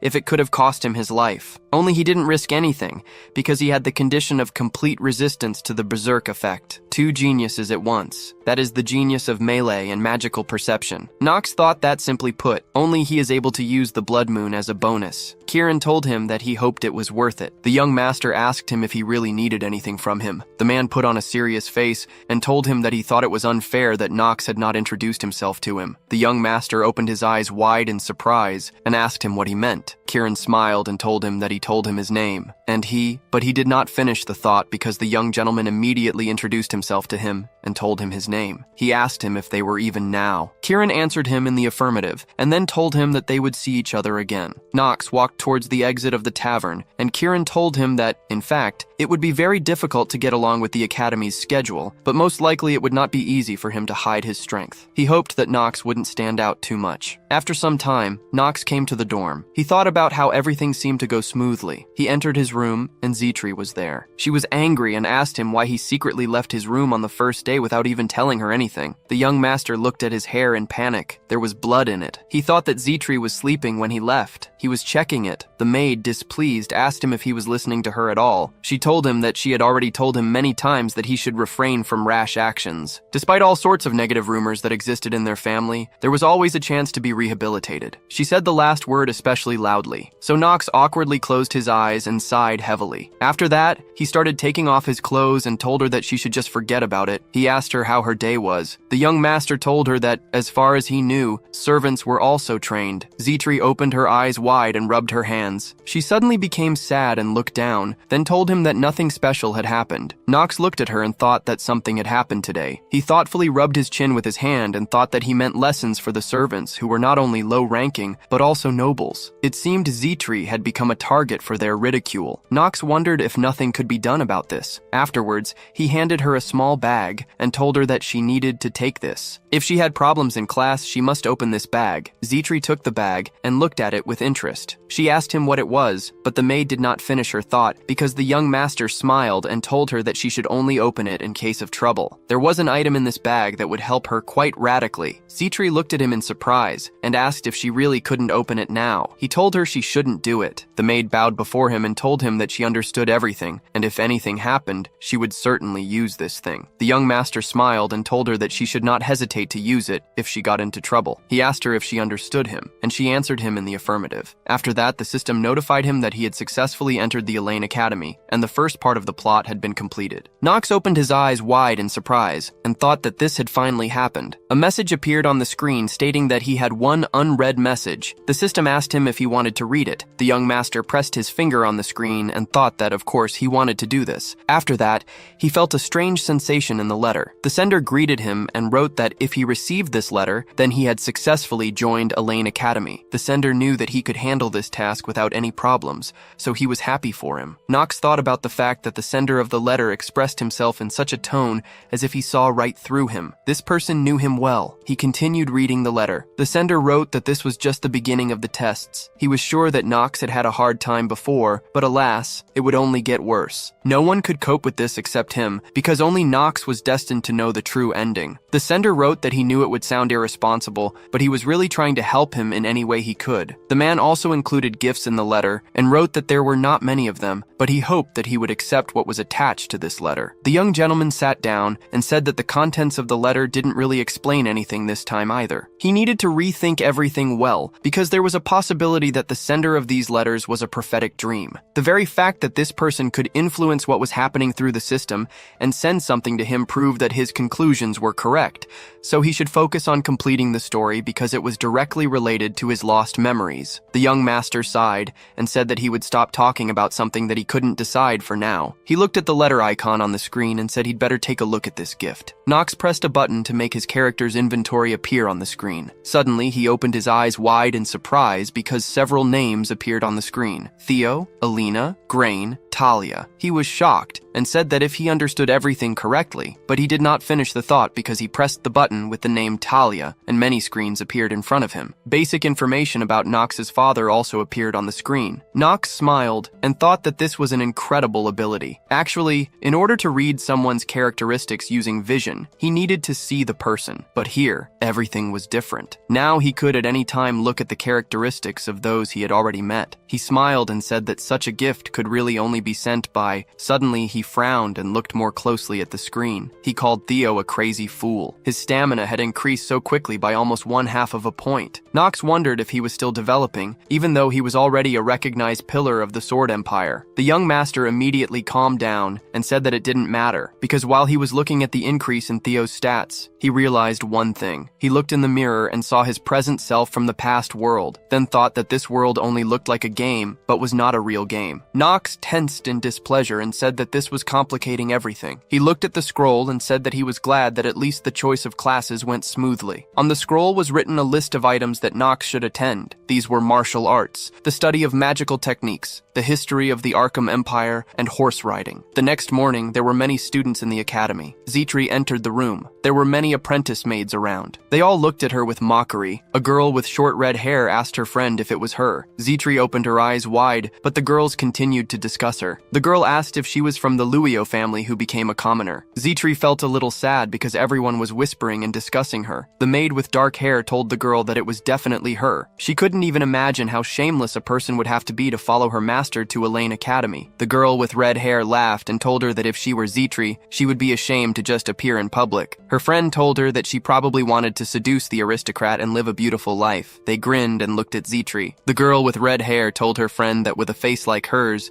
it was quite possible. Her friend told her that Zitri was after all the personal maid of the black sheep of the Reinhofer family. She heard that Nox is also lustful, and Zitri is happy to take advantage of this. The maids laughed at Zitri. They said that it was obvious. The girl with red hair agreed with all the statements of her friends. The girl asked her where her relatives were from. She laughed and told her friend that it didn't matter because this was probably an old backwater and wasn't even worth worrying about. Zitri clenched her hands and thought that she was ready to endure countless insults because such was the fate of a fallen noblewoman. However, they should not tarnish the reputation of young Master Nox. She frowned and then walked up to the girl and politely asked her if they could talk. The girl looked at her with hostility, and then another maid with long hair moved the maid with her hand and asked Zitri if she really wanted to talk to them. She smiled and told her that she was the daughter of a count, and her name was Jael. She was from the glorious family of Floras who served Mr. Grain. Jael smugly folded her arms across her chest and asked Zitri if she really thought she had even a minute of free time for a pathetic commoner like her. Zitri told her that she had heard them spreading baseless rumors about her master. Jael grinned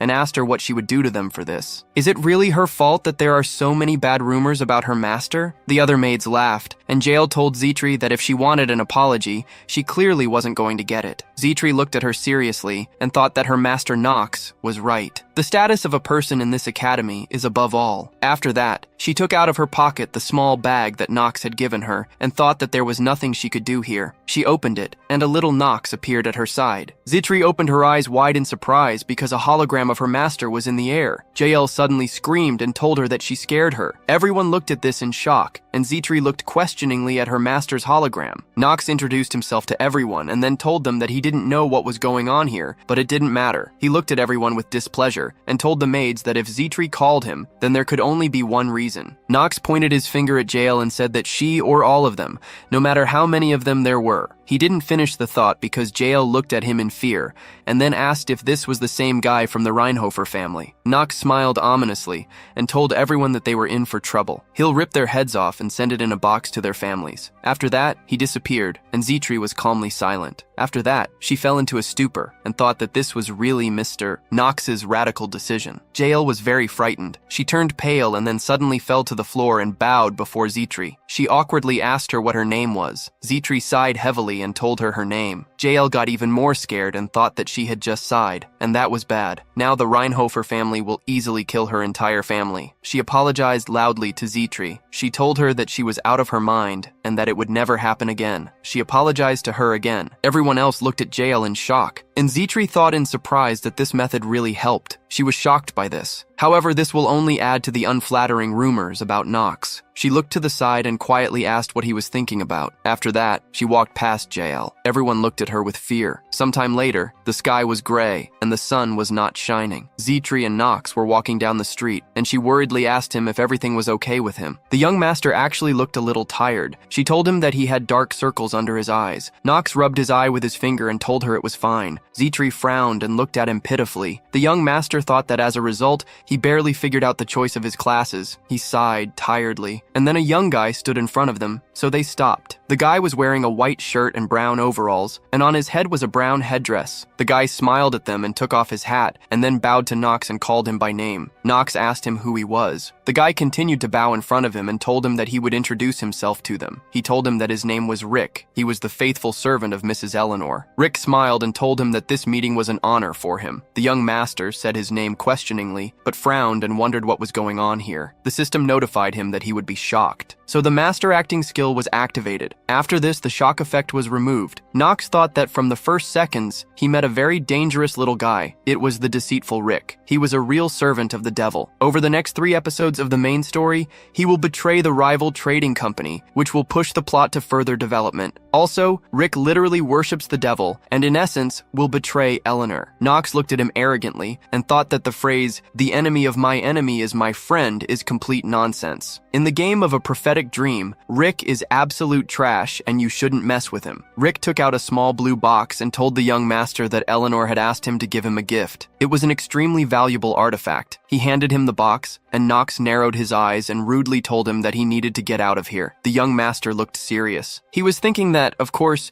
he was interested in what kind of artifact it was, but it was clearly something like a poisoned apple, so he couldn't take it. Rick looked at him in surprise and asked him what he meant. Nox opened his eyes wide and grabbed the hilt of his sword with his hand, then asked him if he really needed to repeat what he said earlier. Zetri tensed and looked in shock as her master grabbed his sword. Rick turned pale, and Nox looked at him with hatred. The young master was about to take out his sword, but the servant Eleanor began to tremble with fear, so he turned sharply and walked in the other direction. Zetri bowed before Rick, and then ran after her master. She asked him to wait for her. She told him that his body was weakened, so he had to be careful, otherwise he would fall. Nox asked her if she really thought he was that pathetic. The maid remembered how the young master was lying on the bed due to illness, and then told him that he had just recently had a cold and chills. Given his always icy hands, she thought that a person weaker than him was still worth looking for. The young master smiled awkwardly and told her that she was right, but he would be fine. They would definitely live and not die. Zetri agreed with him, and then looked down a little sadly, telling him that everything was still not easy for him. He was always in the center of events. Nox looked at her in surprise and then sighed, telling her that nothing could be done about it because he was popular. She looked askance at him, and he thought that Nox was not just a master for her, but also the man who saved her life. The Zetri character herself had a bonus of devotion to her master, so being away from him for a long time was a burden for her. They continued walking, and the maid suddenly asked him why he had treated that young man like that just now. Nox asked her if she really meant Rick. Zetri answered him with a concerned affirmative, and then told him that he seemed to have gone berserk out of nowhere. He put his hand on her shoulder and told her that she should listen to him carefully. Nox told her that no matter what happens, she should not let Rick get close to her, because nothing good will come of it. She remembered Eleanor and thought that she believed it was because of their strained relationship with her. But then Nox would have acted differently. Apparently there was a more serious reason here. After that, she bowed before him and told him that she understood everything and would stay away from Rick. The young master agreed with her and then went further, thinking that given what would happen in the near future,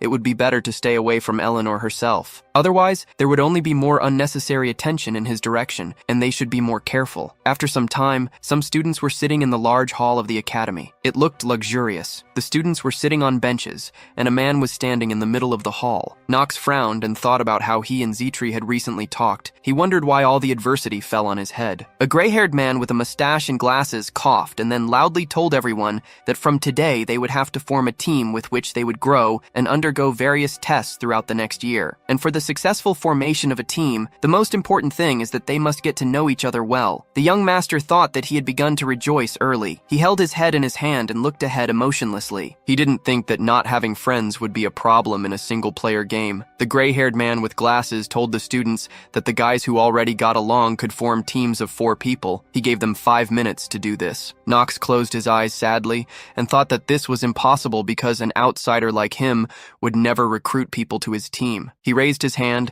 and asked the man what would happen if someone failed to assemble a team. The man told him that they would not be given a grade, and in addition, they would not be able to take this course again. He looked at the young master seriously and told him that he could not work alone. He asked Knox if he understood him. Knox answered him in the affirmative and then thought that for this, he would really get a failure from the very beginning. He thought that a lane is already not easy to graduate from. Failure in even one subject is a direct path to expulsion. He can't let this happen. All the students began to unite in a team. A guy asked the princess if he could join her team. Echidna said that she also wanted Penelope on the team. The guy with black hair asked Paracelsus if he wanted to team up with him. Knox sadly covered his face with his hands and looked at the desk. He thought that there must be a way to acquire a team, even for a person like him. A guy with blonde hair asked Eleanor if she wanted to join their team. He told her that even though he didn't look like it, he was pretty strong. The guy with short hair smiled and told him that Eleanor was already on his team. He told her that in exchange, he could give her a contract for his family's products, but Eleanor simply walked past them and approached Knox. She called him by name, smiled, and asked him if he really didn't like her gift. Knox remained silent, and she told him that she had another proposal for him because she wanted to return the favor. The young master asked her what she meant. Eleanor smiled and straightened her hair with her hand, then told him that she would take him to her team. He frowned and thought that she sounded wildly arrogant, but he immediately realized that in the end, he and she would be on the same team. Besides, he didn't finish the thought because Talia ran up to them. She told Knox that she wanted to join his team. Knox thought that another annoying girl, Talia, would be with them. She was embarrassed and therefore looked away, and the young master thought that she could be understood. Talia was a good character in the game. Whether she liked Knox or not, he was still her fiancé. She cannot remain indifferent and wants to help the unfortunate loner. Knox frowned and quietly said that it was chilling. Eleanor thoughtfully rubbed her chin with her hand and said that this was very unexpected. The young master, displeased, asked her what she wanted to tell him. She grinned and told him that the funny thing was that even a man like him had friends. Knox remained silent and then thought that considering what he told her as a child, she could be understood. He wondered why her words infuriated him so much. Talia sheepishly asked Knox if he would take her on his team. Eleanor smiled and asked him if they needed one more member, didn't they? Knox calmly told her that she was pretending that someone cared about his opinion.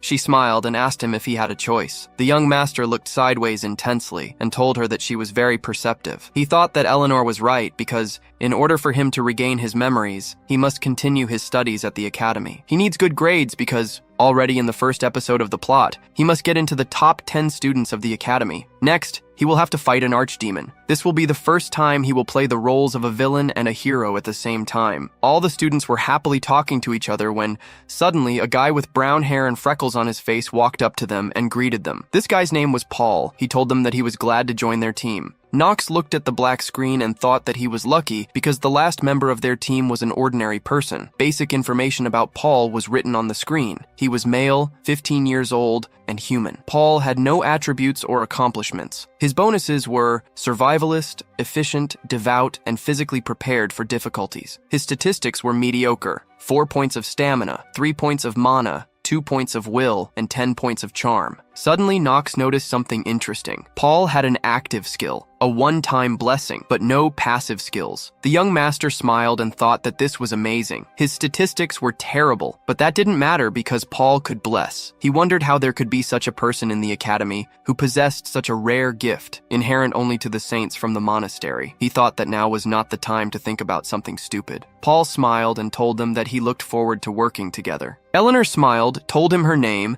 and then said that she hoped they were all ready to work. Talia blushed and also told him her name, saying she was glad to be part of the team. Knox calmly looked at Paul and asked him if he could not introduce himself. He told him that he only hoped he wouldn't be a burden and could at least do something on his own. Suddenly, the gray-haired man hit the table hard with his palm to attract the students' attention. He said that it seemed they had all successfully assembled their team and wished them well for next week. He added that they could not change the composition of the team for the entire next semester. He told them they could all go now. Knox angrily called him an old fool. Talia worriedly told him that he had said it too loudly. The young master told her that he knew it. He wanted the man to hear it. She told him she didn't think cursing at the professor was a good idea, but Knox didn't listen to her. He walked toward the exit and told her that he didn't care about it. He said that he was on the team now, so the professor shouldn't yell at him. The young master pushed the door to leave the hall, but Talia called out loudly. She looked sideways and asked him what classes he had added to his schedule. She told him that she had no ulterior motives. Knox thought that he couldn't believe she was asking him this so openly. He left the hall, and she followed him. Talia extended her hand to him and told him that she was just curious, so she asked. The young master pointed his finger at her forehead and asked her if she really wanted to know which subjects would be easiest to get a perfect score in. "Do you really think that I would just tell you this?" he asked. Talia opened her eyes wide and asked him what he meant. She told him that wasn't the issue at all. Knox went further and thought that she couldn't fool him. He wouldn't tell her such information. After some time, evening came. This was the 4th sector of the academy, where there were shops with goods everywhere. Knox was wearing a long black cloak, and Zetri told him that this was expected of Elaine. Studying here requires a lot of investment. She leafed through a small notebook and told him that he needed textbooks, equipment, and notebooks. Now she understood why commoners did not study at the academy for long. They simply didn't have enough money for it. The young master calmly examined the potions on the counter. He took 2 small bottles and told her that the problems of ordinary people didn't concern him. He looked at the jar of potion and thought that if a person is talented enough for the academy, they will easily attract sponsors, even as a commoner, provided that the person's talent is not something useless. Zetri gave the bag of money to the saleswoman, and Knox thought that the money issue would never become an obstacle. Suddenly, they heard a man calling someone a dirty brat. He was telling the person to get out of there. Zetri tensely told the young master that it seemed like it was getting noisy. Knox told her that a place where people gather is always noisy because anything can happen. She just needs to ignore it. Suddenly, he noticed a guy in a burgundy coat in the crowd of people. He opened his eyes wide in surprise and said, "That's the man." But he didn't finish the thought because the guy spat on the asphalt and then pointed his finger at the man, telling him to get out of here if he wasn't going to buy anything. He asked the man why he was blocking the way for people with money. Knox thought that this was the son of one of the 3 families with the attribute of darkness. This was the young heir of the MANHWA family, Leon von Marvis. In fact, he paid attention not to the tall guy in the burgundy coat, but to Leon, who was holding a jar of potion in his hands. The young master thought that perhaps he was now experiencing financial difficulties since his family had recently gone bankrupt. The guy got angry and asked him what could be reasonable about raising and lowering the same objects. He annoyedly told him that he should stop talking nonsense and get out of there. "Elaine has such low standards lately," he scoffed. "They're recruiting all sorts of beggars." Leon looked down and then raised his head, his eyes glowing green as green energy began to appear under his feet. He asked the guy what kind of poor people he was talking about. Green energy appeared around Leon. It looked scary. The book in his hands began to levitate. He put his hand in front of him, and clots of energy began to fly around. Leon told him that his family may have difficulties, but he would not forgive him for such insults towards the MANHWA family. Knox and the maid opened their eyes wide in shock. He thought that he had really gone. He ran towards them and thought that this should not be done, even when a person is very angry. The young master panicked. He ran and thought that Leon was really seriously going to use mana in front of the entire 4th sector. Also, black magic skeletons with swords appeared around Leon. He controlled it, and there was green, ominous energy everywhere. Zetri loudly called her master. She worriedly asked him what he was doing. The young master called Leon an idiot and told her that he was completely crazy. You could see it in his eyes. He needs to be stopped before he does bad things. She asked him if he really understood it only from his eyes. Knox seriously told her that he knows what he is talking about. She should just believe him. Zetri opened her eyes wide, perplexed. The guy asked Leon in fear if he had really gone crazy. "Do you even understand what you're doing?" The guy frowned and told him, "How dare you?" But he didn't finish his thought because Knox sternly told him to step back. "You need to leave here while we ask you kindly." The young master stood in front of him, holding a black sword in his hands, and his body was shrouded in dark purple energy. He told the guy that he needed to leave if he didn't want to die. The guy asked him loudly what he meant. He called Knox an idiot and asked him how dare he stand in front of him. "Do you even know who I am?" The young master put his hand on his hood, grunted, and took it off. He asked him, "Do you know who is standing in front of you?" All the people looked at him with wide eyes. They were in shock. Meanwhile, Emma looked at Talia in bewilderment. Talia asked her if she really believed that even though she was now on the same team with Knox, he had a reason for not telling her his schedule. She looked out the window and asked the maid if it was the result of his puberty and if he was so shy about her. She turned sharply to her and asked her what she thought about this. Talia loudly told her to answer her. Emma looked at her nervously. Talia looked upset. The maid awkwardly asked her how she knew what was in Knox's head. She suggested that her mistress calm down a little.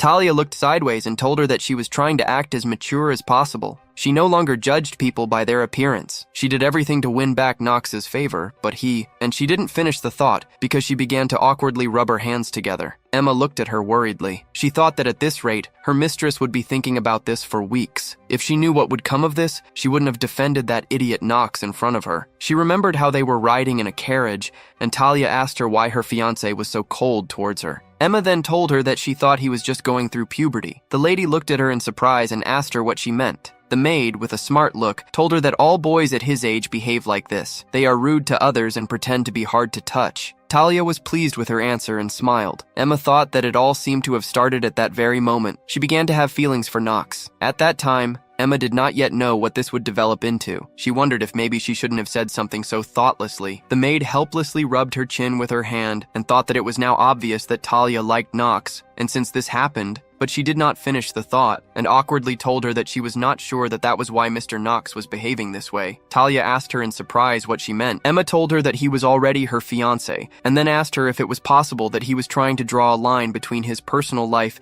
and success at the academy in this way. Talia suddenly grabbed her hand and joyfully called her by name. She told her that what she knew was that the maid was good at relationships. Emma hesitantly asked her if she really thought so. Talia blushed with joy and told her that she sounded very authoritative now. She would only turn to her for advice. Emma looked at her mistress's joyful face and mentally apologized to her, and then thought about the fact that she had never actually met anyone yet. The maid smiled helplessly. Suddenly, their dialogue was interrupted because a man knocked on the door of the room. They turned towards the sound, and Emma told the man that the maid of the rival family was ready to listen to him, but for this, the person must name the purpose of his visit here. Eleanor entered the room and greeted them. She smiled and told the maid her name. She told her that she was a member of Talia's team in the battle magic class. She would like to talk to Madam. Emma looked at her wearily, so Talia called out to her questioningly. The maid frowned a little and told Eleanor that if they did not have an appointed time, it would be better for her to first arrange a meeting with the mistress. Eleanor smiled and said Knox's name, so they looked at her worriedly. She told Talia that she wanted to talk to her about Knox. A couple of minutes later, Talia and Eleanor moved to another room. Eleanor told her that she was glad to see her. This is the second time today. She smiled artificially, and Talia looked at her worriedly. At this time, Knox asked the guy if he needed to introduce himself to him. The guy opened his eyes wide in shock. He thought that he really had silver hair and purple eyes. All the people looked at Knox in fear. They thought that it was him. The guy asked him if he was really the Rheinhofer who was accepted into the academy this year. Knox calmly told him that he didn't like to repeat himself. The guy immediately apologized to him. He told him that he did not recognize him immediately since he was wearing a cloak with a hood, but he didn't finish his thought because the young master looked at him ominously and told him to get out of here before he got angry. The guy looked at him in fear, and Knox loudly asked him if he would really force him to repeat this for the third time. The guy turned around in fear and began to run in the other direction. He shouted to him that he would do what he wanted. Leon looked at Knox. He told him that he did not finish speaking with the guy. After that, the skeleton shrouded in green energy opened its mouth and rushed towards Knox. The young master extended his hand in front of him, and a clot of purple energy appeared in it. It looked like a ball. Knox asked him if it was now necessary to use black magic to have a conversation. He put the energy ball into the skeleton's mouth, causing the skull to split into small pieces. People looked at this in shock, and Knox told Leon that he was almost directly asking the Imperial family to capture him. Suddenly, Leon opened his eyes wide and screamed in surprise. He then told him that he was right, because using magic before they become adults is prohibited by law. He looked at his palm and told him that he had completely forgotten about it. After that, all the green energy disappeared, and Leon bowed to Knox. He apologized to him and told him that he had helped him out a lot. Knox took out a small bag and told him that since he understood everything, he could buy himself whatever he wanted and then leave from here. He threw him the bag and told Leon that he could use it if he didn't have enough money. Leon opened the bag. There were many gold coins inside and they seemed to glow. He was surprised and then asked the young master why he was helping him. He calmly told him that if he was trying to make him his debtor, it wouldn't work. Knox told him that such a small thing did not really affect his condition, although he would not say that he had no ulterior motives at all. Leon looked at him in surprise and then chuckled, telling him that he understood everything. After that, he put his hand in front of him, and a green magic seal appeared in the air, sucking in the skeletons. Leon approached Knox. He looked at the gold coin and told him that he thought it was payment for him not to tell anyone anything he felt from him, the unique magic of necromancy inherent only to the MANHWA family. Leon held the coin in his hands, and then it glowed with green energy and rose into the air. The coin levitated. Leon controlled it. He told Knox that he was not happy with such a deal. He calmly closed his eyes and asked him where he got the strength of his family. At this time, Eleanor and Talia were sitting at the table,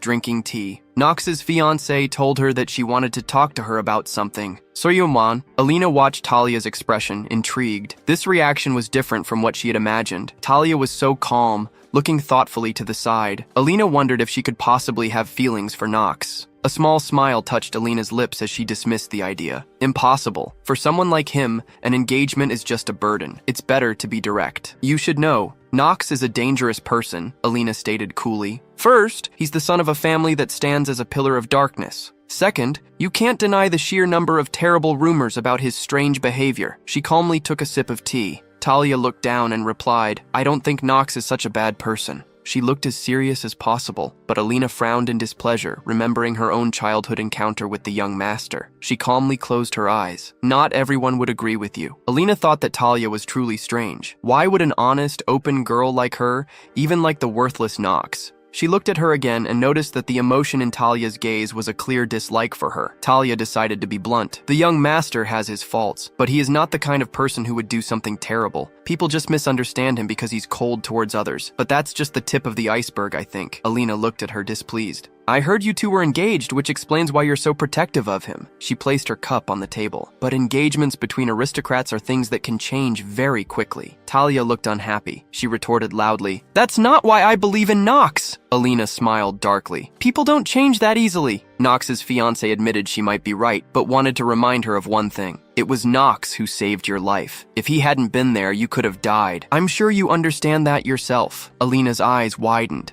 Talia pressed on, So why are you so hostile toward him? Alina frowned, then smiled, and calmly told her that it seemed she had said too much. She stood up to end the conversation. She thanked Talia for her time, and Knox's fiancé said goodbye. Alina left the room and went down into the yard where Rick called out to her. He smiled. It seems your conversation didn't go so well. Alina looked down. She asked him, What do you think is the most important quality for a merchant? Rick smiled. Of course, a keen eye and an awareness of one's surroundings. She frowned, thinking that it was her own attentiveness that made her the money fox and a star in the world of finance. She wondered if Knox had truly changed. Alina thought that was nonsense. She frowned pitifully and said aloud, After so many years, this simply can't be true. Meanwhile, Knox and Leon were still in the 4th sector of the academy. The son of the Marvis clan looked terrifying as black and green energy emanated from his body. The young master shouted to the people that they should all leave. Knox looked at him in confusion as people started screaming and running away. Green energy began to spread through the air until a dark barrier appeared around them. The young master looked around intently. Is this barrier magic? He thought that things were getting more serious. No matter how much Leon needed money, he would never accept his ancestral power being used by a stranger. A gold coin levitated above Leon's palm. He told Knox, You should have chosen something more significant for negotiations than this. The young master chuckled. Are you really saying I have something else to offer? This concerns your family. I don't think you'll be satisfied with anything in return. Leon looked threatening. You speak as if you know me well. The young master called his name and then told him, Your family once occupied a position as high as the Reinhofer family. Your family was so powerful, but he didn't finish because green energy flared in the air. Leon cut him off. I don't like that you're speaking in the past tense. Knox calmly replied, You yourself know that things are not going well for your family now. He said the word Sylvester's, and Leon immediately reacted. He frowned, and the young master continued, Those people are organizing a turf war to overthrow the head of the Marvis clan and take most of your lands for themselves. Leon clenched his teeth and then calmed down. He told Knox, You're trying to make yourself look more knowledgeable than you are. He asked him, Are you really appealing to my thirst for retribution? Knox smiled and chuckled. What are you talking about? That's nonsense.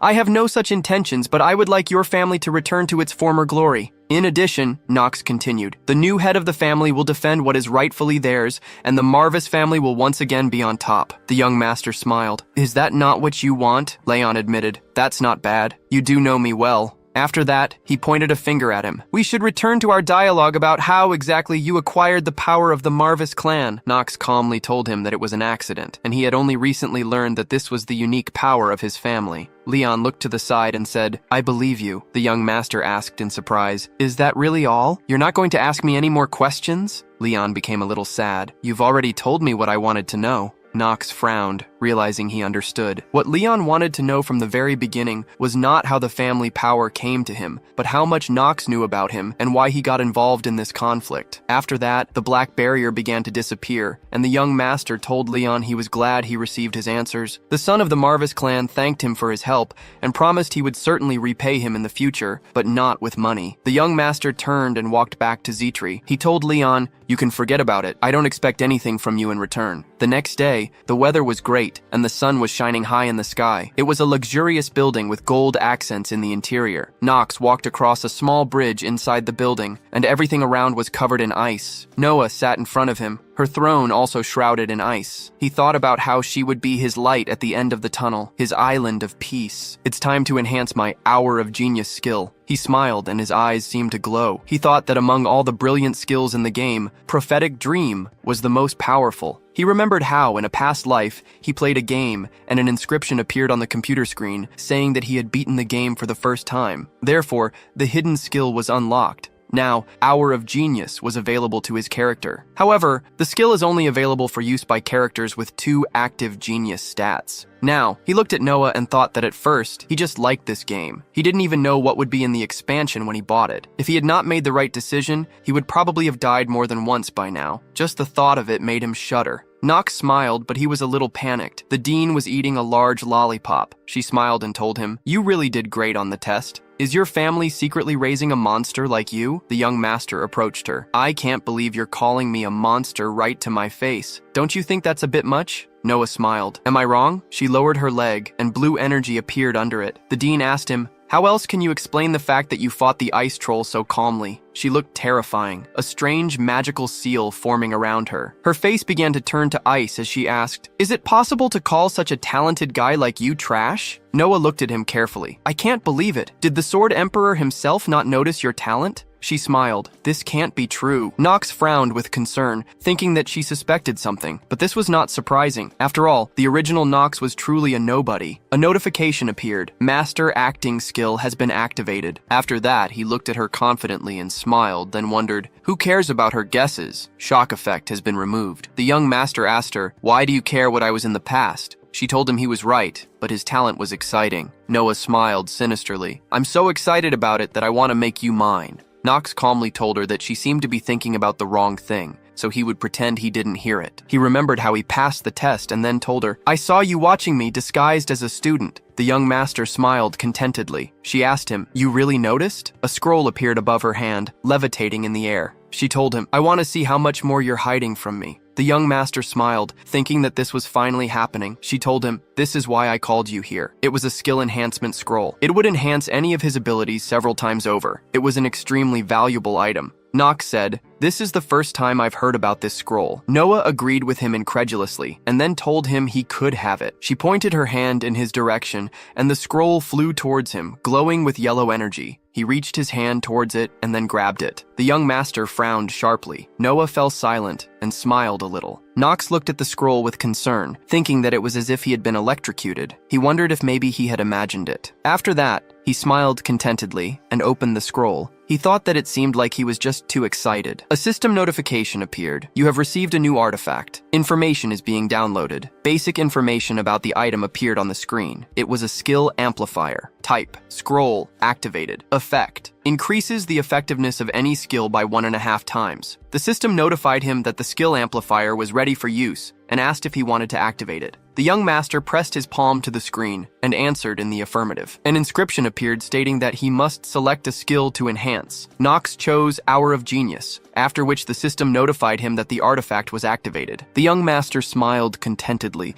as yellow and pink energy appeared around him. "The skill has been successfully enhanced. You have received an improved Hour of Genius." After that, only yellow energy appeared around him, circling his body. A message appeared saying that he had received the artifact at an early stage, so the effect would be further enhanced. The system notified him that the effect of the artifact would be doubled. The duration of the Hour of Genius skill increased to 10 minutes. Knox smiled, thinking that it was impossible to improve this skill in any other way. This is already a super powerful skill, so there are not many ways to develop it. One of the ways is a strengthening scroll. Getting the scroll at the very beginning of the story is the best loot. Noah smiled. "Are you happy with the result?" Yellow and red energy levitated above Knox's hand, looking like flames. He thought that it was better not to prolong the conversation with her. After that, he answered in the affirmative and told her that he would leave if she was done. Noah told him that he could leave because he must be very tired after saving his classmate. The young master looked at her seriously, thinking that she knew everything. He sighed heavily. It was an accident, so you shouldn't think about it. I wouldn't want to attract too much attention at the academy. The dean told him that she understood. She told him that he should go and rest. Knox replied, I'm truly grateful to you. After that, he left the hall, and Noah thought that Knox was a dangerous guy, so she needed to be on her guard. She laughed quietly. I'm looking forward to seeing the monster Knox will grow into. She was eating a pink lollipop and asked, is it really that interesting? The next day, it was an academy classroom. A professor in a white suit told the students that they needed to memorize the properties and characteristics of each element. Knox leaned boredly on his arm and thought that the subject of elementary magic of the Empire was not described in such detail in the original. But now, it's not even the lesson itself that's more important, but Professor Ras von Celestia. Basic information about him appeared on the screen. He was a 35-year-old human male. His attribute was Earth, and his achievement was Professor of Eldane. He had 3 bonuses: passion for studies, introspection, and mastery of unknown weapons. Celestia's limitations were obsession, paranoia, trauma, weak mind, and cold-bloodedness. He was the same man with pink hair and a mustache. Knox thought that the professor had a crucial role at this point in the plot. Celestia's statistics appeared on the screen. His stamina was 12, his mana was 18, his luck was 3, his will was 21,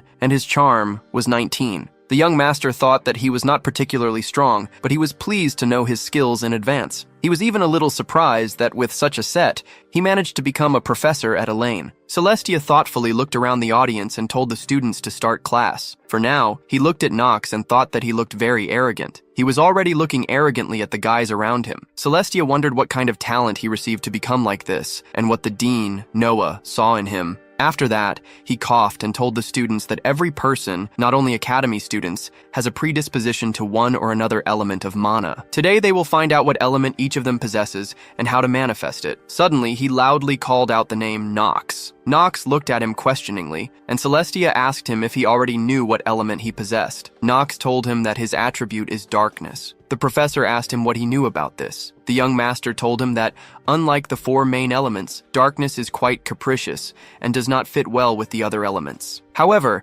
the power of darkness can be truly destructive when compared to the basic elements. Among the disadvantages, it can be noted that it is quite difficult to control, and only certain families succeed in this, passing on their knowledge from generation to generation. Celestia asked him what element is opposite to darkness. Knox immediately told him that it was light. The professor frowned and asked him when these 2 forces collide, which one usually wins. He smiled, and the young master calmly told him that light usually wins. Celestia's body began to tremble, either from anger or from fear. He told him in surprise that usually students deny the weaknesses of their main attribute. The professor asked him if he was special. He told him that he had to answer one more question. After that, he raised his finger, smiled, and then asked him what he would do if he suddenly encountered representatives of the light attribute in battle. Knox smiled and told him that he would try to find the right moment and kill the enemy before he did anything. Then, he would make sure that the enemy would definitely no longer interfere with him. The young master smiled ominously, and all the disciples looked at him in fear. Celestia opened his eyes wide and thought, what is he? What is Knox saying? Now, in the dormitory area of maids and servants, in Rick's room, Eleanor's butler, he sits on the bed deep in thought, holding a syringe containing a terrifying red liquid in one hand,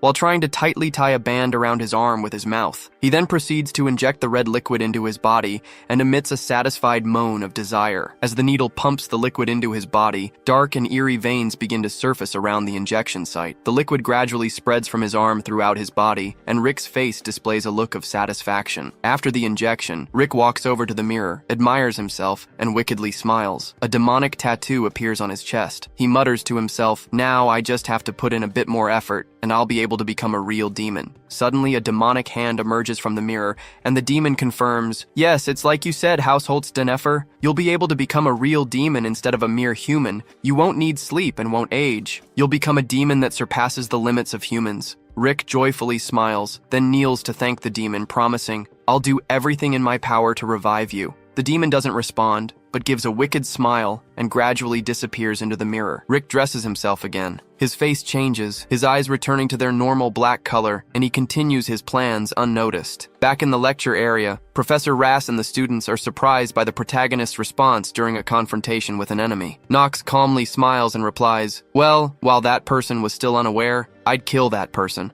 I'd make sure of the kill so that it wouldn't create any future troubles for me." Professor Rass is astonished by the response and remarks, "You would want to pull out the roots before they grew into any future issues." I wasn't expecting such an answer. Knox sits down and apologizes, saying, "I apologize if that wasn't the correct answer. I simply thought that was the most efficient method of doing things." Meanwhile, a notification appears indicating that Acting Genius has been activated powerfully. Professor Rass looks at Knox with a puzzled expression and silently evaluates him. Unwavering eyes, an upright posture, and shoulders that aren't bent downwards. Knox von Reinhofer truly meant what he said. I'm starting to understand a little why Dean Noah is interested in him. However, as his thoughts halt, he loudly calls out, "Assistant, prepare the imp right away." The assistant, upon receiving the command, hesitantly asks for confirmation. Professor Rass coldly stares at the assistant and says, "Did you not hear me? I'm asking you to prepare for the magic adequacy test." The fearful assistant, without further questioning, prepares as instructed. Professor Rass then looks back at Knox and asserts, "That kind of haughty attitude needs to be brought down a level." He strokes his chin in satisfaction. In order to obtain a sharp sword, it must be tempered thousands of times. After a while, when the assistant brings a cart into the lecture hall, covered with a white cloth, the students begin to gather below. The assistant, still anxious, starts to unveil the cloth. As the cloth is removed, the students' eyes widen in astonishment at what is revealed before them. Professor Rass calmly explains, "They're the lowest-ranked demons provided by the association. They're known as imps. A terrifying creature with a small red body and 2 horns on its head is revealed." Though the students become increasingly anxious and curious about the presence of a demon in the lecture, Professor Rass reassures them, while it's very aggressive, it's not that threatening. Because it has low health, cadets can easily kill it. Despite the professor's assurance, the students remain apprehensive and fearful, because after all, it is still a demon. The students below also express their concerns. "This is only the first class, though. I guess this is the level of Eldon Academy." Professor Rass interrupts them, saying, Now, stay focused. You guys are the elites that got accepted into this academy, aren't you? You must remember this. Your ultimate goal isn't to become a knight or a mage. It is to subjugate all demons that exist in the world. For you to do that, you all will need to get used to the beings known as demons, of which we still know very little about. Listening to the professor's words of encouragement, some students began to show their determination. The professor then instructed them on the task they needed to do. All of you are to infuse your mana into the caged imp to force it into submission. Meanwhile, Knox looked at a demon with disdain for this action, feeling that something was out of place. According to the original storyline, this lesson should only take place in the 2nd year. Something's off. After condensing mana into your palm, let it flow into your target. Before a student could follow the professor's instructions, the professor, holding a pocket watch, announced that the test would end in 15 minutes. In his mind, he murmured, "No matter how incredible the Reinhafers are, there's no way they'd expect to see an imp in the first lesson. A new student would definitely fall for the deception of the imp and end up drooling uncontrollably. I'll teach you how things work here, Reinhafer." Suddenly, when Knox stood before the caged creature, the professor's expression turned puzzled. He looked at the creature in the cage, which was terrified, trembling with fear, its eyes tightly shut, refusing to face Knox. This made the professor wonder what had happened while he wasn't paying attention. Knox looked at the bewildered little creature, wondering why it was so scared when he hadn't done anything to it yet. Looking around, the other students had been mesmerized by the creature, causing them all to hallucinate except for Knox. At the same time, Talia was also mesmerized, holding the creature's cage and claiming it to be her maid, Emma. She promised Emma that she wouldn't do it again. Other students similarly felt something strange in their bodies that they couldn't describe, or they felt as if they had just eaten a delicious cake. Talia continued to cry and apologize to the cage. Suddenly, Knox interrupted the chaotic atmosphere and said to the professor,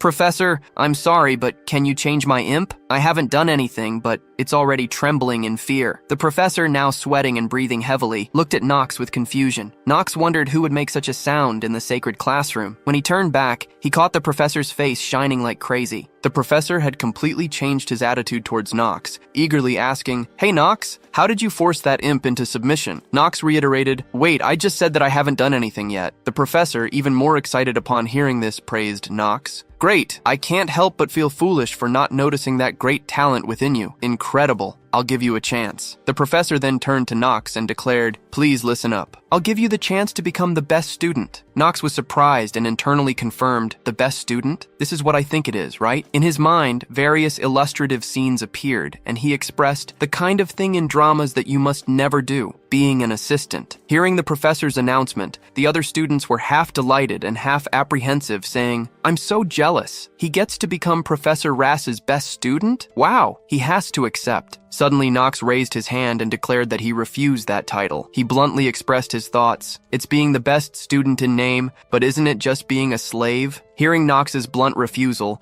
the professor was extremely shocked and couldn't believe it was true. The other students also wondered what Knox was thinking. Meanwhile, the outstanding students in the class were cramped after trying to resist being mesmerized. Observing Knox with uncomfortable glances, especially Echidna, she silently evaluated Knox. I can't believe he's the only one standing up normally. Who the hell are you, Reinhaffer? A few hours ago, on the academy corridor, Professor Burnham was following Professor Rass, eagerly exclaiming, I'm telling you, that filthy-looking, white-haired bastard is freakishly strong.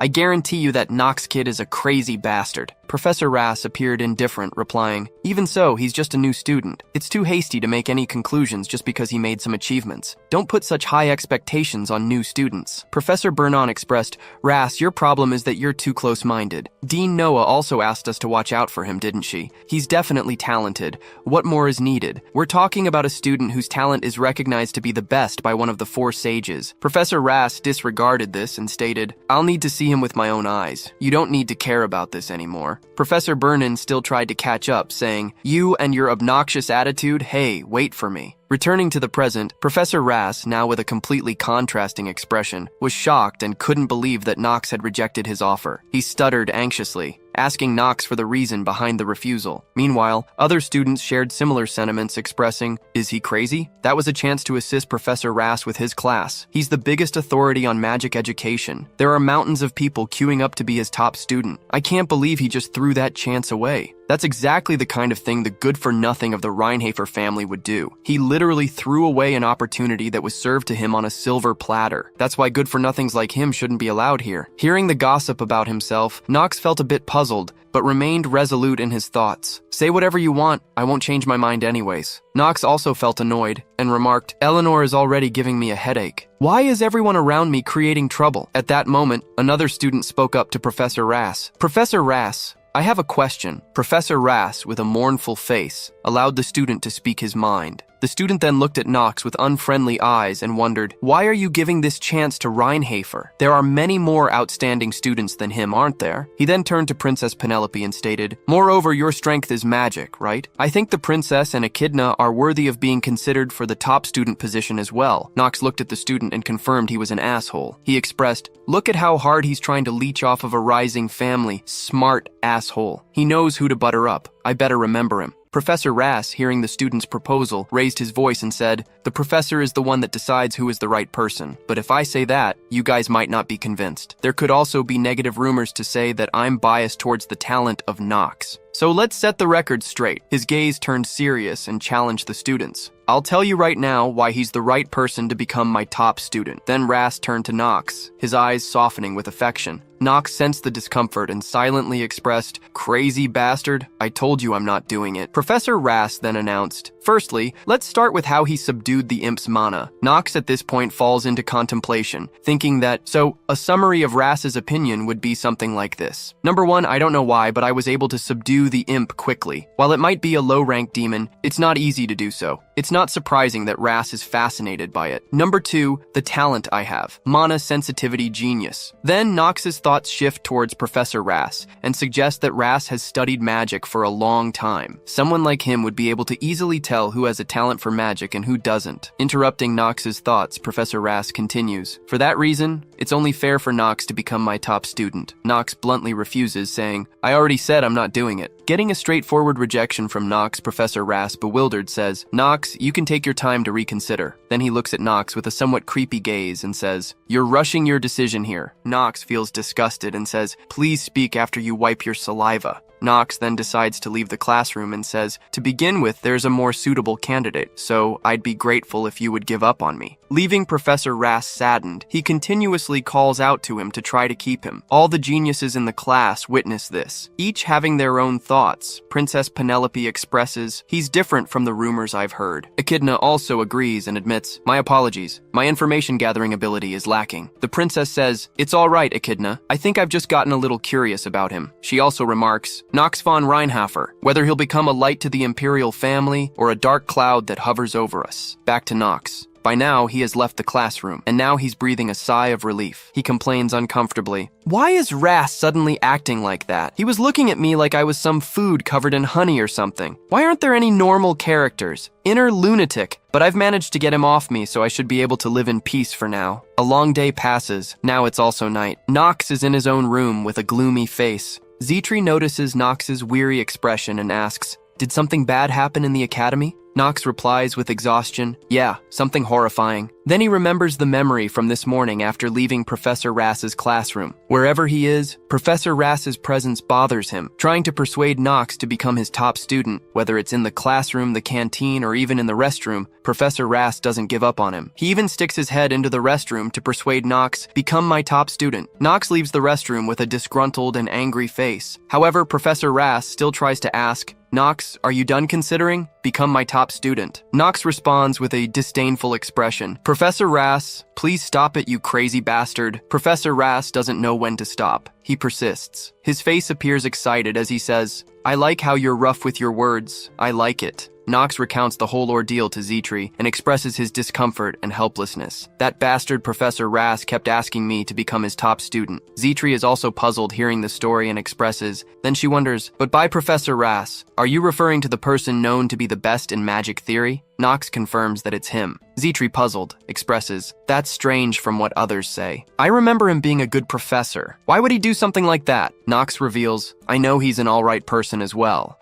And Nox recalls the negative traits of Professor Rass. Then Nox looks out the window and expresses, "The problem is those traits he has." Meanwhile, at the Reinhafer family estate, a group of family soldiers with tense faces is demanding someone to stop and warn others not to let that person pass. At this moment, on the mansion's grounds, a blood-drenched sword is being dragged across the floor, held by a man with white hair and violet eyes. He emits a sinister aura, indicating he is also one of the heirs of the Reinhafer family. With a fearsome expression, he continues to advance towards the soldiers. One of the soldiers demands, "Everyone stop him! Did you not hear what the Patriarch said? He told us not to let Master Garen into the room." The man pays no heed to the soldier's warning, lightly chuckling and remarking, "That's so harsh." In the next moment, with astonishing speed, he appears right behind one of the soldiers. The soldier freezes in fear, trying to comprehend what just happened, and the sudden appearance of the man behind him. The bloodstained man says, "That's not how a father should treat his son, is it?" With that, he ends the lives of the soldiers present. Meanwhile, inside the Patriarch's room, Theo and the head butler are present, wondering about the unusual noises outside. Shortly after, the supposed heir of the Reinhafer family bursts in without the Patriarch's permission. His entire body emanates a terrifying aura of dark mana. With the corpses of the fallen soldiers behind him, the oppressive atmosphere renders the head butler unable to move, filled with fear as he wonders, Master Garen has gotten even stronger in that short time. The Patriarch, with an unchanged expression, asks his son, "Garen, I never thought you'd come back to the Reinhafer family again." Garen smiles and retorts, "What reasons do I need to come back to my own home, father?" Theo, with a somewhat intimidating cold expression, questions Garen, "Is this place your home?" Garen receives the question with a less jovial expression than before. He then lightly chuckles and tells Theo, "I'm sure I told you already, it's time to give up." He further declares, "There's not much time left, is there?" Theo responds, "That's none of your business." Garen warns Theo, "The demon is also lurking around you. When you become weak, it'll rise and devour everything in its sight." Theo, with a cold and firm expression, confirms to Garen, "It sounds like you want that to happen." Garen then states, "Well, my business here is simple." He then menacingly asks Theo, "Where did you hide that sword?" Theo, shocked by his son's audacity, looks fearful and reiterates, "The first Patriarch's sword." "Where did you hide Stormbringer?" However, the first Patriarch's sword, Stormbringer, had already been entrusted by the Patriarch to Nox. The dangers awaiting Nox with Garen's return will be revealed in the next installment. Garen boldly questioned the patriarch. The first patriarch soared. Where did you hide the Stormbringer of Jean von Reinhofer? Angered by this, the patriarch scolded Garen. Jean von Reinhofer! How dare you speak the first patriarch's name? You must be really out of your mind. Grain, unfazed by this, laughed it off, saying, Is that what's important right now? What matters is getting stronger and building a stronger force. That's what's most important for a noble. Dismissing it, Garen argued, Garen doesn't know what truly matters. Garen doesn't respect, but brings up things from the past. If you know what truly matters so well, then why did you leave that woman to die? Hearing this, the head butler, concerned about the topic being discussed, warned, No, that woman mustn't be brought up in front of the patriarch. At this point, seemingly losing his composure, he said darkly, Did you just say, that woman? You've truly disrespected your mother with that. Grain immediately denied what Garen said and confirmed, My mother is Priscilla von Orel. She's my only mother. He emphasized further,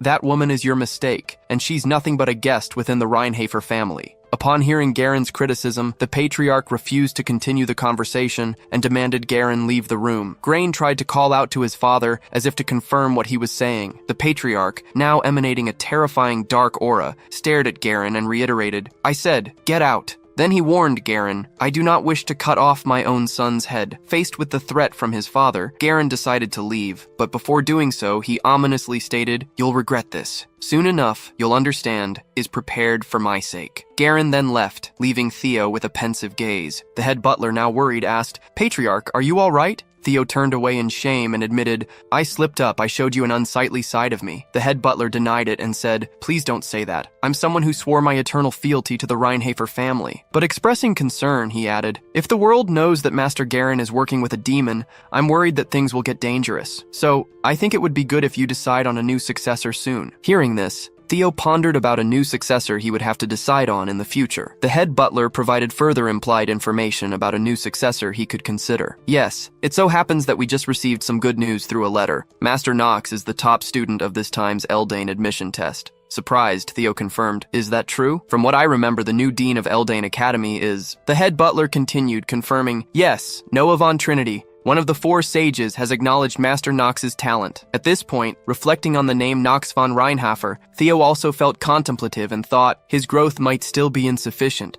but if he truly has the level of talent we witnessed before, then he has potential. Eventually, Master Knox might end up sitting there. Returning to Eldane Academy, Professor Rass still persistently invited Knox to become his apprentice. Knox remained steadfast in refusing, saying, I don't want to. Professor Rass didn't appear saddened, but added, I'll provide a lot of supporting funds. You could graduate from Eldane Academy without having to pay for anything. Knox bluntly stated, I have tons of money. Don't you know that I'm from the Reinhofer family? Professor Rass emphasized further, along with immense fame. However, Knox remained indifferent, saying, What use is fame for a good-for-nothing? That's just a luxury that I don't need. At this point, Professor Rass had exhausted all incentives and attempted to persuade, Please reconsider. Knox sighed irritably, thinking, My ears are about to bleed from his persistent nagging. Knox recalled the previous evening when sharing everything with Zetri. Zetri, upon hearing Knox's concerns, asked, Even so, shouldn't you listen to him if he's being so sincere? She added, I looked into Professor Rass more, and this isn't how he normally behaves. They say that he's an educator who's usually focused on helping weaker students. Knox chuckled wryly, admitting to Zetri, You're right, this isn't something that I can just avoid. No matter how crazy he is, he'll give up after he knows what I'm lacking in. Zetri also conceded, Yes, I did think he was a little strange. Returning to the present, Knox still felt uncomfortable but wanted to clarify things and spoke to the professor. Although you did explain yesterday, honestly, I still don't understand. Why would a professor as good as you want me to be your apprentice? Professor Rass explained, Because you're outstanding. Knox disagreed and asked earnestly, I'd like to hear the real reason. Why do you need me and not the other outstanding students? Professor Rass, now with a serious expression, asked Knox, Do you have some time? And expressed, You must have heard a lot about what a good-for-nothing I am. Knox mockingly replied, That means I have nothing but time. Professor Rass chuckled and said, You got me good. In that case, will you please listen to a long story of mine? You'll enjoy the tea I've prepared. It's the best herbal tea that I bought from the rival in merchantry. Despite not wanting to, Knox tried to comply with Professor Rass's request. Professor Rass poured another cup of tea for Knox and began to explain, The reason why I need you, I mean an outstanding apprentice, is so that I can complete my research. Knox became curious about the professor's research.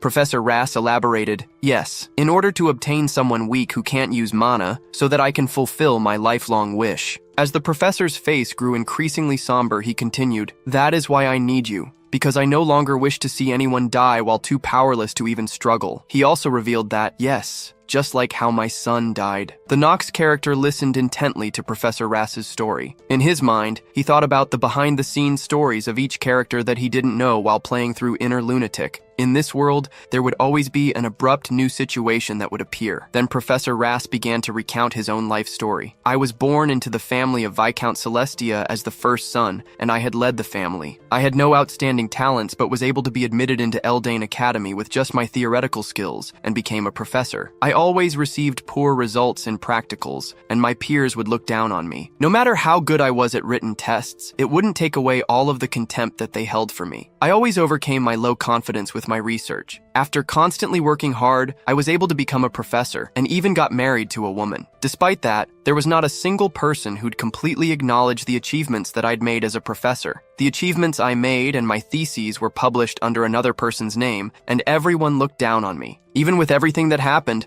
I was able to have a son with my wife. My one and only child grew up and was admitted into Eldane Academy. He was able to successfully overcome all hardships and graduated from the academy. He said this to me, "Father, I'll work hard so that people will be able to speak highly of you." I was so happy hearing that. My son joined the squad that was directly under the Emperor and joined the battlefield at the forefront. He wanted to obtain victory so that people would speak highly of me and to raise the reputation of the Celestia family. But on that battlefield, my son died. It wasn't even long after the war started. He died after being struck by an arrow that only had a touch of mana in it. Now, does this explain why I would be obsessed over this thesis and my research for the sake of the weak? After listening to Professor Rass's tragic story, the Nox character silently evaluated, this story is nothing significant. In the merciless world of Inner Lunatic, there are hundreds more of such stories. But I wonder why. The back of the professor that I saw through the monitor and Professor Rass's back right now, they seem different. I think I'm able to understand the depth of his loneliness just a little. The Nox character then told the professor, "I'm sorry, but I'm more certain after listening to your story. There's someone better suited for this than I am. Someone that would listen to your story better and more seriously than me. I think that's the kind of person that you truly need right now." Afterward, the Nox character decided to leave, and before doing so, he said, "I will see you at the next lesson." Professor Rass watched the Nox character leave without stopping him. Then his gaze fell upon a photograph of his son on the desk, filled with fond memories. He smiled faintly and remarked, "There's a resemblance between them." At this point, the academy had returned to the night in the dormitory. In the Nox character's room, right at that moment, he received news that was nothing short of disastrous. Anxiously, he asked, "Say that again. Who came back?" Zetri, with a serious expression, replied, "The first son of the Reinhafer family, Master Garen, has returned to the family. Because of that, several bodyguard knights have died so far." Upon hearing this news, the Nox character worriedly thought, Garen von Reinhofer, the first crown prince Louis, and the #1 bad ending maker of Inner Lunatic have finally started moving. After hearing that bad news, the whole room gradually fell silent. In Nox's mind, he thought, the worst bad ending maker. He then looked up at Zetri and asked, "Zetri, you've been to our family estate recently, right?" Zetri confirmed, adding, "Head butler Rodwell summoned us, so I went there with Rona." Surprised by this information, Nox thought to himself, that guy despises Theo's second wife, Nox's mother, whom Theo truly loves instead of his own mother. I don't know if he hates Nox, but if that's the case, then he might even harm Zetri. Nox sighed and complained, "Why did I have to make so many enemies?" He then asked Zetri, "Did Garen do anything?" Zetri recounted with concern, "Come to think of it, Nox, when I heard this, I was angry. I clenched my fists silently, evaluating. That asshole. Did he really cause some trouble?" Immediately after, Zetri elaborated, "Master Garen tried to scout me." Nox was taken aback upon hearing this. Zetri, with a troubled expression, began to recount everything. At the Reinharfer family estate, Rona and Zetri, who hadn't seen each other in a long time, were engrossed in conversation. Suddenly, Garen appeared and approached them. Rona and Zetri stood respectfully. Garen, noticing Zetri, remarked, "What's with that maid? She looks extraordinary." He then called Zetri over and asked her identity. "Who are you? I've never seen you around before." Zetri stood before Garen courteously and replied, "Greetings, I'm Master Nox's exclusive maid. My name is Zetri. Nice to meet you." Garen, impatient, said, "Enough with the formalities." He then made an offer. "I want you to become my maid. I know you're capable." Garen smirked and continued, "You have enough ambition within you that can satisfy me?" However, Zetri politely declined, stating, "My apologies, but I'm already serving Master Nox. I'm afraid I'll have to reject your offer." Irritated by the refusal, Garen warned her, "I'm sure you know who I am. Why on earth are you refusing my offer? Did that Nox brat give you a lot of money?" Zetri calmly responded, "It's because I want to serve him. Master Nox respects me. I'm sorry. I don't know what kind of person you are, but..." She paused briefly, her face shining brightly as she spoke of Nox. "Above everything else, I wish to stay by Master Nox's side to see what he'll do." Hearing such words from a servant, Garen felt uncomfortable and sighed. "I can't believe she wants to serve a brat like him. She's a strange one." He then offered a lucrative deal. "I'll pay you 3 times whatever he's paying you." However, Zetri remained steadfast. She bowed respectfully, apologizing to Garen. With Garen's temperament, he was clearly angered by her refusal and wouldn't overlook this matter. Returning to the present in Nox's room, Zetri continued to recount. "He asked me to become his maid and even offered to raise my wages." Hearing this, Nox felt somewhat saddened and asked Zetri, "By how much?" Zetri honestly replied, 3 times my current wage." Nox worried, silently contemplated. "Although I do have money, the real story hasn't even begun yet. I can't use that much money, but I can't give up on Zetri." Zetri, puzzled by Nox's expression, stood up. Facing Zetri, Nox offered, "If you want a wage raise,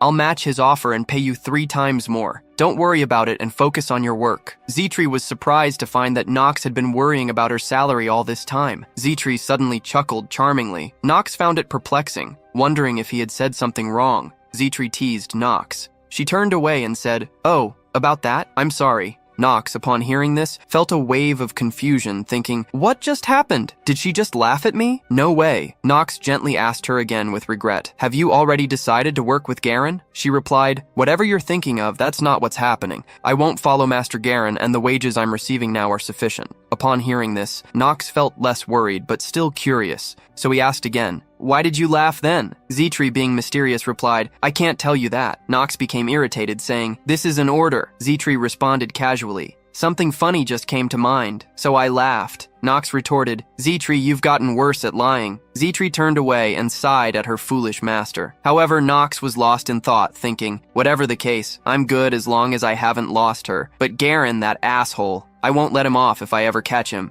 Of course, that'd be after I become stronger." After their conversation, it was time for the outdoor class at the academy. The students lined up, waiting for their turn to participate. There are 5 mandatory classes in the Elden Academy that a new student is required to take. The first is the history of the Archeim Empire, which talks about the creator god, Arden, and the strongest unified kingdom that people have forgotten about. The second is horsemanship. The third is knightly code and etiquette within the academy. The fourth is basic magic of the empire. And lastly, the subject that Nox has the most difficult time with, the cursed stamina training. Thinking of this, Nox's body was exhausted. He was panting continuously. Other students were still running ahead in the line as usual. However, with his negative attribute, Nox was struggling to keep up. His head was spinning, breaths coming in short gasps, running chin-ups. Nox's stamina had reached its limits. Nox sat on the grass, drinking water and complaining about himself. Suddenly, a teacher approached and remarked, "This is so strange, Nox. You're like a mayfly." Nox sprayed water out of his mouth in surprise and asked, "What do you mean by that?" The teacher explained, "You're exceptional when it comes to short-term results, but it feels like you have a lot of trouble when it comes to stamina. It's as if you're being blocked by a large wall that you can't overcome." Upon receiving the teacher's evaluation, Nox pondered. As expected of an Elden Academy instructor,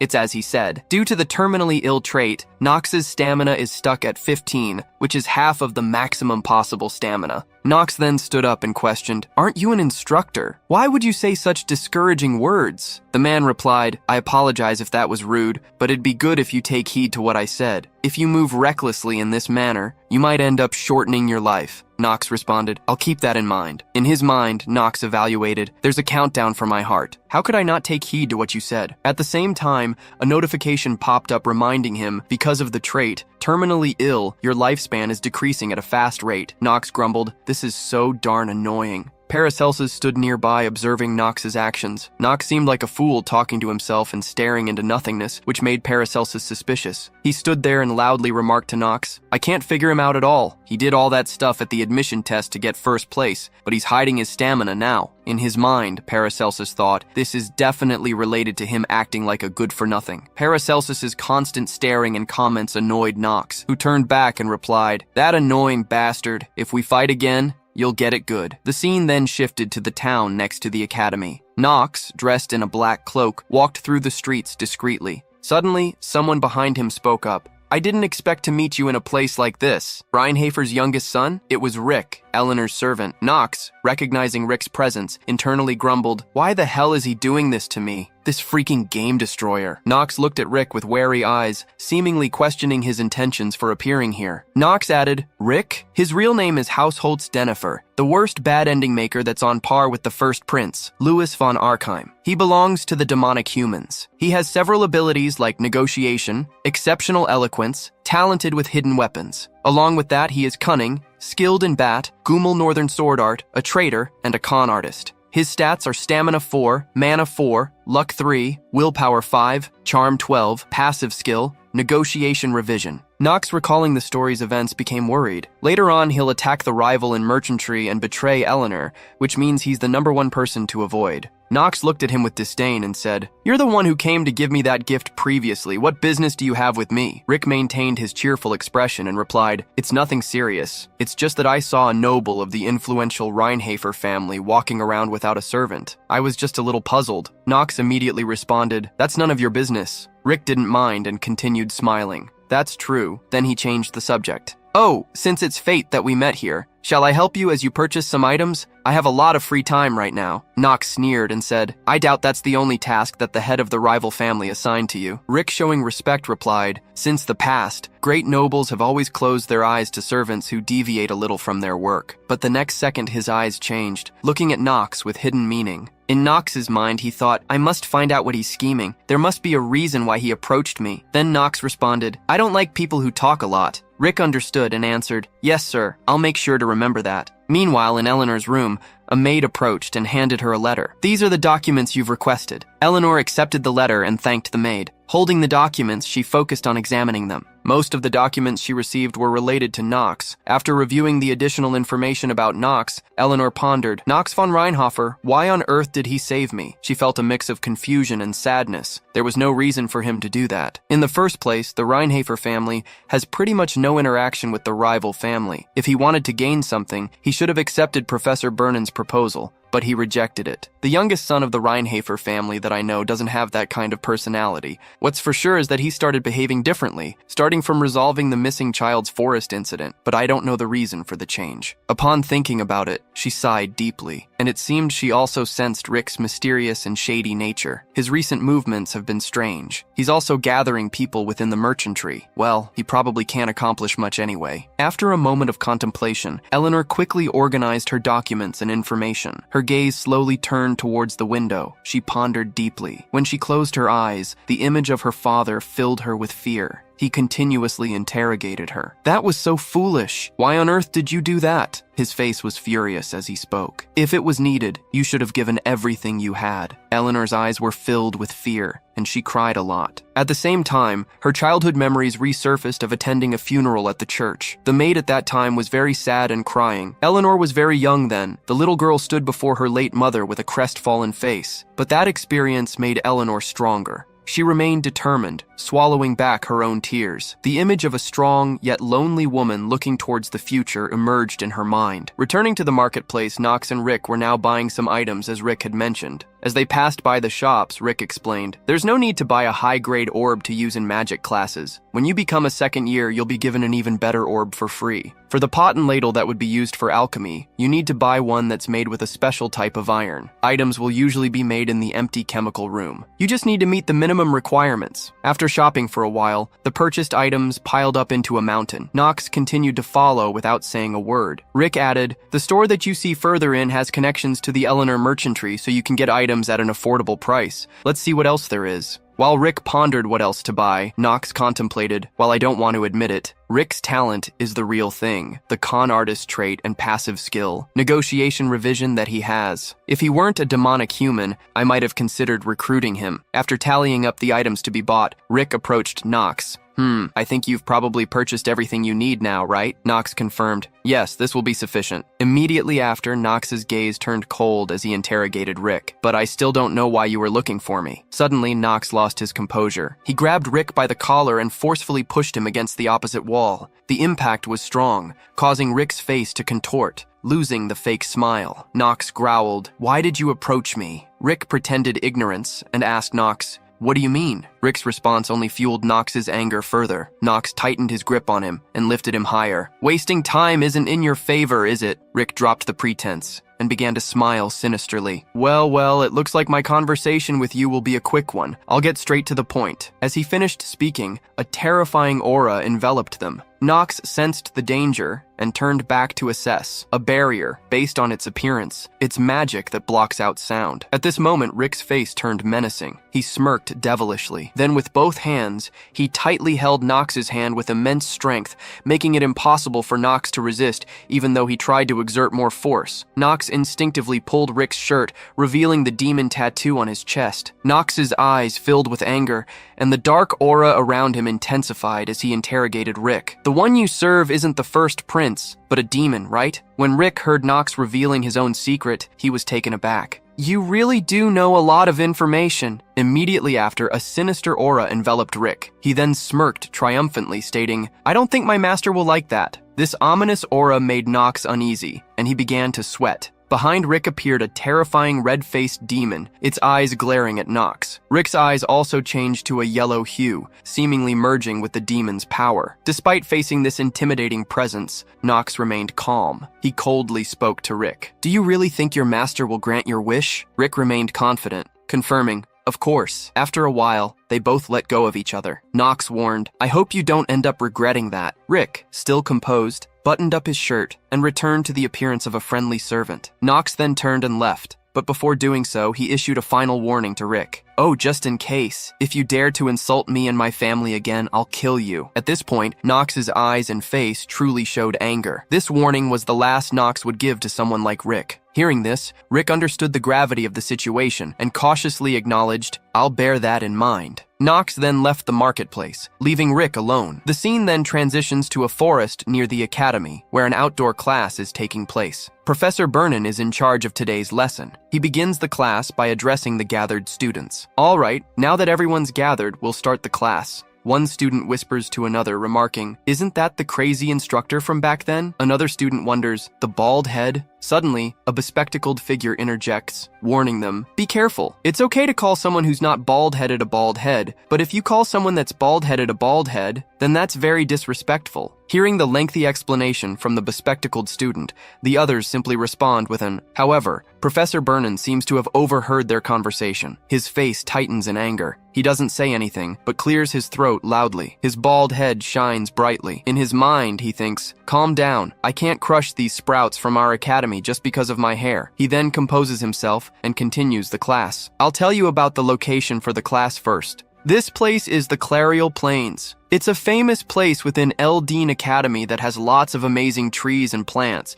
You'll be learning the basics of horse riding here. Behind the professor, assistants arrive with horses. Professor Burnham encourages the students, All right, try riding your assigned horse or the horse that you brought here. Many students below begin to feel apprehensive about today's lesson. One complains, I haven't had a chance to take a good look around this place yet. A woman nearby asks, There are people who have their own horses? Others express their concerns. A horse? I've never ridden one before. And, why must we come to Eldine Academy just to learn how to ride a horse? A man beside them reassures, We don't have a choice. It's a mandatory subject. You know you'll be expelled if you get an F, right? While the other students grumble about the horse riding lesson, Knox pays no attention to their complaints. He immediately summoned his horse, which was Carl. Right after that, a shiny black horse with vibrant blue eyes appeared energetically. Then, the other students also received their assigned horses from the academy. Professor Burnham spoke up, All right, try to ride them. Please grab on tightly so you don't fall off. Knox's gaze at this moment was fixed on another person,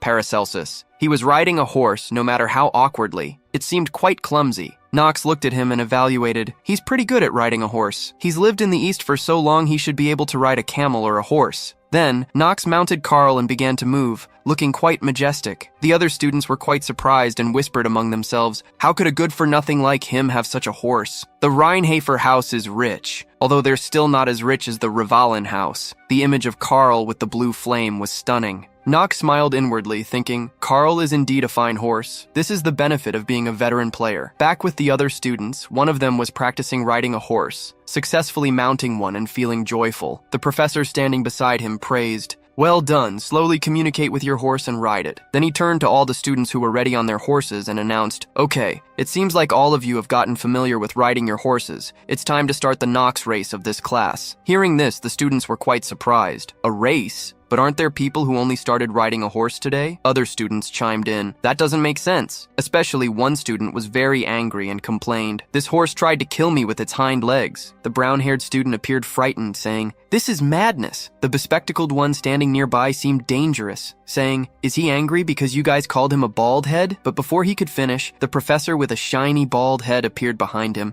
and gave him a tap on the head, knocking him unconscious onto the grass. The bald professor looked serious and said, The rules are simple. Each of you will ride your own horse and turn the corner located in the nameless forest at the end of the forest, and then return to this place. The first to get back will be given additional points. Any questions? Knox, standing at the opposite end, facing the shiny bald head, silently thought, The rules are as simple as his hair. Then Knox muttered to himself, Well, that's not what's important now, though. Talia, standing behind, nervously asked Knox, What did you say? Knox replied coldly, Nothing. Mind your own business. However, he had many plans in his head, and the information he knew beforehand helped him strategize. Even though horse riding is a class everyone takes, the event that takes place is very important. It's an episode where a demonic human appears for the first time. Since it's their first appearance, it's been arranged so that the protagonist meets the demonic human Rudger. The demonic human that appears in this episode causes all the students to be stuck in the nameless forest. The protagonist then overcomes the demonic human along with the other academy cadets. That's the basic sequence of this episode. Thinking about this, Knox tightened the reins and thought, there isn't a protagonist here. In such a place where there are so many strong personalities, I wonder how things will turn out with the absence of a leader. Thinking carefully is important, but actions must be taken. At this moment, Talia proactively suggested to Knox, Knox, do you want to go with me? Later, she hesitantly explained, I'm not scared. It's just in case something happens. The forest is quite a dangerous place after all. Eleanor was also there at that moment and chimed in to disrupt Talia. I guess you're confident enough to worry about others in a race, huh? However, as soon as Eleanor appeared, Knox's gaze turned hostile. He stared directly at her and uttered harshly, Can you not bother me and just go on your way? Misunderstanding Knox's intention, Eleanor was driven away, speechless. Her face was thoughtful as she walked away, returning to her horse. Now only Talia and Knox remained. Talia, now sincere, admitted, Well, I guess this is indeed a race. It's best to come back as quickly as possible. Knox, go on ahead first. I'm not that good at horse riding. Hearing Talia's self-doubt,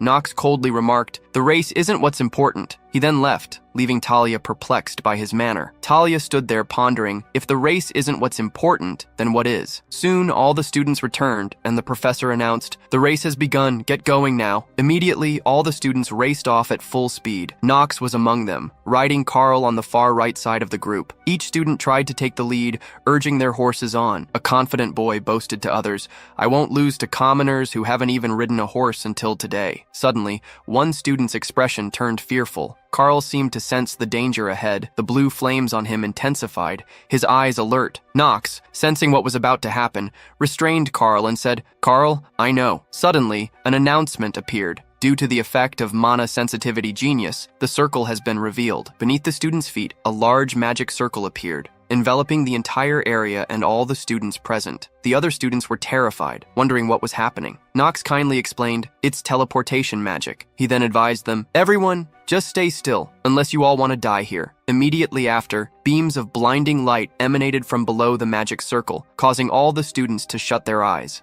In the next moment, all the students vanished, leaving only lingering shadows and murky dust. The surroundings returned to a quieter state, with only the sound of the wind blowing across the grass. Suddenly, a sinister foot with long claws appeared, surrounded by a terrifying aura of bloodlust. A man, or more precisely a demon, had appeared. Surrounding the demon was a dense and frightening aura of bloodlust. The demon silently sensed the long-hidden power surging within it. It was ecstatic and whispered to itself, Finally, my opportunity for revenge has come. This demon seemed to be the one Knox mentioned, called Rudger. Let's see what Rudger is seeking and who he's searching for, which might just be our unfortunate Knox. Knox at this point sensed the unusual situation and quickly warned all the students. Everyone, just stay still. His eyes gradually turned serious as he said, Unless you all want to die here. Immediately afterward, Nox decided to dismount and urged Carl to leave the magic circle's area, saying, "I'm counting on you." Just moments later, while all the students were still confused about what was happening, the magic circle activated and transported all the students to another place. At this time, in a different location within a forest, all the students had been teleported here. Some students were still shocked after being suddenly transported elsewhere. A black-haired woman held her head, complaining, "My head hurts. Where on earth are we?" The man next to her speculated that they were in a forest. A nearby girl, overhearing this, denied it. "Lies! We were just on the plains." Each person had their own opinion, causing the students to become increasingly confused about their whereabouts. Many believed this was just a test. Nox stood silently among the crowd, his eyes seriously observing the surroundings and silently assessing, "This is definitely teleportation magic, but this is different from Dean Noah's. The formula itself seems unstable." In moments like these, Nox was also quite a respected figure. The princess noticed his demeanor and approached to inquire, "Do you know what's happening?" Nox, although aware of what was happening, still responded coldly, "I'm trying to figure it out." Then he added cryptically, "But one thing for certain is that there are outsiders that aren't with the academy." Echidna, with an arrogant attitude, stepped forward to interrogate Nox. "What are you talking about? If you know something, then tell us the details." However, Nox did not hesitate to put her in her place. "Know your place, Echidna. You're not the princess." He believed he had no reason to say anything to Echidna. Echidna, being reprimanded by Nox, was left speechless, her face angry, but she kept her thoughts to herself and said nothing. Eleanor, who was also behind, inquired to confirm, "Teleportation magic, that's what you said, right? And that this is due to outside influence." Nox did not hide and confirmed it was true. Eleanor, needing a reasonable explanation from Nox, questioned why he thought so. Talia, also present with a worried and curious face, said, "I'm also curious about why you think so. This could be a test of sorts from other professors too." Nox sighed in frustration at the group of privileged people, thinking, "This is why people who live comfortably can't make it. They're way too complacent." In his heart, he was certain, this is inner lunatic. We're within a game that boasts of being one of the most difficult games. However, he did not share this with them as it was his own secret. He found a reasonable excuse and told them, "The magic power looks way too unstable." At the same time, the skill Acting Genius had been activated. Nox continued to explain, "A disorganized formula, the fact that it completely disregards the safety of the target and is only focused on the function, is proof." One of the elite students, hearing Nox's explanation, agreed and said, "Yes, the formula is strange. Moreover, if this was done by the professors, they wouldn't want to endanger us, and there's no reason they do that to this many children from reputable families in Eldane." Hearing Leon's words, the other students began to trust Nox a bit more, but no one spoke up. Leon continued to ask everyone to confirm a common opinion. "I think Nox is correct. What do you guys think?" It must be acknowledged that Nox had experienced all of this before, which allowed him to easily make this assessment. Leon, on the other hand, was experiencing this for the first time, yet his evaluation was not something an ordinary person could make. The princess, hearing Leon's additional explanation, silently praised him. "I don't want to admit it, but he's right. The formula is definitely unstable. It's right to think that an outside influence is at play." She began to feel uneasy and speculated. Could this have been done by Brother? The other students did not worry as much. One of them spoke up. "In any case, we need to get out of here quickly." Others heard this and also agreed to leave the place. At this moment, Leon warned everyone, "I don't think it's a good idea to stay in this kind of mana for long." Echidna, not understanding and raising her voice, questioned, "You dark families are trying to take things into your own hands, huh? You need to prove what you're saying first." Immediately, the princess beside her demanded that she stop. The princess confirmed, "Echidna, everything they've said is correct. If we stay in this vortex of unstable mana for too long, we'll be as good as dead." The princess's words made Echidna pause, and she dared not speak further. After hearing the princess's confirmation, the others hesitated but then agreed. "Come to think of it, the way the magic circle is deployed is indeed strange." "Yeah, it's way too inefficient," others chimed in. "The princess is indeed sharp. She learned magic earlier than we did, didn't she?" Paracelsus, standing nearby, listened but did not comment. However, his eyes became vigilant. He turned in one direction, drawing his sword and readying for battle. He signaled everyone to be quiet. Echidna, with her limited abilities, noticed nothing amiss. Paracelsus coldly asked her, "Can't you smell the stench of blood?" He added, "This is a monster that's intermediate rank or above. Its location is above us. What Paracelsus mentioned also alerted Knox, and he detected it too. Above them appeared a bird-like monster with a large body and 4 wide wings. The wind from its wings made everyone below cautious. However, before the bird could make a sound, Knox swiftly leaped up. With one move, his sword slashed multiple times across the bird's body. His expression remained cold and composed as the bird took the hits from Knox. He warned all the students, "All of you, get ready." The large bird, easily cut down by Knox, lay on the ground. After defeating an intermediate-level monster effortlessly, Knox seriously declared, "In this dangerous situation, I'll take command of the fight." The other students, hearing this, were reluctant to acknowledge. "Who's taking command?" Many thought. "Knox is taking command? The good-for-nothing? That's crazy." The princess, surprised by Knox's quick response, thought, "The ambush of a monster whose presence I didn't even detect? He was the first to detect it? The good-for-nothing of House Reinhafer?" The elite students witnessed this, but neither denied nor agreed with Knox's declaration. The bird monster was not entirely defeated, as its body seemed to be infused with a bloodthirsty mana, making it more ferocious. The princess, still in deep thought, wondered, how is he suddenly so different? Knox von Reinhofer. Meanwhile, a bald professor looking at his stopwatch wondered, seriously, is the current batch of students completely talentless and horse riding? How is it that no one's back yet? This is the worst time record in history. This indicated that the bald professor was unaware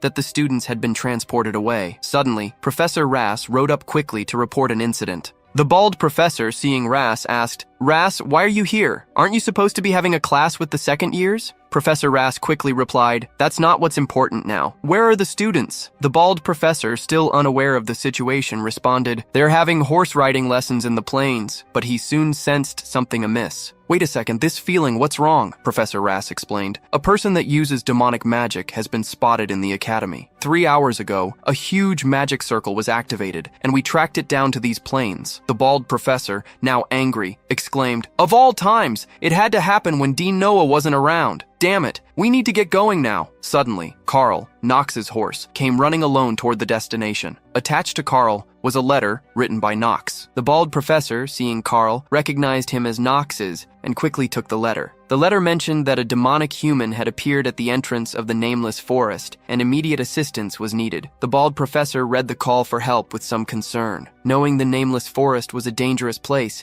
he and another person hurried there. "It'll take at least 2 days to reach the nameless forest. It's too late to use more teleportation magic. I hope they'll all be safe." Meanwhile, in the nameless forest, Knox had just finished thoroughly defeating the bird-like monster. Looking relaxed, he was cleaning his sword. Echidna, having witnessed Knox easily slay the monster, could no longer maintain her haughty expression and had to admit, "I don't want to admit it, but I will." "Your judgment was the correct one, Reinhafer." The princess approached, but before she could speak, Knox coldly interjected, "Forget it. I don't need forced apologies, princess." The princess was puzzled by Knox's words. He then bluntly stated, "This incident is an extension of what happened previously. Please give me the authority to take command of all the students by the law of the imperial family." The princess hesitated and responded, "But it could get dangerous. I, the princess, will take charge of the students personally." Knox felt annoyed and troubled by her response. He quickly called for a young man named Pell. When Pell stepped forward, Knox asked him, "Tell me the manual that needs to be followed in emergency situations." Pell hesitated, but then complied with Knox's order. "The top priority is to protect a member of the imperial family, and the authority to take command will be given to the most exceptional knight or mage." After Pell finished, Knox addressed the princess. "Princess, you're the only member of the imperial family here, and you're also one of the most powerful individuals needed to defeat the demons in the future. The lightning mana and power of punishment you possess are passed down only within the imperial family," Knox added. "And so, even if everyone dies here, we must protect your life. That's the law of the empire." The princess, hearing this, hesitated and remained silent. Knox continued, "Also, the person who made the fastest judgment during that ambush was me, so please give me the authority." Knox's face slowly formed a cunning smile as he extended his hand toward the princess, concluding, "Authority over the life and death of everyone here, including you." The princess felt a mix of emotions, unsure whether she was moved or frightened. After hearing Knox's speech proving himself as the suitable leader of the student group, Talia's face began to blush. "He wants to become the leader with everyone's life on the line. Incredible." She stared intently at Knox, assessing him. "I was indeed right. Knox is the true knight role model. Sensing something behind him, Nox turned to see Talia gazing at him with sparkling admiration. Puzzled, he thought, what the hell is wrong with her? Nox then addressed the crowd. Anyways, if there aren't any other opinions, I'll become the leader and take charge of us. If you don't like the idea, then prove your worth with your abilities. With a confident smile, Nox added, if you can do that, I'll gladly give up this position as the leader. None of the students voiced any objections, however. A clever-looking young man thought to himself, if something bad happens while he's protecting the princess,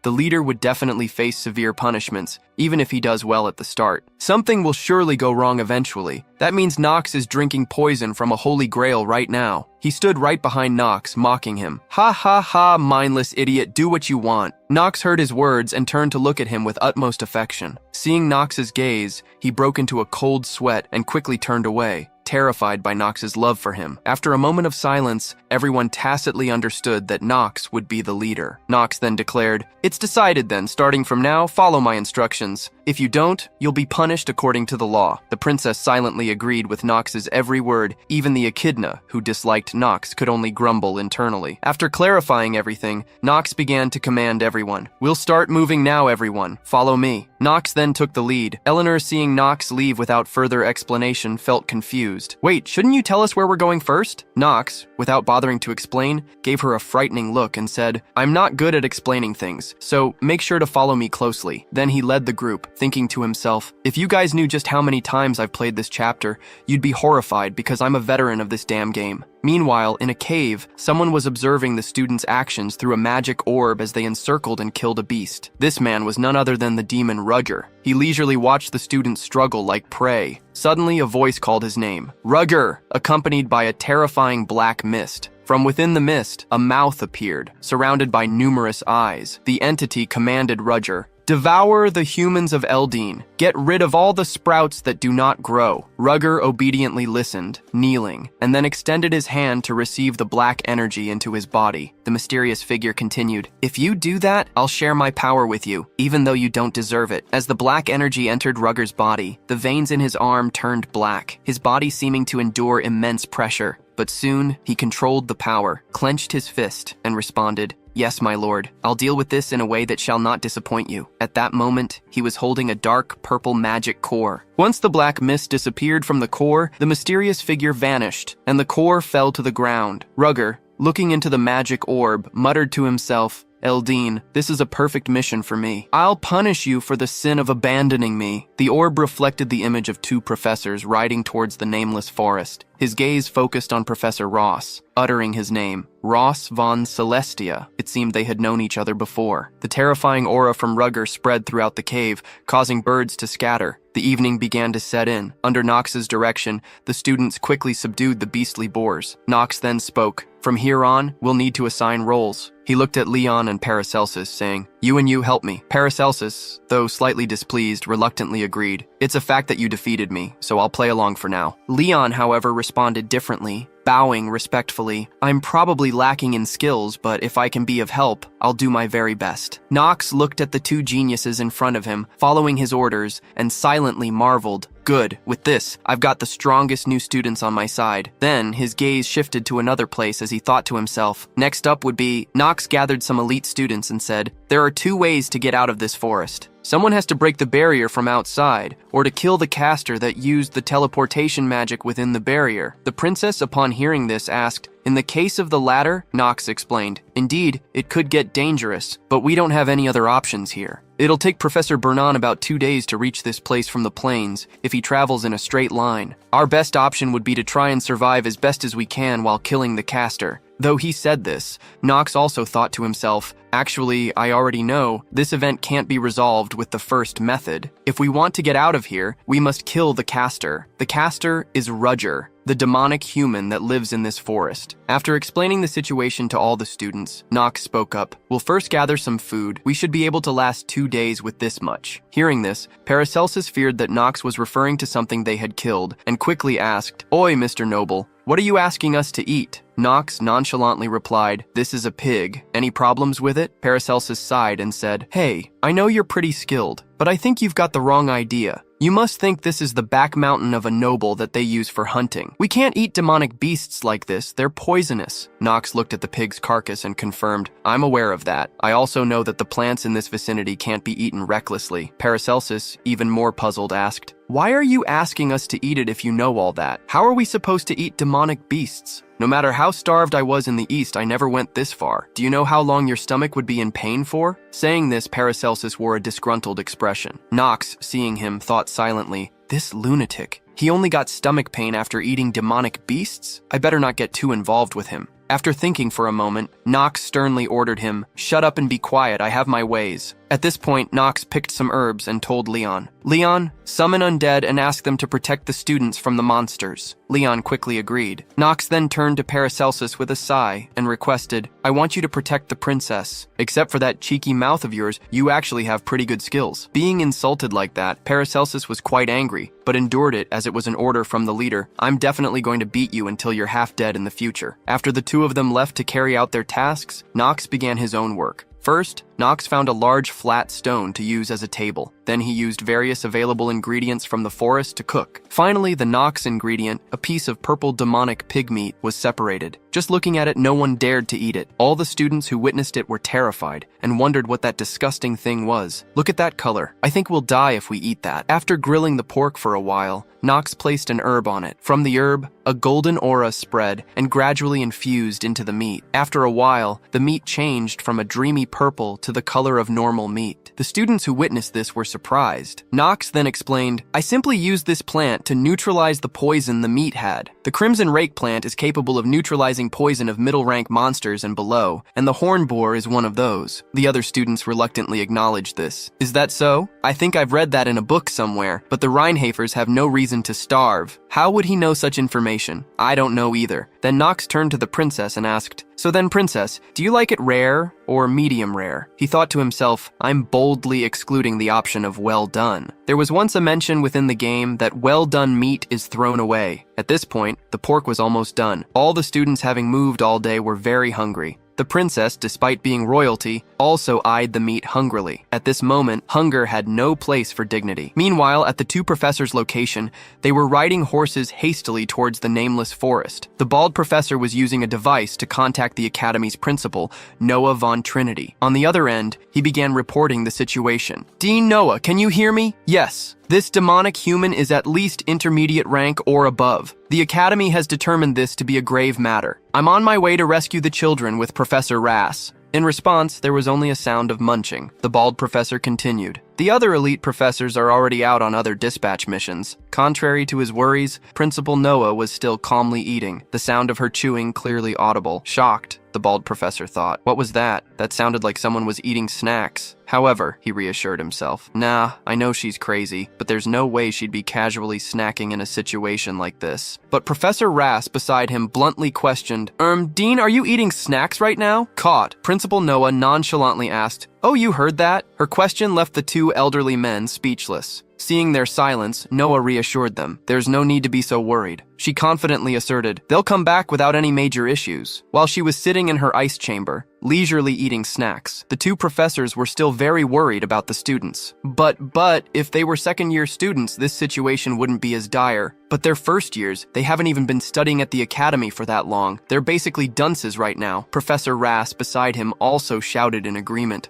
Their expressions were far from calm. Sweat ran down Professor Rass's worried face. They haven't even learned basic defense magic properly. However, to their surprise, Principal Noah cut the connection without bothering to listen further. The two old men were left helpless. Damn it! It can't be helped then. I'll just do as much as I can. The bald professor was no longer calm, urging his horse to run faster. Professor Rass behind him called out, Bernon! In his mind, the professor worried. My top apprentice, Nox. I will never let you die in a place like this.